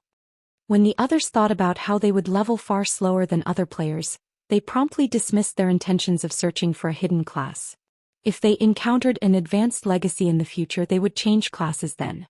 If not, so be it. Levels were very important in God's domain. Moreover, everyone paled at the thought of dying just once as a hidden class. Thanks. Shifeng accepted Fire Dance's offer. His current equipment mostly consisted of random level 20 pieces. If he switched them out for level 25 fine gold and secret silver equipment, his attributes would increase significantly. Shifeng also retrieved a fiery red pair of boots from his bag. The delicate boots each had 3 beautiful flame crystals embedded in them, and a bright red glow circled the footwear. These were super top-tier boots that Shifeng had obtained after killing the scorching Lamia. Flame boots, plate boots, dark gold rank. Level 25. Defense plus 175. Strength plus 21, agility plus 30, endurance plus 15. Movement speed plus 8. Fire resistance plus 5. Additional skill dash. Flame rush. Increases movement speed by 100% for 10 seconds. Cooldown, 2 minutes. The boots were worth at least 30 gold. As Shifeng had not met the level requirement for the boots when he had first obtained them, he had kept them in his bag until now. After equipping the flame boots, Shifeng's attributes soared once more. He had even obtained a new skill, Flame Rush. This was a must-have skill for both escape and pursuit. Undoubtedly, the flame boots had significantly increased Shifeng's mobility. Guild Leader, what kind of boots are those? They're so beautiful. Aqua Rose asked excitedly upon seeing the flame boots on Shifeng's feet. Aqua Rose wasn't the only person with this opinion, as both Fire Dance and Violet Cloud similarly eyed the flame boots. Women always loved beautiful things. I got these boots from killing a High Lord in the Flame God's cave. However, you guys are mages, so you can't equip them. If you could, we'd go back and farm more High Lords. Even with his experience in countless battles, Shifeng squirmed under the intense stares of the 3 beauties. In the end, he had no choice but to display the flame boots data. When everyone saw the boots' attributes, they were stunned. Guild leader, is this a level 25 dark gold item? Flying Shadow's eyes nearly popped out of his sockets in shock. Originally, he had thought the flame boots were level 25 fine gold equipment. After all, ever since they started killing level 25 and above Lord-ranked monsters, the best equipment they had obtained was level 25 fine gold equipment. These attributes are amazing, Blackie said enviously. He was not particularly surprised that the flame boots were dark gold ranked. Guild leader, when did you kill a level 25 or above High Lord? Aqua Rose asked with disbelief. When Fire Dance and the others heard Aqua Rose's question, they suddenly realized the weight of Shifeng's words. Zero Wing had only recently entered White Fog Canyon.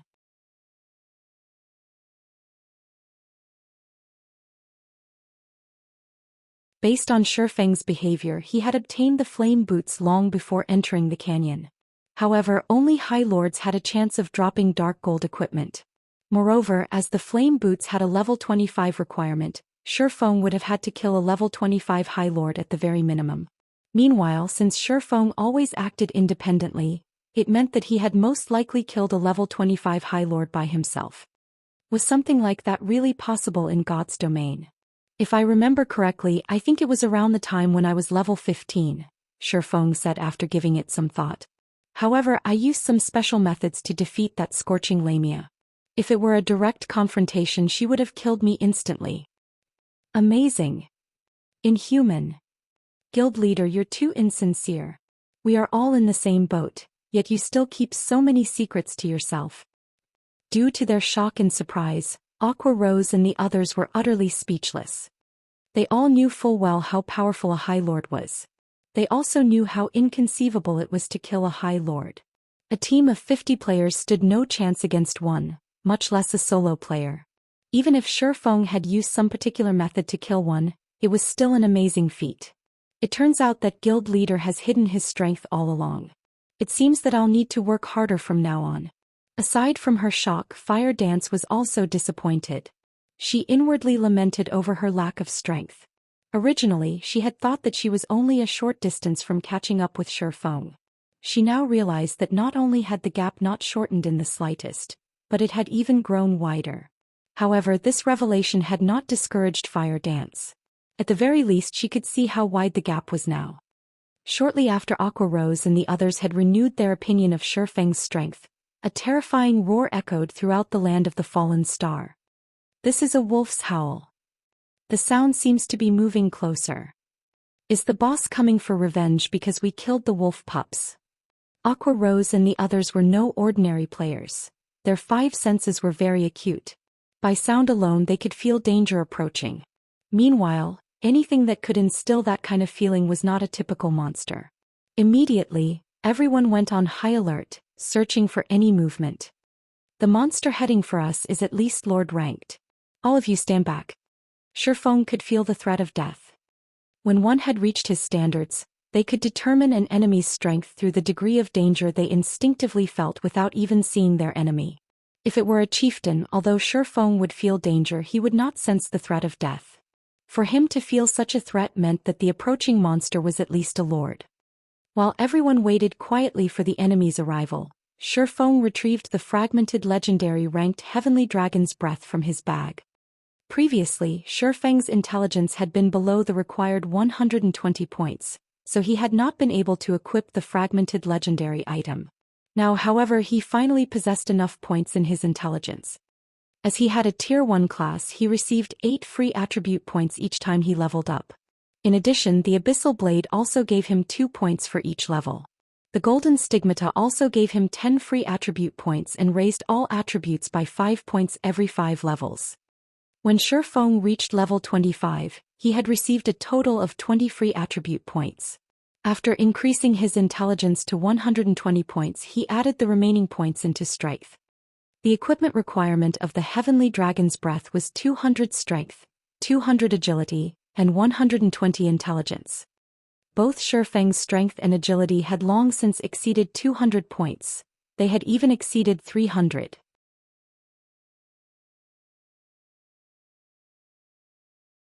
Now that his intelligence had reached the minimum requirement, he could equip the Heavenly Dragon's Breath. Such power! After equipping the Heavenly Dragon's Breath, Shifeng could feel an immeasurable strength flow into him from the fragmented legendary ring. Although this was not his first time equipping the item, the ring still gave his mind a clarity that he had never had before. He also felt warm and fuzzy power leaking from his body. It felt as if he was capable of destroying anything and everything in his path.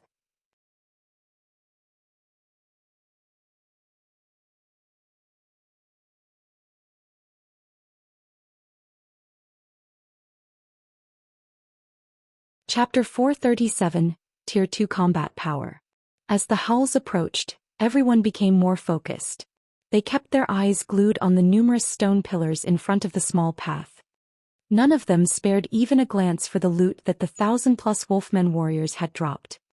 It was not because Shifeng and the others did not want to, but because they couldn't afford to.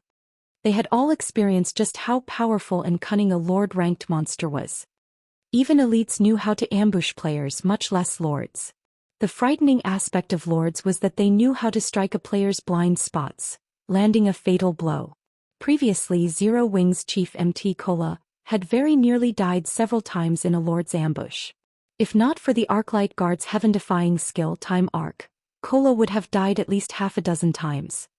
Currently, none of Shifeng's party had such an overpowered skill. They would only taunt death if they moved forward to pick up the loot. After a short moment, the howling stopped. Instantly, an aura of death washed over the party, and the air surrounding them seemed to freeze. "Where's the monster?" Blackie asked, confused when nothing appeared. "It has probably hidden itself.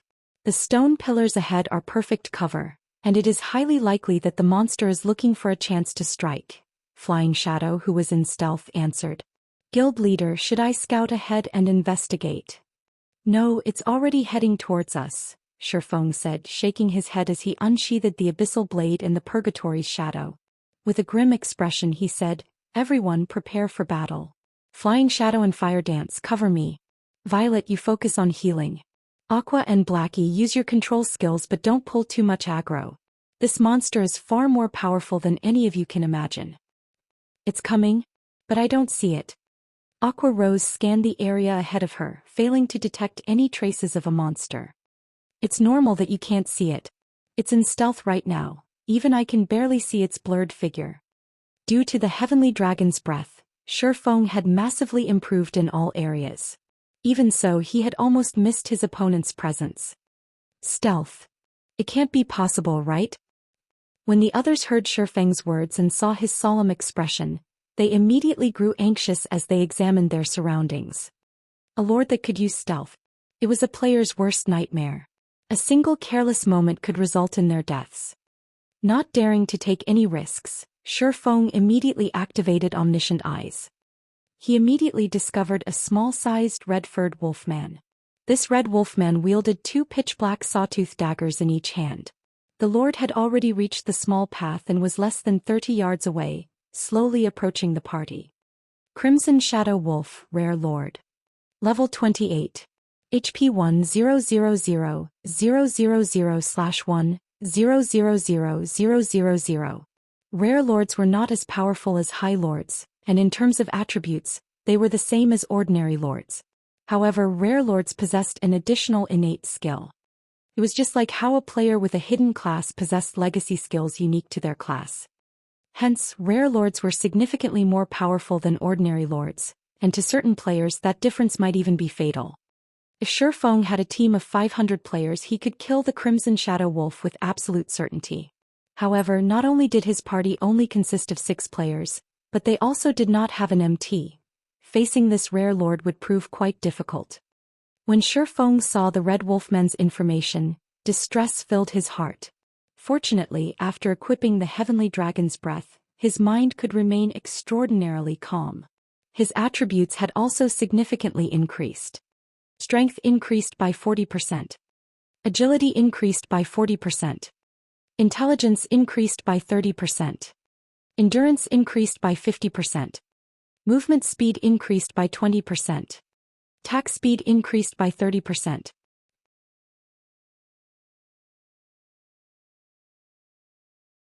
The improvement that the fragmented legendary item had provided to his attributes was much higher than the growth he had received when he became a Tier 1 Blade Saint. Furthermore, he also had 3 new skills: Dragon's Authority, Dragon's Breath, and Heavenly Dragon's Power. With these new skills he could easily contend with a lord of the same level.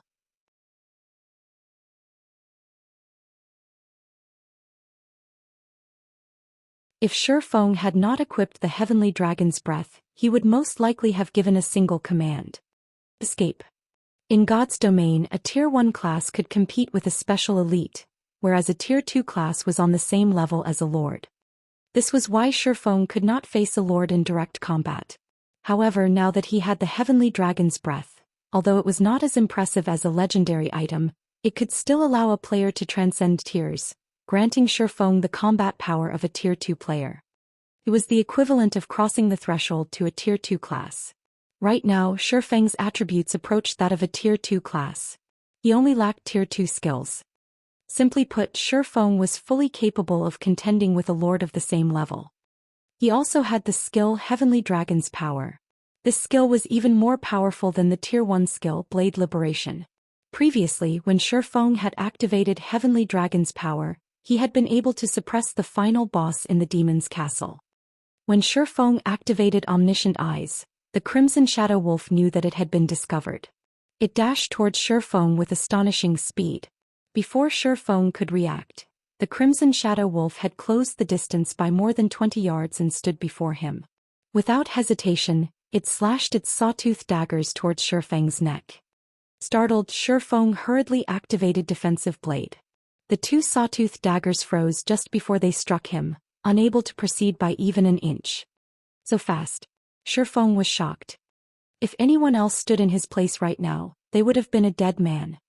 Shi Feng had activated Defensive Blade the instant he discovered the Crimson Shadow Wolf, yet he had nearly been decapitated. Not only could decapitate silence players, but it could also inflict a massive bleeding dot and significant damage. If players were silenced, they would only be able to defend themselves by relying on their basic attributes. However, not even an MT of the same level could fend off a lord for more 10 seconds. Realizing that its first attack had been unsuccessful, the Crimson Shadow Wolf spun backward and vanished right before Shi Feng's eyes. In an instant it appeared behind Shi Feng and used backstab. Fortunately, Defensive Blade deflected that attack as well. Standing in the back, Aqua Rose and the others were stupefied by this scene. They had only seen the Crimson Shadow Wolf when it first launched its attack. Then, in the blink of an eye, it had appeared behind Shi Feng and launched another attack. However, the Rare Lord was far from done.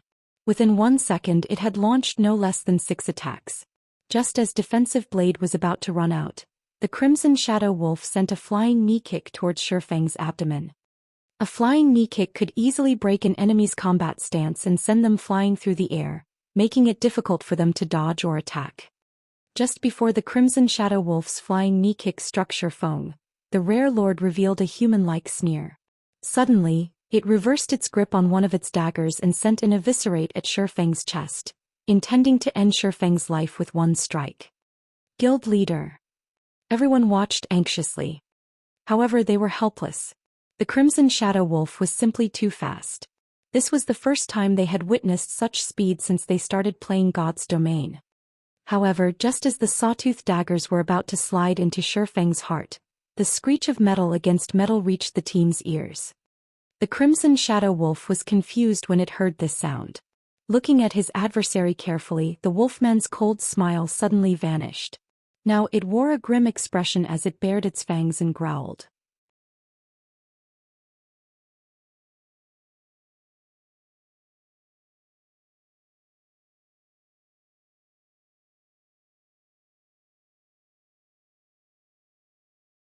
Chapter 438, Twofold Liberation. Aqua Rose and the others noticed the Crimson Shadow Wolf's sudden change immediately. However, the Zero Wing team was more focused on Shi Feng than they were on the Rare Lord's reaction. Despite having been struck by the Crimson Shadow Wolf's flying knee kick, not only had the wolf failed to throw his prey into the air, but Shifeng also managed to block the rare lord. How did guild leader manage to do that? Flying Shadow was thoroughly confused when he saw the gray abyssal blade block the sawtooth dagger, halting its advance. Was there really a person capable of defending against that kind of speed? The rest of the team was similarly tongue-tied. He should have used some sort of special skill, I think, Fire Dance said with uncertainty. Fire Dance had barely seen the Crimson Shadow Wolf's attack. Although she knew that Shifeng was astonishingly fast, he was still much slower than the rare lord. The Crimson Shadow Wolf's attack was just like Shifeng's Void Steps, extremely elusive. However, in the Crimson Shadow Wolf's case, it had not incorporated any techniques into its attack. It had relied solely on its speed. Compared to Void Steps, where its user would momentarily disappear and reappear shortly after, the Crimson Shadow Wolf's disappearance and reappearance occurred simultaneously. There had been no time between the two occurrences at all. It was like a mage's instantaneous movement skill. However, no mage could use the skill frequently. Moreover, the Crimson Shadow Wolf's attack speed was much faster than its movement speed. In martial arts, only speed was unbreakable. The saying was not baseless. If players could not even see or sense an attack, how were they supposed to block it? Yet Shifeng had detected such the strike and promptly blocked it. Fire Dance considered herself to be an expert among assassins, and she was slightly more insightful than others. However, she did not understand how Shifeng had managed to block the Crimson Shadow Wolf's attack. However, before anyone could figure it out, the Crimson Shadow Wolf continued its assault. Shadow Strike. Suddenly, the rare lord transformed into a streak of black light that pierced through Shifeng's body. Look out! Fire Dance shouted a warning, but she was too late. Shadow Strike was one of most lethal moves an assassin possessed. It could devour almost half the HP of an MT of the same level with a single hit. The attack could even drop a berserker's HP to a critical level. Shadow Strike was also the fastest skill in an assassin's repertoire. One could only defend themselves against this skill with a skill. Fire Dance had never expected that the Crimson Shadow Wolf would know it as well. However, even after the rare lord struck Shifeng, its intense expression had not relaxed in the slightest. On the contrary, it had grown even more solemn as it glowered at Shifeng, emitting a low, angry growl. It turned out that the skill had not struck Shifeng but his afterimage. Oh! The Crimson Shadow Wolf was furious. Suddenly, it launched a series of violent attacks at Shifeng, disappearing in one moment and appearing in the next. The pitch-black daggers transformed into countless streaks of light that bombarded the formidable blade saint. However, Shifeng also vanished and reappeared repeatedly, and the abyssal blade and the purgatory's shadow responded with their own streaks of light, blocking every attack sent at their owner. The one-sided situation had suddenly become a stalemate. As both sides clashed, sparks flew into the air around them. The storm that rolled in with every collision frightened Aqua Rose and the other spectators. Just what is this? Fire Dance's eyes widened, her mind unable to keep up with the battle before her. Since when had Shifeng become so fast?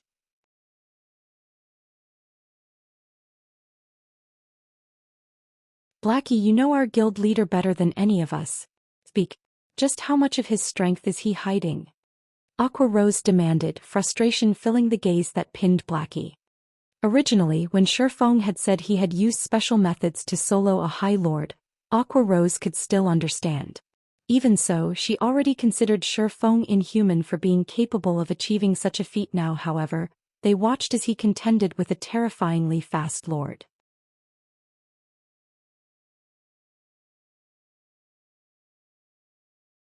By this point she had even begun to suspect that Shifeng was not a player at all, but the main god system's son or the system itself. How else could they explain his speed? Not even a High Lord could compete with the Crimson Shadow Wolf's speed, yet Shifeng matched it. Moreover, the player and monster were also matched in terms of strength. Even after exchanging so many attacks, Shifeng had not lost any HP. How was it possible for a player to become so powerful? Even if it were possible, it could not happen at this stage of the game. Me. Very innocently, Blackie said, I really don't know. If he had not known Shifeng as a brother no less, he might not believe that Shifeng was human at all, but a monster wearing Shifeng's skin. As both parties fought on, Shifeng's HP began to decrease rapidly. Even though Shifeng currently had 8,460 HP, far surpassing Zero Wings number 1 MT Cola, he could not outlast the Crimson Shadow Wolf. Against the Rare Lord's 1 million HP, Shifeng would grossly overestimate himself if he tried to do so. After roughly 20 seconds, Shifeng's HP fell to around 3,000. "Violet, why aren't you healing me yet?" Shifeng asked, concerned through the team chat. "Ah." Violet Cloud was so mesmerized by Shifeng and the Crimson Shadow Wolf's battle that she had forgotten her responsibilities. She immediately began to wave her staff, sending one heal after another at Shifeng. She also cast a sacred shield on him, granting him some damage mitigation. Violet Cloud's heals were very powerful. Her recover healed close to 600 HP every 2 seconds, whereas her rapid healing recovered over 1,600 HP every second. Her greater healing replenished close to 3,000 HP instantly. In a short moment, Shifeng's 8,460 HP was back to full. However, Violet Cloud's heals paled in comparison to the Crimson Shadow Wolf's. With 1 million HP, the Rare Lord's battle recovery restored 10,000 HP every 5 seconds. However, Shifeng could not deplete its HP by that much in that short time. Aqua. Focus on using ice-type spells. Blackie, restrict the Shadow Wolf with your curses. Fire Dance and Flying Shadow, stand at a distance and use your flying daggers, Shifeng commanded as he fought. There was a limit to Violet Cloud's mana. If they dragged this battle on, the Crimson Shadow Wolf would slaughter them all. Hence, they needed to increase their damage output. However, the Rare Lord was simply too fast. With Fire Dance and Flying Shadow's melee attacks, they would only be easy targets for the Crimson Shadow Wolf. The team leaped into action as they received their orders, casting one skill after another at the Rare Lord and continuously depleting its HP. Compared to lords like the Flame Guards, the Crimson Shadow Wolf had a weaker defense. Hence, although the Crimson Shadow Wolf dodged most of the attacks effortlessly, those that landed still inflicted significant bursts of damage. Aqua Rose's Frost Arrow dealt over -1,000 damage, and her Flame Barrage dealt around -3,000 damage. As for Blackie, his Dark Arrow achieved over -1,300 damage, over -2,000 damage if it was a critical hit. His Unstable Affliction also dealt close to -1,000 damage every 2 seconds. Fire Dance and Flying Shadow could deal around -300 damage with each of their throwing attacks. In addition, Shifeng would occasionally deal over -2,000 damage with his attacks. As a result, everyone's total damage within 5 seconds easily exceeded 10,000 points. After an hour or so, the Crimson Shadow Wolf only had 43% of its HP remaining. As long as they continued to wear it down for another few hours, they would kill the Rare Lord. With the hope of killing the Crimson War Wolf in sight, everyone sighed relief. Previously, the Rare Lord had been terrifying, causing everyone to despair. They had been certain that they would die.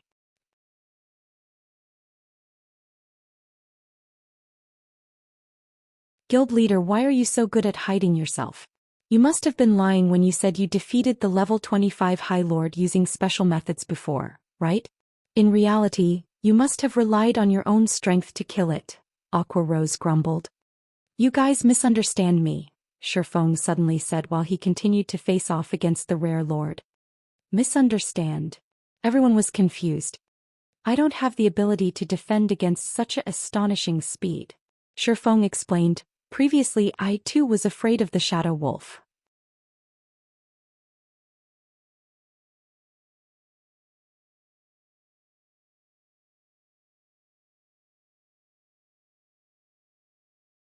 Suddenly, the abyssal blade released a dazzling silver light, its power flowing into Shifeng.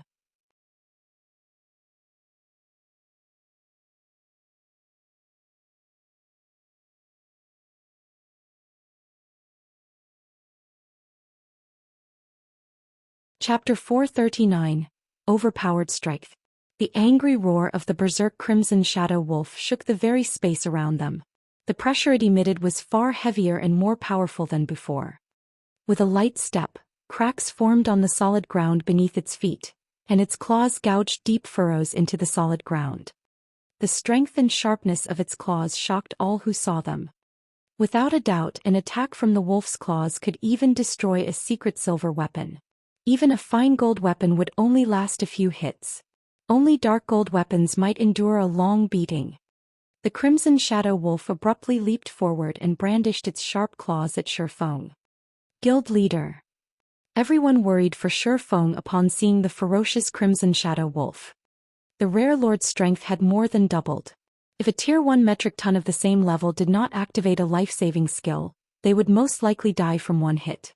Although Shifeng had over 25,000 HP after activating Heavenly Dragon's power, and his defense had significantly improved, he most likely would not last more than a few hits.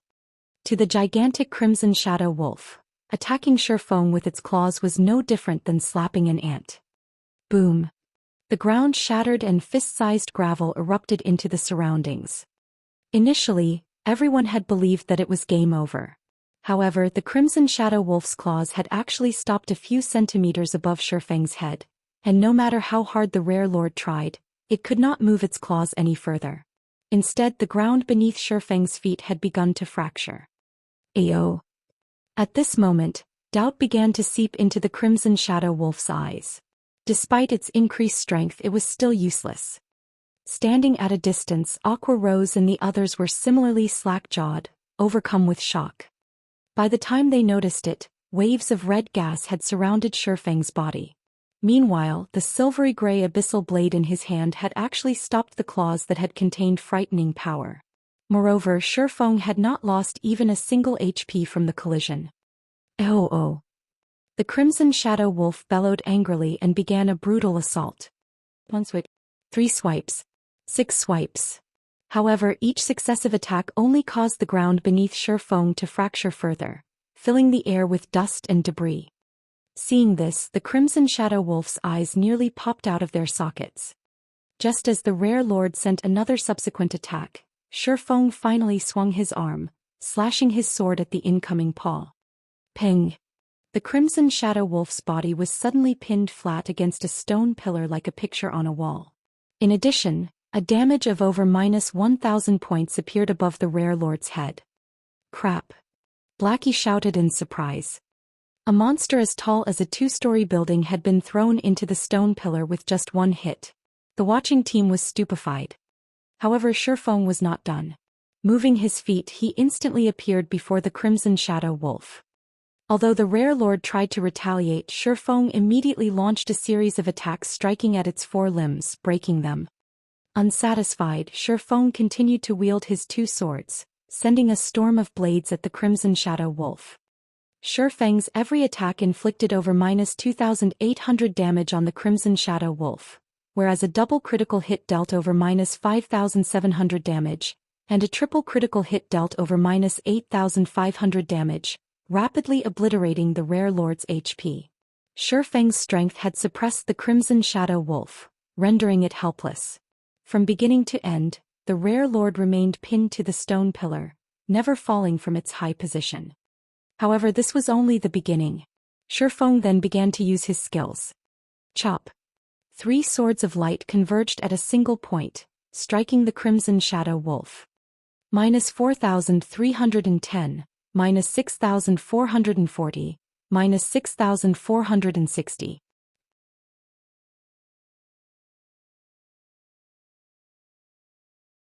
Although Shifeng's damage was lower than his previous use of Chop, this attack had not achieved a critical hit. After Chop, Shifeng followed up with Phantom Kill. Shifeng's doppelganger possessed 70% of his attributes. Even so, it was still extremely powerful and each of his attacks dealt close to -2,000 damage. Following which, Shifeng activated 9 Dragon's Slash.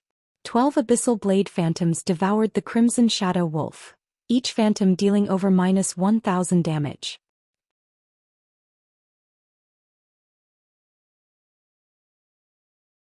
However, Shifeng was still not satisfied. Both Shifeng and his doppelganger then used Thundering Flash, Earth Splitter, Wind Blade, Thunderflame Explosion, and every other damaging skill they possessed. Watching the battle unfold from a distance, Aqua Rose and the others were dumbfounded. They had even forgotten to help Shifeng attack. How was this still a battle against a level 28 rare lord? Shifeng was practically bullying a weak little monster. The pitiful Crimson Shadow Wolf could do nothing but howl with pain. It could not even move its forelimbs, as Shifeng would immediately follow up with a slash the moment it tried. The Crimson Shadow Wolf's remaining 300,000 HP could not withstand Shifeng's brutal assault. Shifeng only needed 10 seconds to eliminate the Rare Lord's remaining 300,000 HP. Soon Shifeng abruptly stopped his frenzied assault. The Crimson Shadow Wolf also stopped its tragic howling. At this moment, its blood-red eyes revealed its fear and shock as it stared at Shifeng. As the Crimson Shadow Wolf slowly tumbled from the cracked stone pillar, Shifeng revealed a calm smile as he activated Divine Providence, his luck instantly increasing by 20 points. Die. Shifeng then used his Surekill skill Flame Burst. Both the Abyssal Blade and Purgatory's Shadow suddenly released a blazing white glow, transforming into streaks of light that struck the Crimson Shadow Wolf's body. Minus 21,415, minus 43,024, minus 21,389, 21,425. Instantly, the Crimson Shadow Wolf's remaining HP fell to 0. Meanwhile, Shifeng's attacks had left multiple scorch marks on the stone pillar behind the Rare Lord. When the Crimson Shadow Wolf died, perhaps due to Shifeng's 25 points in luck, the Rare Lord dropped close to 20 items, scattering them across the ground. Rare Lords dropped the same quality of items as a High Lord, maybe better, which was why players in God's domain loved to hunt them. However, as the name suggested, Rare Lords were extremely difficult to find. Upon seeing the dropped items of the Crimson Shadow Wolf, Shifeng heaved a deep sigh of relief as he sheathed the Abyssal Blade and the Purgatory's Shadow. Originally, Shifeng had not intended to use Blade Liberation. The first reason was that the skill possessed a detrimental side effect and a long cooldown. The second reason was that the skill duration was too short, lasting only 20 seconds. If Shifeng could not finish off his enemy within that time, it would be game over.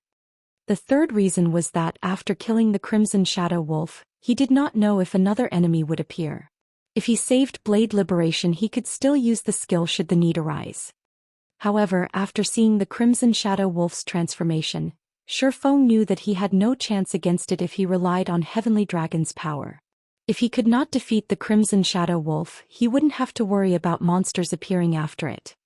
When Shifeng looked down at the Crimson Shadow Wolf's corpse on the ground, he was overcome with emotion. A twofold berserk was simply too powerful. If it had lasted slightly longer, he could definitely solo a lord. He might even be able to challenge a high lord. Guild leader, just what is that berserk skill of yours? It was amazing. You killed Berserk Lord by yourself. How are people like us even supposed to play the game with any dignity now? Blackie joked as he walked up to Shifeng. If we release the video of this battle, no one will believe it is real. Of course. Slamming a Berserk Lord into the wall with a single hit. Who would believe that something like that is possible? Everyone nodded in agreement. They were immensely excited. It was obvious that Shifeng had used a Berserk skill. Only this Berserk skill was too frightening, and not even a Berserk Rare Lord stood a chance against him. Originally, no one had paid any attention to Berserk skills.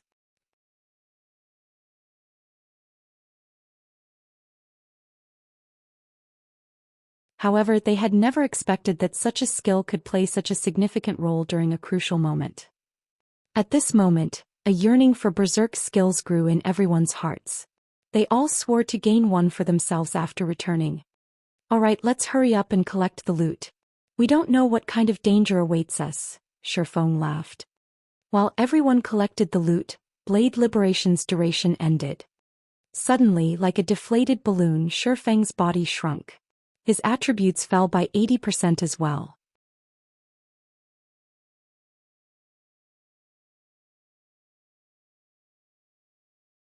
What's going on?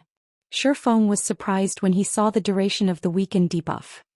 Originally, the weakened state imposed by Blade Liberation only lasted for 3 minutes.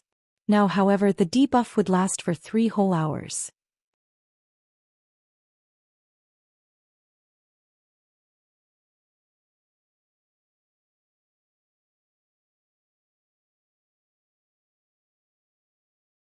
Chapter 440 Truefire Blade. Feng's sudden change immediately attracted everyone's attention. Guild leader, why do you seem smaller? Even your aura has diminished significantly. With her refined observation skills, Fire Dance instantly noticed Feng's transformation. The rest of the team was also curious. When they took a look at Feng's HP bar, they were suddenly very afraid. Feng, who had originally possessed over 8,400 HP, now had a maximum HP of 1,700. He could not even compare to a level 20 ordinary player right now. It's nothing, just the weakened debuff I got after going berserk. Many Lord-ranked monsters deal with the same thing. I'll be fine after some time has passed, Feng laughed. Giving it some thought, everyone understood the logic behind the mechanics. A skill that could render a rare lord helpless. If there were no side effects to it, it would be far too overpowered. Following which, everyone finished collecting the loot scattered across the ground. The 1,000+ Wolfmen warriors before had dropped a ton of items. Although it was only the loot of elite monsters, the quantity was more valuable than even the loot from a lord. Meanwhile, Feng stored the loot the Crimson Shadow Wolf had dropped. As for weakened state's extension to 3 hours, Feng had some idea of why this had occurred. Dragon's power significantly increased one's attributes. Coupled with Blade Liberation Sword's power, his body could not bear the fusion of the two buffs, which resulted in his extended weakened state. It seems that Twofold Berserk should only be used as a last resort in the future. Feng could only smile bitterly at his 3-hour weakened state.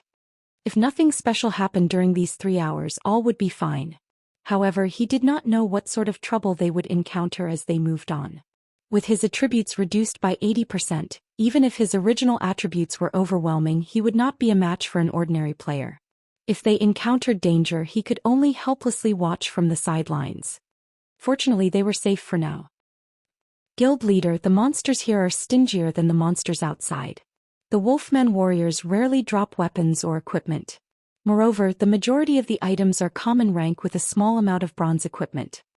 Blackie was already used to grinding lord-ranked monsters. Now he could only feel contempt when he saw the loot of elite monsters. It's actually quite good. Previously, I had never carried more than 1 gold coin. Now I pick up more than 2 gold. There are also 37 pieces of level 25 bronze equipment and over 100 common items. If we sell them, each item could fetch at least 6 or 7 silver coins. 100 pieces is worth 6 or 7 gold coins. This was the first time Flying Shadow had joined Feng's party on an excursion. When he saw that the money inside his bag had exceeded 3 gold, he was elated. If he grinded monsters outside of White Fog Canyon, at most he would obtain a little EXP. Very rarely would the monsters drop weapons or equipment. Even if they did, 95% of the time the items would be common ranked. Guild leader, what did that Crimson Shadow Wolf drop? Let us have a look. Aqua Rose held little interest in the loot of the Wolfman warriors. At this point she was only interested in the loot from lords. Not bad. We have a total of 12 weapons and pieces of equipment, 1 intermediate strength potion recipe, and the rest are materials. Feng had just finished appraising the drops. Smiling, he said, among the 12 weapons and equipment, 5 are dark gold rank, 3 of which are weapons, 1 is cloth armor and 1 is leather armor. The remaining 7 items are all fine gold rank. Have a look for yourselves. Saying so, Feng displayed the data of all the dropped weapons and equipment.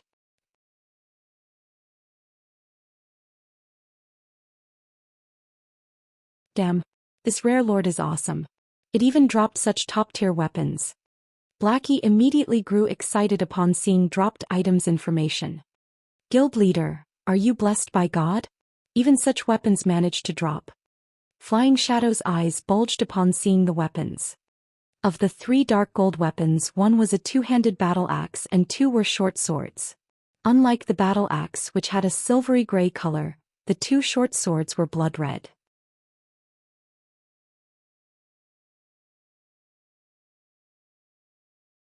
There was even a spark circulating the blades of each sword, the spark resembling a fairy of fire. Truefire blade, short sword, main hand, dark gold rank. Level 25, level 30. Attack power plus 376, level 25. Strength plus 29, agility plus 36, endurance plus 20. Attack speed +3. Ignore levels +5. 25% chance to deal double damage. 15% chance to awaken flame state, ignoring all defensive and block skills, causing 220% damage. Set effect. When both main and sub Truefire blades are equipped, damage increased by 15%. Obtain Truefire dance skill. Strength increased by 30%, agility increased by 40%, attack speed increased by 60%, and damage received increased by 20% for 20 seconds. Cooldown, 5 minutes. Truefire blade, short sword sub-hand, dark gold rank. Level 25, level 30. Attack power plus 352, level 25.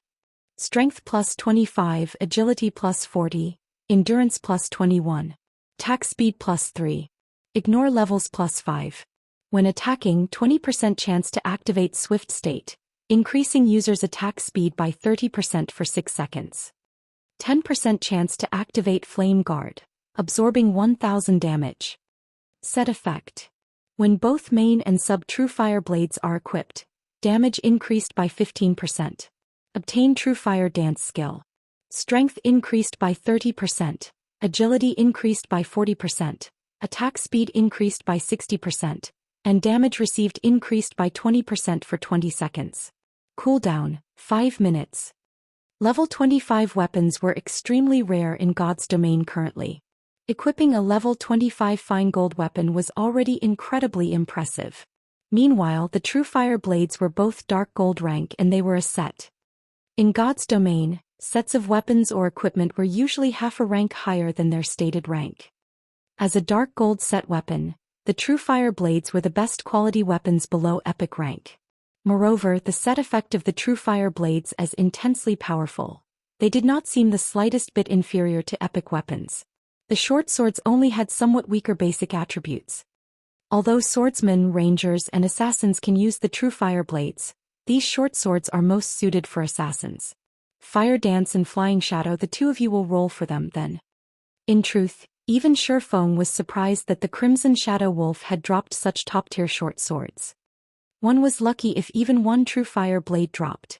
Now the Rare Lord had dropped both of the set weapons. Sure enough, the 25 points of luck was incredible. After Shurfeng said so, Flying Shadow shook his head saying, "Guild leader, forget about me. Let Sister Fire Dance have the Truefire blades." Although the Truefire blades were very attractive, he knew that he was not worthy of them. Moreover, he had done almost nothing during the battle with the Crimson Shadow Wolf. Such weapons were only suited to the number 1 assassin of Zero Wing. Only in Fire Dance could wield these weapons to their full potential. The party had killed the Crimson Shadow Wolf, resulting in these items dropping. If more than one player can use them, we will roll. Don't be shy. They're just dark gold weapons. Shurfeng laughed, having long since understood Flying Shadow's personality. There is also a leather armor shirt among the dark gold equipment.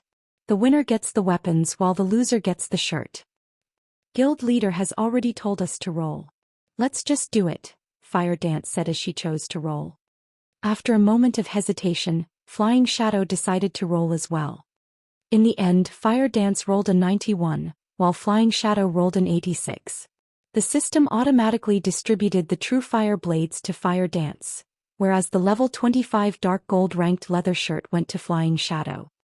After equipping the Truefire blades, Fire Dance's combat power abruptly soared. Moreover, the streams of light on the Truefire blades further enhanced her beauty. At this moment, Fire Dance looked like an elf standing in fire.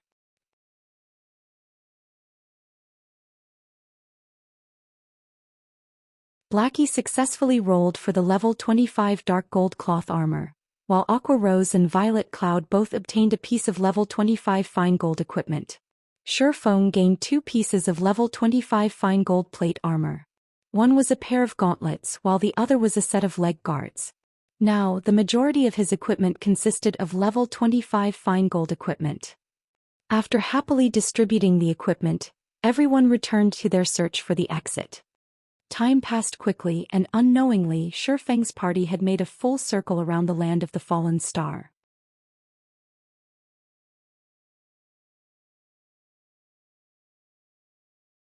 Although they had not encountered a single monster, they had mined plenty of starfire ore, over 1,000 pieces in total.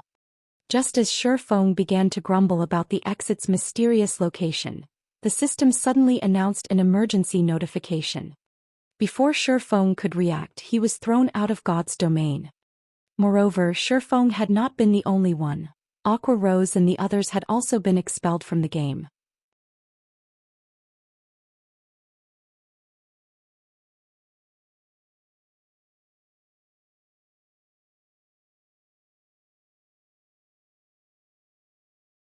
Chapter 441, Second Evolution. When the system had expelled the Zero-Wing party from God's domain, Shifeng had been automatically sent into his sleep space. He had not completely logged out and could still browse the internet. He could also communicate with his friends. Calling out his system friends list, Shifeng discovered that every one of his friends was in a leave state, not in God's domain. They were all in their respective sleep spaces. Nobody's on God's domain. What's going on here? Shifeng was puzzled, as this was the first time he had encountered something like this. He had been kicked out of the game before he had a chance to read the emergency notification. Now he couldn't log into God's domain and could not contact anyone to ask about the previous notification. Following which, Shifeng contacted Aqua Rose and the others, hoping to gather some information. Unfortunately, Aqua Rose and the others were in a similar situation. The system had logged them out of the game upon receiving the notification as well. I guess I can only check the official forums, Shifeng sighed. Normally, crucial information was not available on the official forums. However, something big must have happened in God's domain if they had been forcefully expelled from the game. Sure enough, after logging into the official forums, he discovered that everyone was having a heated discussion over their expulsion. For some reason, however, everyone else had received their notification 2 hours ago, whereas Shifeng's party had only received theirs a few seconds before the main God system started logging players out of the game. 2 hours ago? Wasn't that around the time I killed the Crimson Shadow Wolf? Shifeng calculated the time and it matched almost perfectly.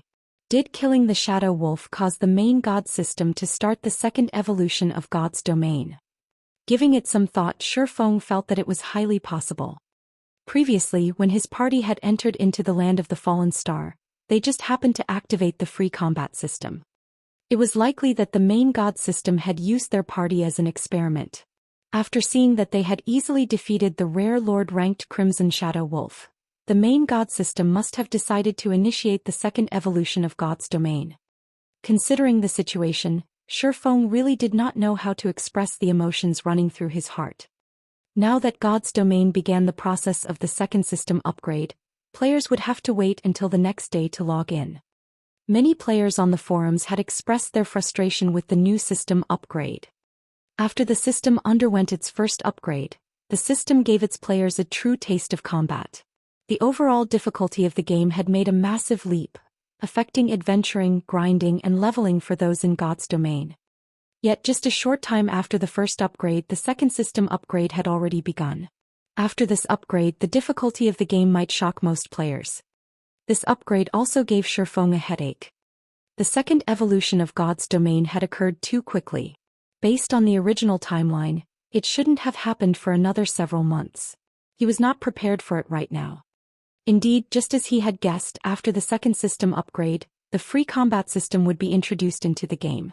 In future battles, the requirement of a player's control over their skills would become extremely demanding, and mistakes might very well lead to friendly fire. It was especially true for AoE skills. After the second evolution of God's domain, rather than dying at the hands of monsters, many players would send themselves to the graveyards with their own abilities. Due to this, many players would act conservatively when fighting in groups long after the upgrade.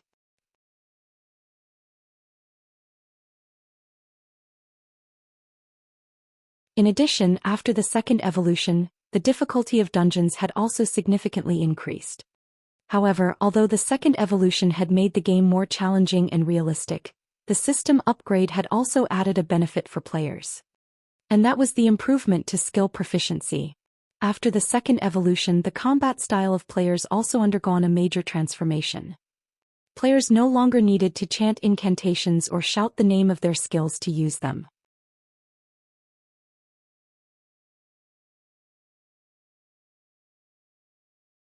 No, players would activate their skills with movement.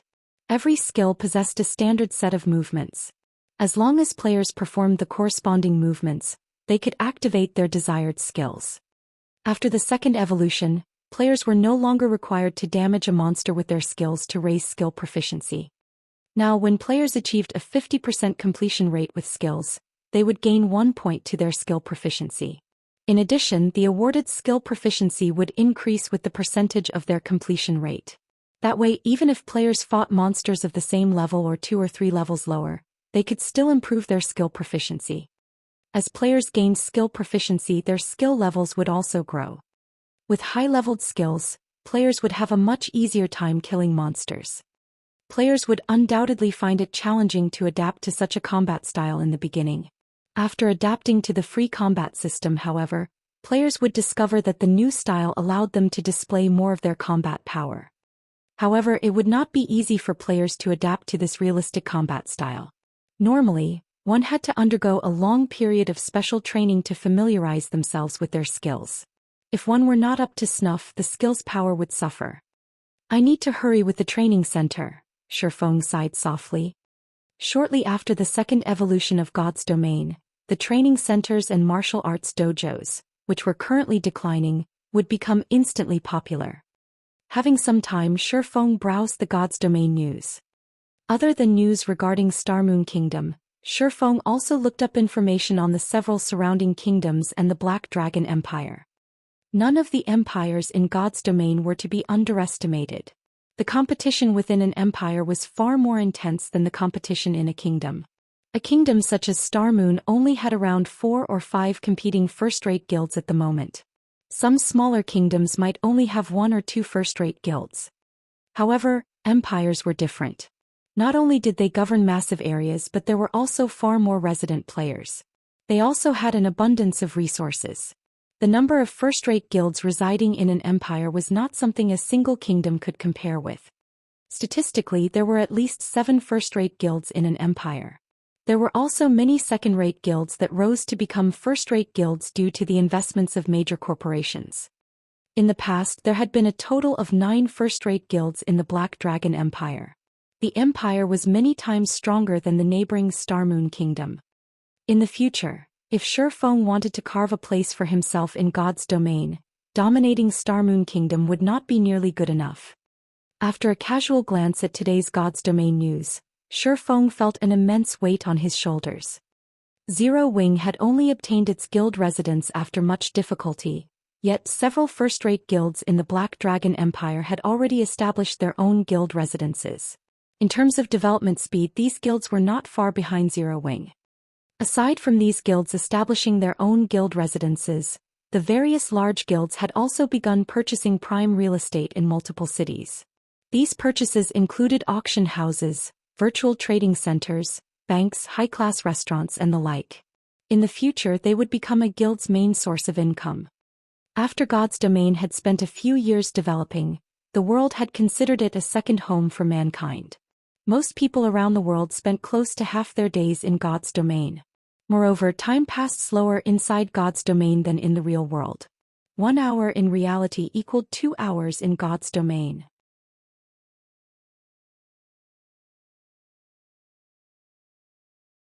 Based on the amount of time one experienced, people's lives in God's domain might be even longer than their lives in the real world. In the setting of God's domain, NPC cities and player-established cities were different. If players lived in NPC cities, they would never have to fear becoming embroiled in the struggles between major powers. Player-established cities, on the other hand, could be destroyed. Hence, this had resulted in the real estate in NPC cities becoming extremely valuable. Nothing was more valuable than the real estate in NPC cities.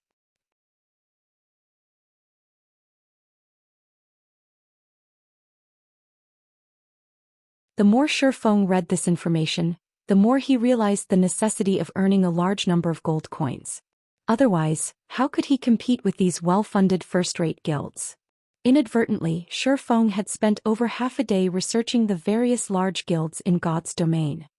Suddenly, as he exited the virtual gaming cabin, his doorbell rang.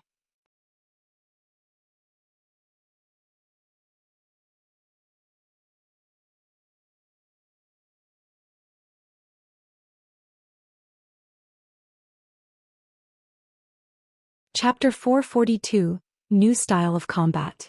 Shifeng was somewhat surprised when he heard his doorbell ring.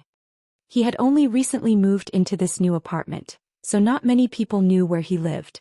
Normally, Blackie and the others would only contact him by calling, not hunting him down so early in the morning. Who is it?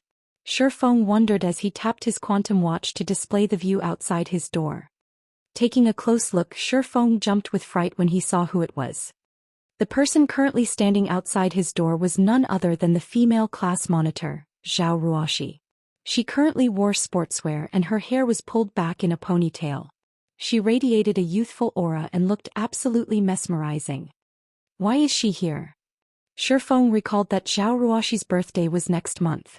Even if she had come to deliver an invitation, wasn't it a little too early? However, since she had already arrived, Shifeng could not pretend he wasn't home. Helpless, he quickly tidied himself up and went to the door. As soon as Shifeng opened the door, Zhou Xian's almond eyes widened. With a concerned gaze, she asked, "Shifeng, did you really agree with Uncle Xiao to participate in a match?" Hearing Zhou Xian's question, Shifeng understood the gist of the situation. "Xiao Yan and Xiao, you were strongly connected to the Zhao family. How could the Zhaos not have heard of such a dramatic incident at the Big Dipper Training Center?" "Yeah, I agreed to an exhibition match." Shifeng nodded. "You really are laid back. Do you even know who your opponent is?" Zhou Xian sighed helplessly as she examined Shifeng's leisurely appearance. "No, I don't. However, Big Dipper will contact me about it ahead of time," Shifeng said, shaking his head. "Do you even know how to be nervous?" Zhou Xian grumbled. Shifeng's behavior left her speechless. A fighting competition was not a small matter. It was especially true for this match. To recover from its decline, Big Dipper has attempted to invite many well-known fighters to participate in this match. There are even martial arts masters among them. Even though Big Dipper has offered an impressive appearance fee, they all have their own itinerary. None of them have the time. That's especially the case for the high-ranked martial arts experts. Originally, your opponent was supposed to be last year's champion of Jinhai City's fighting competition, but... "What's wrong?" Shifeng asked, suddenly curious. Shifeng had some memory of Fang Qinghua, last year's champion of Jinhai City's fighting tournament. The man had participated in a provincial-level competition and earned a relatively impressive rank. He had become famous throughout Jinhai City. However, Shifeng doubted that he would lose to Fang Qinghua. After all, there was a fundamental difference between those who knew internal force and those who did not. Furthermore, Shifeng's current physique was better than ever. But your opponent was suddenly changed because someone had defeated Fang Qinghua. That someone is now your opponent. I heard that when he fought Fang Qinghua was defeated with a single punch. If it had been a normal defeat, that would not have mattered. However, when that person sent out his final punch, he had used internal force. He has even expressed great interest in becoming the head instructor at the Big Dipper Training Center, hence why he wanted to replace Fang Qinghua in this match with you." Although Zhou Xian knew Shifeng was proficient with internal force, the opponent was similarly an internal force expert. Moreover, the other party was very powerful. If the two really fought each other, no one knew what kind of result to expect. An internal force expert, huh? Interest suddenly sparked within Shifeng. Internal force experts were not cabbages easily found in the streets. Even after a decade, such experts were extremely hard to find.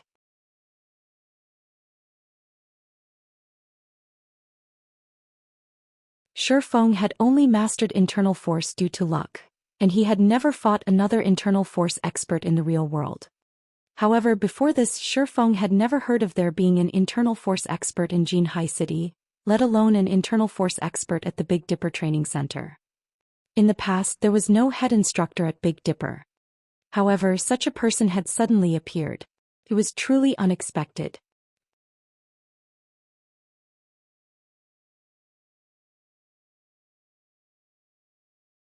Is history changing because of my reincarnation? Shi Feng pondered slightly. When he thought about the changes in God's domain, his certainty grew. After Zhao Ruoxi lectured Shi Feng for some time, she had noticed that her classmate did not seem particularly concerned about his opponent. Hence, she intensified her lecturing, hoping to dissuade Shi Feng from participating in the competition. A match between internal force experts was no laughing matter. One mistake could lead to serious injuries and could possibly have future repercussions. Shi Feng was an internal force expert. His future prospects were boundless. There was no need to risk his life for the position of Big Dipper's head instructor. In the end, however, Shi Feng refused Zhao Ruoxi's kind suggestions. He wasn't just doing it to become Big Dipper's head instructor. For the most part, he was doing this for Zero Wing's future development. The 5 virtual gaming cabins and the 15 bottles of S-rank nutrient fluids were too important to Zero Wing. If Zero Wing could nurture more experts, Shi Feng would not have to exhaust himself running left and right for the guild. He could focus on his own desires. Following which, Shi Feng chatted with Zhao Ruoxi for some time. After Zhao Ruoxi left, Shi Feng started his daily training. Ever since he came into possession of a virtual gaming cabin, Shi Feng's training yielded far better results. Moreover, for reasons unknown, his mind had also become more active. If he could pair these effects with S-rank nutrient fluids, he might improve further in these areas. Without him realizing it, a day had passed. At 8 p.m., the system upgrade of God's domain was completed. When Shi Feng entered God's domain, his virtual body felt particularly loose. His 5 senses had also grown sharper. "Guild leader, I can't use any of my skills," Flying Shadow exclaimed. Initially, he had intended to rush off to investigate what had changed with the system upgrade. However, he suddenly discovered that he could not use any of his skills. "Nothing wrong here," Blackie said as he shot a dark arrow at a distant stone pillar. But after his spell struck the stone pillar, Blackie frowned. "That's weird. That wasn't where I had aimed for." Everyone became flustered shortly after logging back into the game. Melee classes could not use any of their skills, whereas mages' skills had weakened and become less accurate. Shi Feng did not immediately reveal the reason for this situation. Instead, he conducted a few experiments. Unsheathing the abyssal blade, Shi Feng swung the sword, his actions resembling the movements one would use when activating Chop. Following which, a blade of light shot forward, slicing apart the stone pillar ahead of him. Just as I thought. Shi Feng was quite satisfied with his attack. He could feel his improved control over his body. As for using only movement to activate skills, he was not the slightest bit surprised by it. On the contrary, he adapted to the change smoothly. Following which, he used Earth Splitter, Thundering Flash, Thunderflame Explosion and most of his other skills, stupefying Aqua Rose and the other observers. "Guild leader, how did you do that?" Fire Dance had already tried to use her skills many times. However, regardless of whether she shouted or chanted the name of her skills silently, nothing worked. How was an assassin without skills supposed to kill monsters? "Yeah, let us in on the secret, guild leader." Flying Shadow was equally anxious. "It's very simple. After this evolution of God's domain, you no longer activate skills with speech or incantation. Now you have to perform the proper movements to use your skills. Go ahead and give it a try. In the skill menu, there are clips of the movements relating to the skills." Shi Feng could not help but smile when he saw anticipation filling everyone's eyes.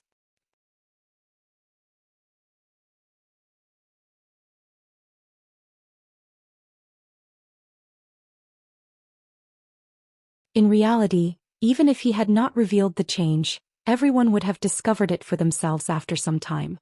It was especially true for the players who had frequently changed their skill menus. There had not originally been video tutorials to explain how to use a skill in the skill menu. Now, however, there were. The videos were specifically meant to serve as a standard for players, teaching them how to use their skills more efficiently. After listening to Shi Feng's explanation, everyone began their own experiments.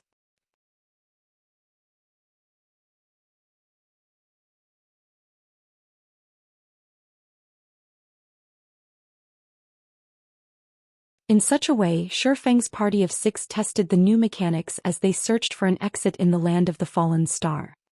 While Shi Feng's group explored, They were unaware that players throughout God's domain had descended into madness.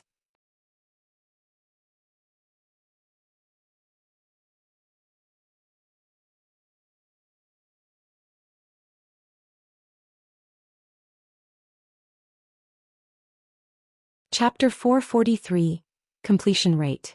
After God's domain's second evolution, skill use demanded far more of players.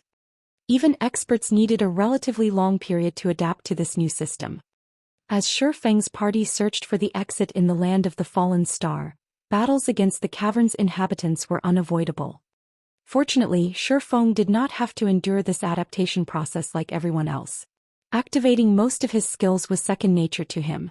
He had no problems dealing with a few elites and special elites. As for Aqua Rose and the others, they used these monsters to practice. It was especially true for melee classes like Fire Dance and Flying Shadow. Currently, they each faced a level 27 elite-ranked Wolfman warrior, both of them activating their skills continuously as they fought. Fire Dance brandished the Truefire blades, drawing a red arc that cut across the Wolfman warrior's body. A flower of blood bloomed, and immediately, a damage of -2,749 appeared above the elite monster's head. However, to the Wolfman warrior, which possessed 42,000 HP, this damage was nothing. System: Eviscerate completion rate 56%, resulting in 69% of skills effect. Skill proficiency +1. Glancing at the combat notification window, Fire Dance frowned, feeling unsatisfied with her completion rate. The Wolfman warrior bellowed angrily. Lifting its war hammer, it slammed the weapon down on the assassin before it. Turning her feet slightly, Fire Dance easily evaded the war hammer. Reversing the grip on one of the Truefire blades, she spun around and shoved the blade into the Wolfman warrior's back, her movements as smooth as flowing water. Backstab. -2,523. Ayo. The Wolfman warrior howled with pain. System: Backstab completion rate 69%, resulting in 83% of skills effect. Skill proficiency +2. Fire Dance was far more proficient with Backstab's movements than she was with Eviscerate's, the completion rate of the skill reaching a whole new level. However, Fire Dance was still unsatisfied. If this were the past, even without weapons such as the Truefire blades, she could easily dish out such high damage. After practicing a few times on the Wolfman warriors, Fire Dance understood how difficult it would be to adapt to the new combat system. There were simply too many variables. The might of a player's skill depended on the player's completion rate. It was nothing like the previous system, where players could display 100% of the skill's effect with every use. Now, however, that was not possible. If one did not perform the skill's movements appropriately, the damage would be negligible. Moreover, it was even more difficult to move successfully during battle. Overall, combat was now 3 times as difficult as it had been. Fire Dance had previously been able to solo 1 or 2 special elites, and she even considered challenging a chieftain. Now, however, a special elite was too strong for her, much less a chieftain. Elsewhere, Flying Shadow was also sporting a serious frown. The more he fought, the more frustrated he became. After some effort, Fire Dance had managed to raise her completion rate past 50%. Her backstab had even reached a 70% completion rate. Flying Shadow, on the other hand, could only achieve 50% with backstab, one of the simplest skills he possessed, and he had just barely earned the 1 skill proficiency point for the skill. As for his other skills, their completion rates were all below 50%. Compared to Fire Dance and Flying Shadow, after spending some time practicing, the mages of the party could achieve relatively high completion rates. They had all reached 60% or higher with their skills. However, this was because the two had different methods of activation. When mages used a skill, they chanted incantations and traced runes. Some skills only needed a few hand gestures and simple incantations, so they were relatively easy to cast.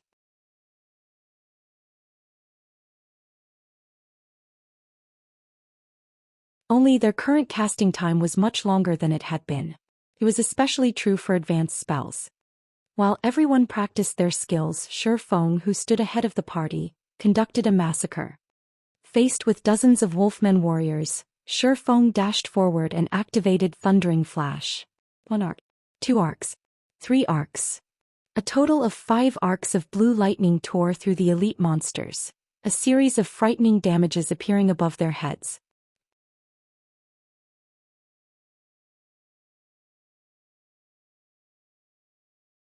Instantly, the dozens of Wolfmen warriors lost close to half their HP. Some that had received critical hits fell to critical lows.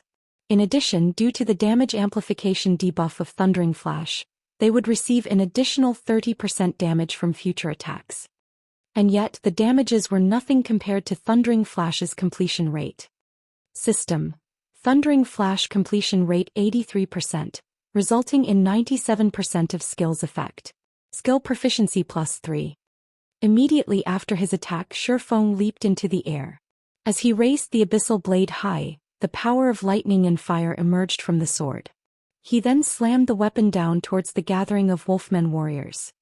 Boom!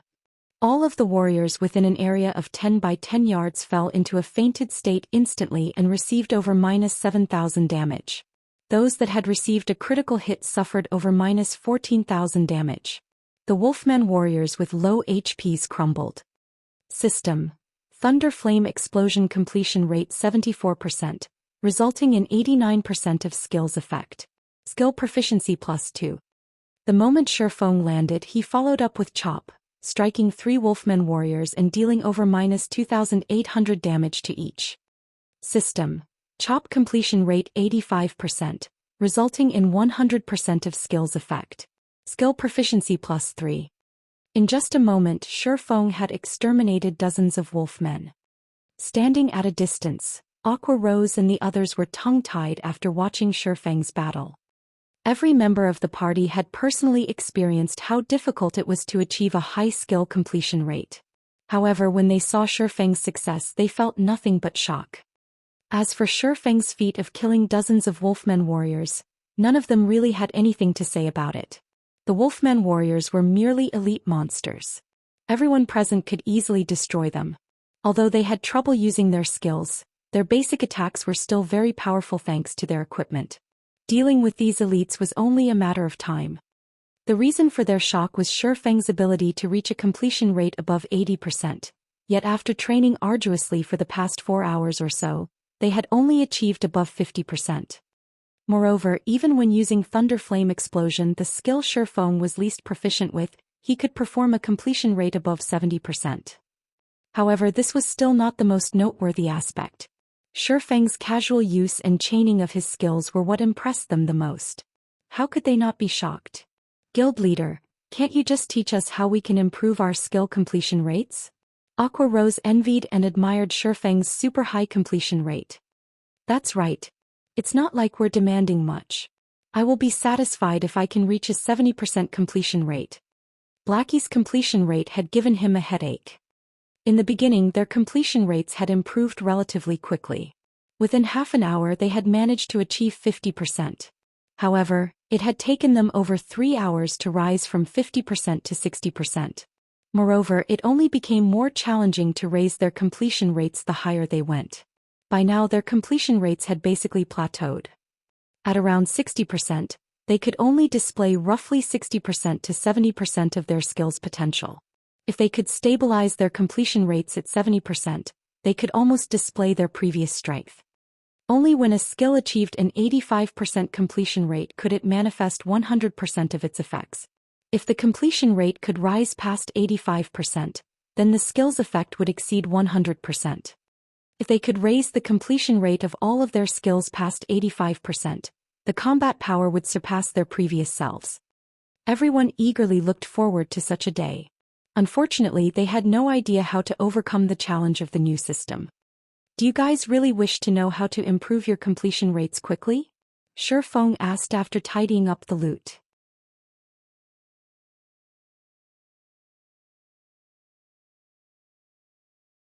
He could not help but laugh as he looked towards his party members.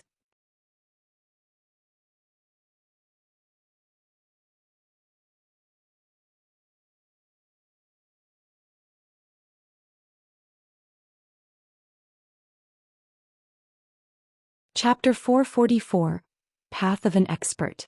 Aqua Rose and the rest of the Zero Wing party nodded passionately in response to Shifeng's question. If they could quickly raise their skill completion rates, their strength would also rise to the next level. Naturally, this was the goal. It's really simple actually. Think more, train more, Shifeng said frankly. Think more, train more? The team rolled their eyes at their guild leader. They had been doing exactly that all this time. However, they had almost reached their limit. That's right. Think more, train more. There's no other way. In God's domain, every skill movement has its own purpose. First, figure out why such movements are required, then carry them out. You guys have been trying to draw a tiger by looking at a cat. You cannot improve if all you're doing is mimicking the tutorial videos. Shifeng was aware of the enthusiasm filling his companions' hearts. However, one could not become more proficient overnight. After the second evolution of God's domain, players would experience a slump for a relatively long period. Experts were no exception. Many players struggled with the sudden weakness, falling from glory. However, it was precisely because of God's domain's second evolution that the difference between ordinary players and experts had become more distinct. Previously, a player's strength relied on their equipment and techniques. After the second evolution, however, a player's strength mainly relied on their skill completion rates. With this new system, one could immediately tell whether a player was a dragon or a worm. Ordinary players' skill completion rates usually ranged between 50% and 60%, and players at this standard were considered beginners. Players with 61% to 70% completion rates were elites. Meanwhile, those who achieved 71% to 80% were experts, and 80% to 90% was the domain of top-tier experts.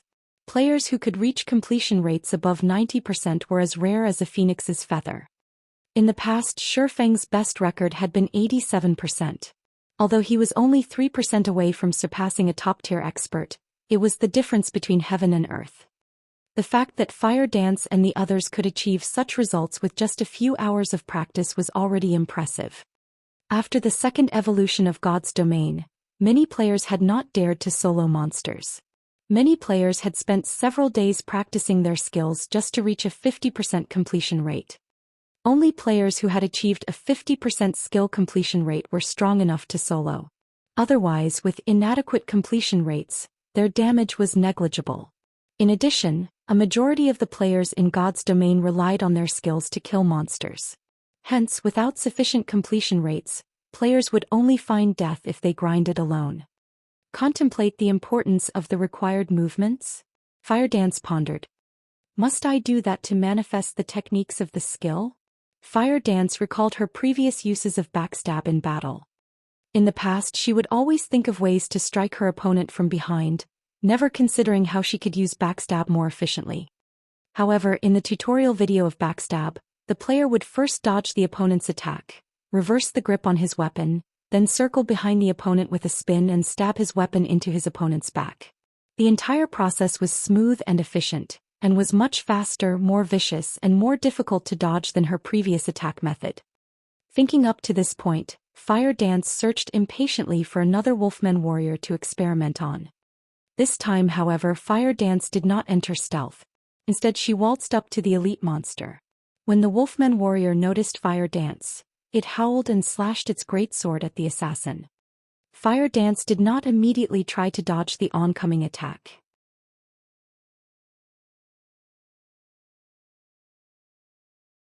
Instead, she waited until the Wolfman warrior's greatsword reached its maximum speed before moving. Fire Dance took a step forward before sidestepping, dodging the greatsword at the last possible moment. Reversing her grip on the Truefire blade, she then spun and shoved the blade into the Wolfman warrior's back. Due to her body's rotational power, the radiant sword's speed had increased. Even Shifeng could not avoid such a fast attack, much less the Wolfman warrior. Hua!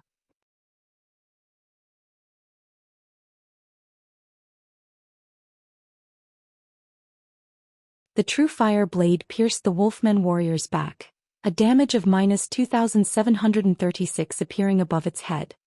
System: backstab completion rate 76%, resulting in 90% of skills effect. Skill proficiency +2. Fire Dance's eyes shone upon seeing this system notification. As if she had found a path through the darkness, her confidence suddenly skyrocketed. Hence, she continued practicing backstab on the Wolfman warrior. When the skill's cooldown finished, she would begin again. In the end, the poor Wolfman warrior died after Fire Dance toyed with it for 5 minutes. Sister Fire Dance is amazing. That last one even reached 78%. Flying Shadow's admiration intensified when he saw the final backstab Fire Dance had used on the Wolfman warrior.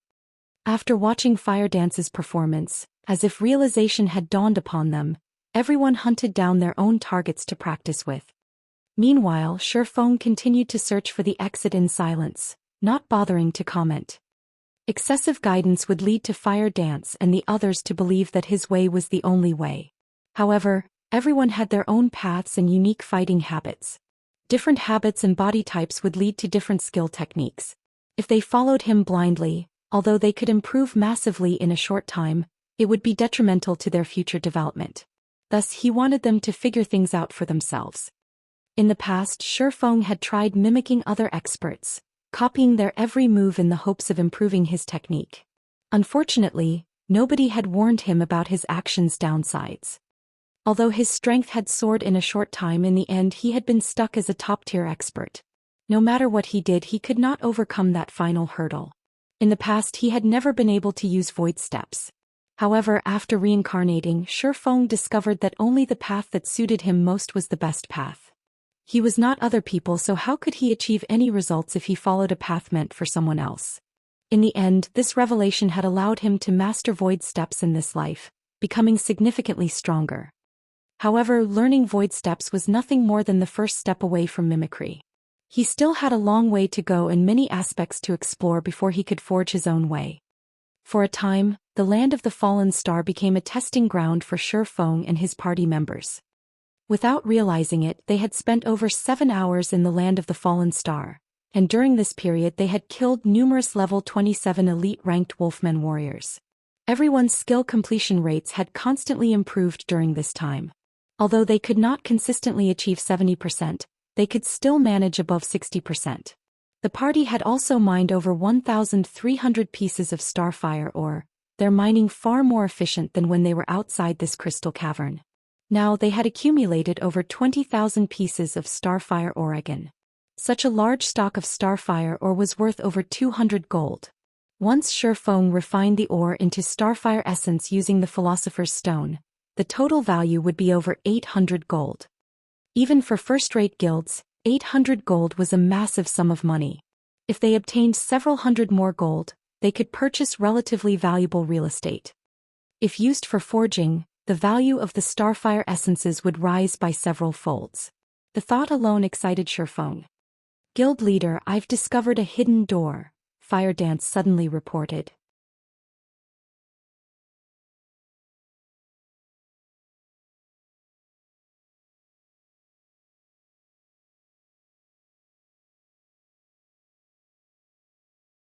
Chapter 445, Golden Stone Tablet.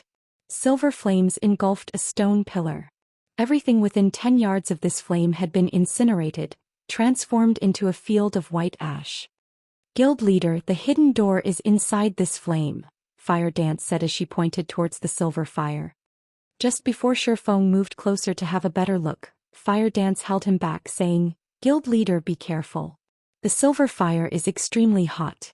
When I stepped into that scorched region, I immediately lost 2,000 HP. Such high flame damage.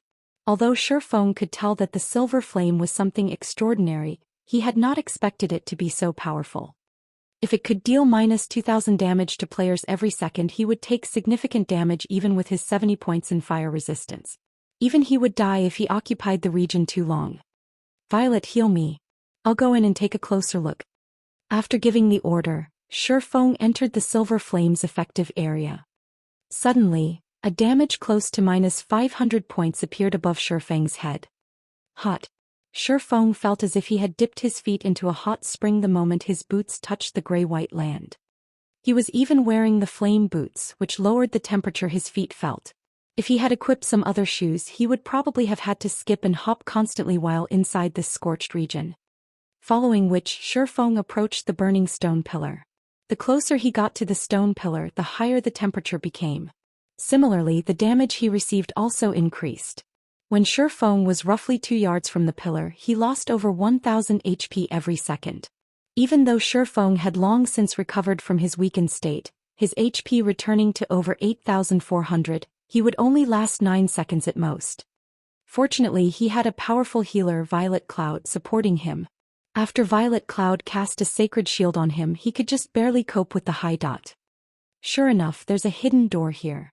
Feng noticed that there was a tightly shut door on the burning stone pillar. There was also a blue chain not far from the door. Feng grabbed the blue chain, searching for a connection with the door. However, the instant he touched the chain, Feng suddenly felt a chill wash over him. The fire damage he received suddenly reduced from over -1,000 damage to just around -600 damage. This chain really is special. I wonder what it is made of. It could be useful if I could find a way to take it. Feng examined the blue chain, sorely tempted. If he could claim this chain, raiding flame-type dungeons or facing fire-type bosses would become much easier. Just holding the chain increased his fire resistance by at least 40 to 50 points. It was even more impressive than an intermediate fire resistance potion. Moreover, the latter only had a duration of 1 hour, whereas one only needed to hold the former to gain the buff. Just how much money could he save on fire resistance potions? As Feng pulled the blue chain, the stone door in the middle of the massive pillar opened slowly. A dark passage with zero visibility lay beyond the threshold. After the stone door opened, the silver flames diminished gradually until they had been extinguished. Shortly after, the scorched earth also began to cool, allowing players to transverse through the region freely. Guild leader, you're amazing. Your fire resistance is so high. No one else could reach and open the door even if they knew about it, Blackie laughed. Although they had obtained a bounty from this land of the fallen star, it would mean nothing if they could not find their way out. Let's go. Feng unsheathed the abyssal blade and the purgatory's shadow as he crossed the threshold cautiously. The passage beyond the stone door was cramped, and engravings of ancient texts and drawings decorated the walls on either side.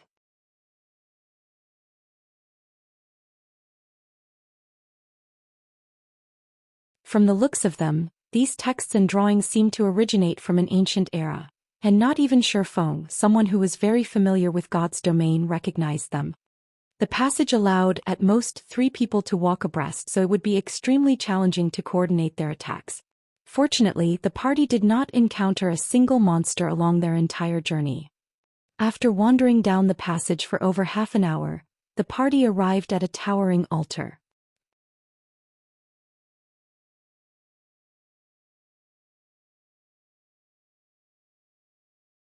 Massive statues of wolf-headed men guarded each side of the altar, and the silver flame dancing on the altar was the same flame Feng and the others had seen outside the stone door. A short distance to the right of the altar, there was a teleportation magic array. A stone tablet emitting a golden glow sat to the left of the altar. Divine runes and drawings covered the tablet, and one could tell with a glance that the tablet was something extraordinary. As the team walked up to the altar, they suddenly felt an extraordinary pressure weighing down on them. It felt as if someone pummeled them repeatedly with a sledgehammer. Guild leader, look, over there, Blackie said as he pointed at the space above the altar, goosebumps covering his skin. Everyone shifted their gaze to where Blackie pointed. A figure hovered above the altar, but due to the poor lighting around the altar they could not see it clearly. However, they could feel an intense threat of death emanating from this figure. Feng could not get a clear view of that figure either. However, he could feel this figure looking down at them. Feng then activated omniscient eyes and observed the figure. The results were shocking. Anubis's Gatekeeper, Great Lord. Level 30. HP 10,000/10,000,000. Great Lord. Feng muttered. Others might not realize how powerful a Great Lord was in God's domain, but Feng knew full well what one was capable of. Their party of 6 would not even be enough to fill the gaps between this gatekeeper's teeth. It was especially true for such field Great Lords. Although their HPs were far lower than Great Lords in dungeons, field Great Lords were more powerful. Even a team of several thousand level 30 players would be no more than cannon fodder before this gatekeeper. He won't attack us, right? Aqua Rose asked, feeling somewhat nervous as she watched Anubis's gatekeeper. Aqua Rose wasn't the only one nervous. Even Shifeng struggled to keep his cool. Hopefully not, Shifeng said uncertainty. However, since he hasn't moved since we've arrived, let's not take any risks.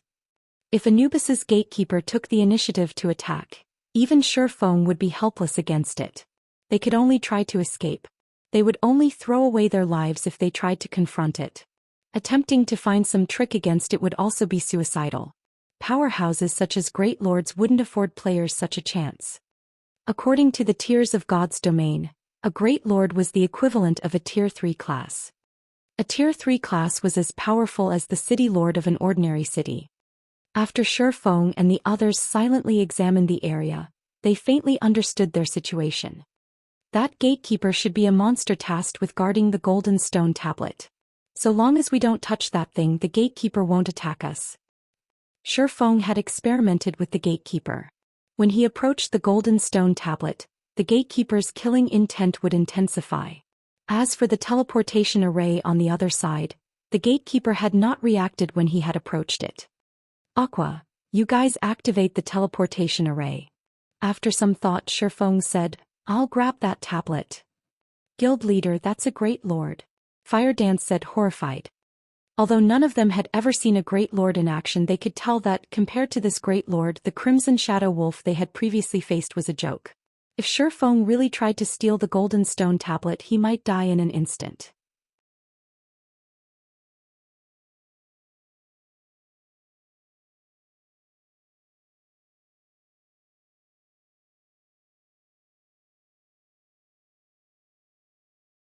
Chapter 446, Silver Flame. Everyone promptly agreed with Fire Dance's opposition. They acknowledged that Shifeng possessed frightening combat power. He was so powerful that he even suppressed the rare Lord-ranked Crimson Shadow Wolf in a direct confrontation. They too had previously thought Shifeng might be able to oppress even a Great Lord by force, and that by the time they arrived at the ruined shrine in White Fog Canyon's core, they would have a chance of defeating the level 25 Great Lord there. After all, a Great Lord's loot was simply too tempting. It was especially true for a level 25 Great Lord, as the level 25 equipment it dropped was precisely what the core strength of the various guilds needed right now. If they could obtain an epic item, both the guild's strength and morale would improve significantly. However, now that they stood before Anubis's gatekeeper, they suddenly felt very tiny. A Great Lord and a High Lord were from different worlds entirely. Escaping a Great Lord's wrath would be a miracle, much less defeating it. Admittedly, a treasure hidden behind a Great Lord would be precious. However, if Shifeng tried to snatch the golden stone tablet, there was more than a 99% chance that he would be throwing his life away. This was simply not a worthwhile trade-off. Moreover, heavens knew if the teleportation array would still work after Shifeng stole the stone tablet. On the off chance that it didn't work, they would all die here. Guild leader, why don't we come back after we've grown stronger? It's not worth risking your life for an unknown treasure, Aqua Rose advised. You guys leave first. I'll try it by myself. If it really isn't possible, then we'll come back in the future, Shifeng said, shaking his head. Although what Aqua Rose had said was logical, none of them knew the significance of the golden stone tablet under a Great Lord's protection. In his decade of adventuring in God's domain, the treasures he encountered that had been guarded by Great Lords were at least epic rank. Obtaining an epic item was definitely worth dying once. If he came back for it in the future, there was a possibility of someone else claiming the golden stone tablet. After all, the land of the fallen star was not particularly hidden. When everyone heard Shifeng's determination, they had no choice but to obediently head towards the teleportation array and prepare to leave the land of the fallen star. However, just as Aqua Rose was about to activate the teleportation array, her hands suddenly froze as cold sweat began to drip down her forehead. Even the others at the teleportation array with her war-grim expressions. It was as if they were preparing to welcome a great enemy. That cold and intense killing intent felt like they had been dunked in ice-cold water, and they suddenly struggled to breathe. Guild leader, if we activate the teleportation array, the gatekeeper will attack, Fire Dance whispered as she glanced at Anubis's gatekeeper hovering in the air. We really have no options, Shifeng laughed bitterly. He currently had omniscient eyes active, so he felt the gatekeeper's chilling gaze as well. As soon as Aqua Rose activated the teleportation array, Anubis's gatekeeper would strike. It usually took close to 20 seconds to activate a teleportation array. If the person activating the array moved during this period, it would automatically shut down. 20 seconds. That was enough time for a level 30 Great Lord to kill hundreds of players, much less a measly party of 6. As this place was unique, they could not use return scrolls to leave either. In other words, if they wanted to leave, they needed to survive the gatekeeper for 20 seconds. Either that or they could level here until they died or simply die now and lose some EXP skill proficiency and a piece of equipment.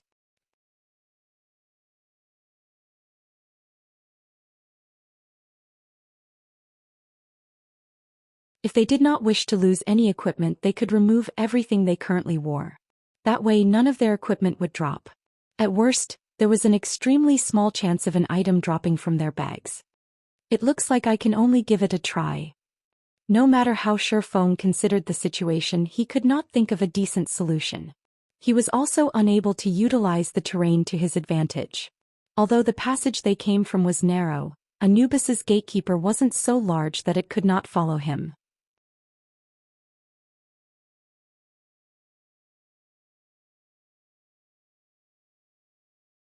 Now the only way the team could leave safely was if he lured the gatekeeper away. Otherwise, with the strength of a great lord and his extremely wide splash range, no one would survive.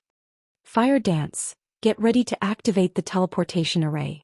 If the great lord's splash damage affects you, use vanish or wind steps to block it. As long as you do not move, the teleportation array will not shut down. I'll kite the gatekeeper first. Focus on your timing, you guys. With that, Shurfeng activated Windwalk and dashed towards the golden stone tablet. Anubis's gatekeeper immediately shifted his sight to Shurfeng. When Shurfeng was only 10 yards away from the stone tablet, the gatekeeper suddenly vanished from above the altar before immediately reappearing in front of the golden stone tablet. Instantaneous movement. Aqua Rose gaped at the gatekeeper, disbelief filling her gaze. A great lord that knew instantaneous movement. Could any player escape its slaughter? Such a powerful aura. Fire Dance's expression turned grim. Anubis's gatekeeper had initially been 90 yards from the party. Now that the gatekeeper was less than 40 yards away from everyone, its ferocity was on full display. Trespassers of the Holy Land, die. The gatekeeper revealed his fury as he glared at Shurfeng. Suddenly, the gatekeeper raised his right hand. In the next moment, a pitch-black spear as tall as Shurfeng appeared in the gatekeeper's hand. The great lord then swung the spear towards Shurfeng. Xiu. A spear of light sliced through the air and arrived before Shurfeng. Not taking any risks, Shurfeng crossed his swords and used parry to block the attack. The instant the spear of light collided with the two swords, the impact forced Shurfeng's hands apart and sent him flying over 20 yards away. The group standing at the teleportation array was stunned. Every Zero Wing member present was familiar with Shurfeng's strength. Even in his normal state he could contend with a lord of the same level. Yet now just a touch from the spear of light, which was far weaker than the gatekeeper's black spear, had thrown Shurfeng so far. Just how frightening was the gatekeeper? As expected of a great lord. Even though I have the combat power of a tier 2 class, it is not nearly enough. Shurfeng smirked as he looked at his thoroughly numb hands. If not for the fact that parry could negate the gatekeeper's damage, he would have lost at least 3,000 to 4,000 HP. However, Shurfeng had only received the gatekeeper's attack because he wished to test its strength and evaluate the Great Lord's combat power. Now, Shurfeng had a general grasp of the Anubis's gatekeeper's combat power. Tier 3 intermediate combat power. The Great Lord would then beat a Tier 3 player like a dog. However, even after striking Shurfeng, the gatekeeper showed no signs of stopping as it turned towards Fire Dance and the others. Trespassers of the Holy Land, die. Emitting a low growl, the gatekeeper stretched out its left hand. Suddenly, a silver flame condensed in his palm. In the blink of an eye, the originally fist-sized flame grew into a large fire the size of a house, and even Shurfeng, who stood over 20 yards away, felt a stinging pain from the temperature.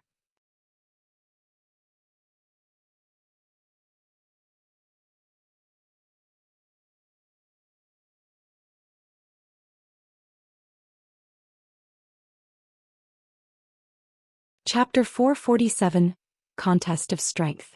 Just as Anubis's gatekeeper was about to unleash its silver fire on Fire Dance and the others, suddenly, a black barrier appeared around the gatekeeper containing the Great Lord, following which the flames gradually dispersed.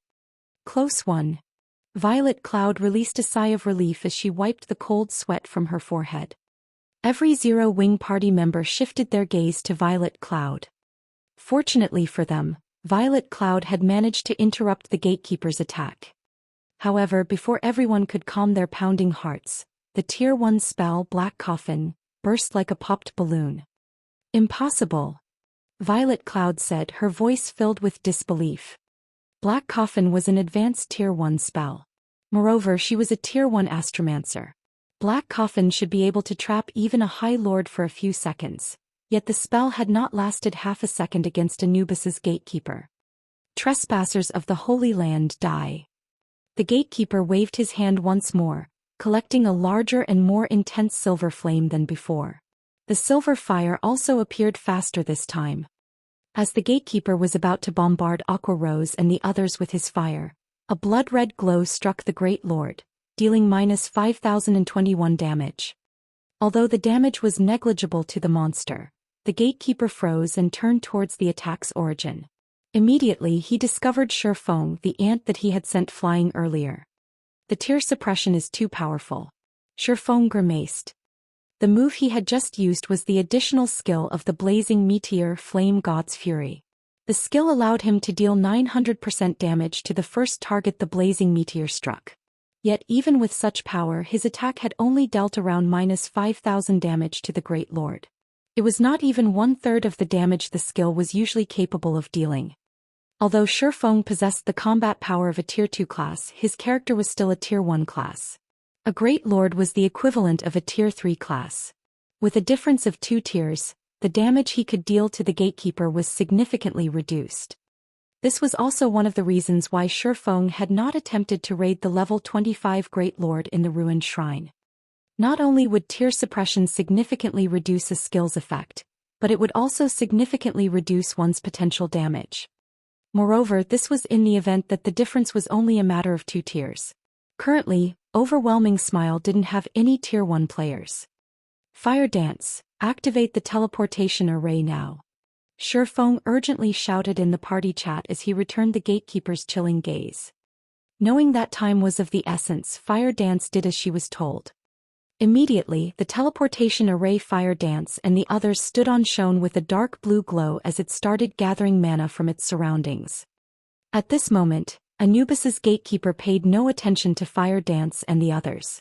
Instead, he suddenly disappeared, reappearing in front of Shurfeng. Raising his spear high, he swung the weapon down on Shurfeng. The gatekeeper's attack was different from the spears of light he had casually sent out before. Just the pressure preceding the attack turned Shurfeng's movements sluggish. Shurfeng hurriedly activated Defensive Blade to defend himself. However, Anubis's gatekeeper showed no intention of ending his assault after one strike. In quick succession, his spear darted towards Shurfeng again and again, searching for an opening. Ping. In 2 short seconds, Defensive Blade had been exhausted. Although Shurfeng had tried to counter the gatekeeper's attacks during this period, the pressure from the spear was simply too immense. His sluggish body could not keep up with the black spear's speed. Aqua Rose and the others were similarly shocked as they watched Shurfeng fight for his life.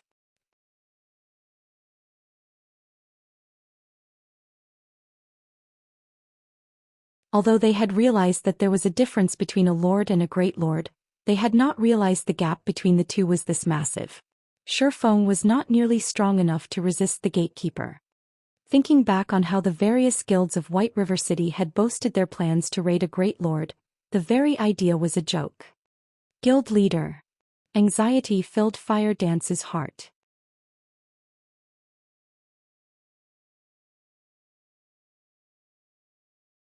She struggled with her desire to charge forward to help her guild leader, but the teleportation array was their only hope of leaving this place. If she moved, she would waste all their efforts. The others were similarly anxious. Although they wished to help, they could not. It was highly possible that their aid would lure Anubis's gatekeeper to the array. If that happened, they would all die. Moreover, even if they lent their assistance, it would not change the battle. Seeing as the black spear was about to strike at him once again, Shifeng decided that he was done holding back. Purgatory power. Heavenly Dragon's power. Blade liberation. In the blink of an eye, Shifeng's strength reached an entirely different realm. Purgatory power increased his attack speed by 100% and damage by 30%. Heavenly Dragon's power increased his defense by 300%, HP by 300%, and strength attribute by 100%. Instantly, Shifeng's strength broke past the 800-point threshold. Blade liberation increased Shifeng's strength by 80% and agility by 120%, allowing his strength to reach close to 1,500 points. With close to 1,500 strength, even a rare lord of the same level would be beaten mercilessly.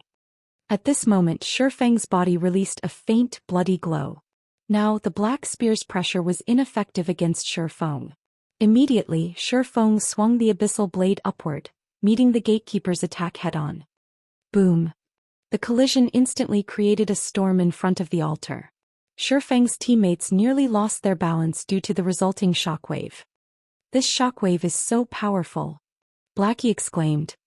Nothing will happen to guild leader, right? Flying Shadow was thoroughly shocked. Despite standing over 30 yards from the battle, the intense shockwave still reached them, rocking them back. One could just imagine how horrific the combatant's strength was. Guild leader had overpowered a rare lord easily with the strength he's using now. He should be able to hold the gatekeeper off for some time, Fire Dance said, uncertainty coloring her voice. The others also nodded in agreement. With strength capable of suppressing a rare lord, Shifeng should have a fighting chance even against a great lord. If not, then a great lord was truly a heaven-defying existence. When the dust settled, everyone could finally see the conclusion of the exchange. They were all stupefied. Cracks spreading out as far as 10 yards away covered the ground beneath Shifeng's feet. A damage close to -600 points had also appeared above Shifeng's head. On the other hand, the gatekeeper of Anubis was completely unharmed. The Great Lord had not received a single point of damage. It's over. The gap between them is just too wide, Fire Dance muttered in despair. Flying Shadow silently agreed with Fire Dance. Shifeng had received nearly -600 damage, doing nothing more than defending himself with his own weapon. Mages might not understand what this meant, but as melee classes, they knew full well the significance of the gap between Shifeng and Anubis's gatekeeper. Trespassers of the Holy Land die. The gatekeeper growled once more as it continued brandishing its black spear. The Great Lord thrust his spear towards Shifeng in an unending barrage. Although Shifeng tried to avoid the oncoming attacks, both the spear's speed and angle of attack were extremely precise. He could not dodge the attacks. He could only counter with his swords. However, every time he blocked an attack, the impact would force him backward. The gatekeeper sent over a dozen strikes at Shifeng in quick succession, forcing Shifeng into a constant retreat and disrupting his balance. Meanwhile, Shifeng had lost close to 10,000 HP during this brief assault. Fortunately, Dragon's power increased his HP by 300%, granting him a total of over 25,000 HP. The 300% increase in defense also allowed him to survive the brutal onslaught.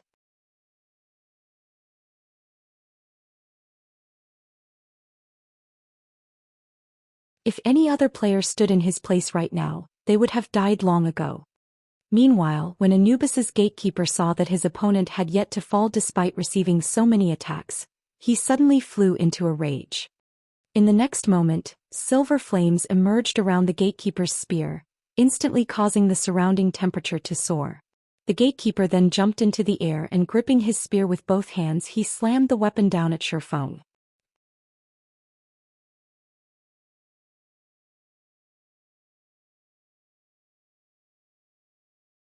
The black spear was like a giant flame serpent as it spread its jaws, intending to swallow Shifeng with a single bite. You're tuning in to the Zhou Xian's Legacy YouTube channel. Don't forget to subscribe and join us on this journey to catch the most captivating stories.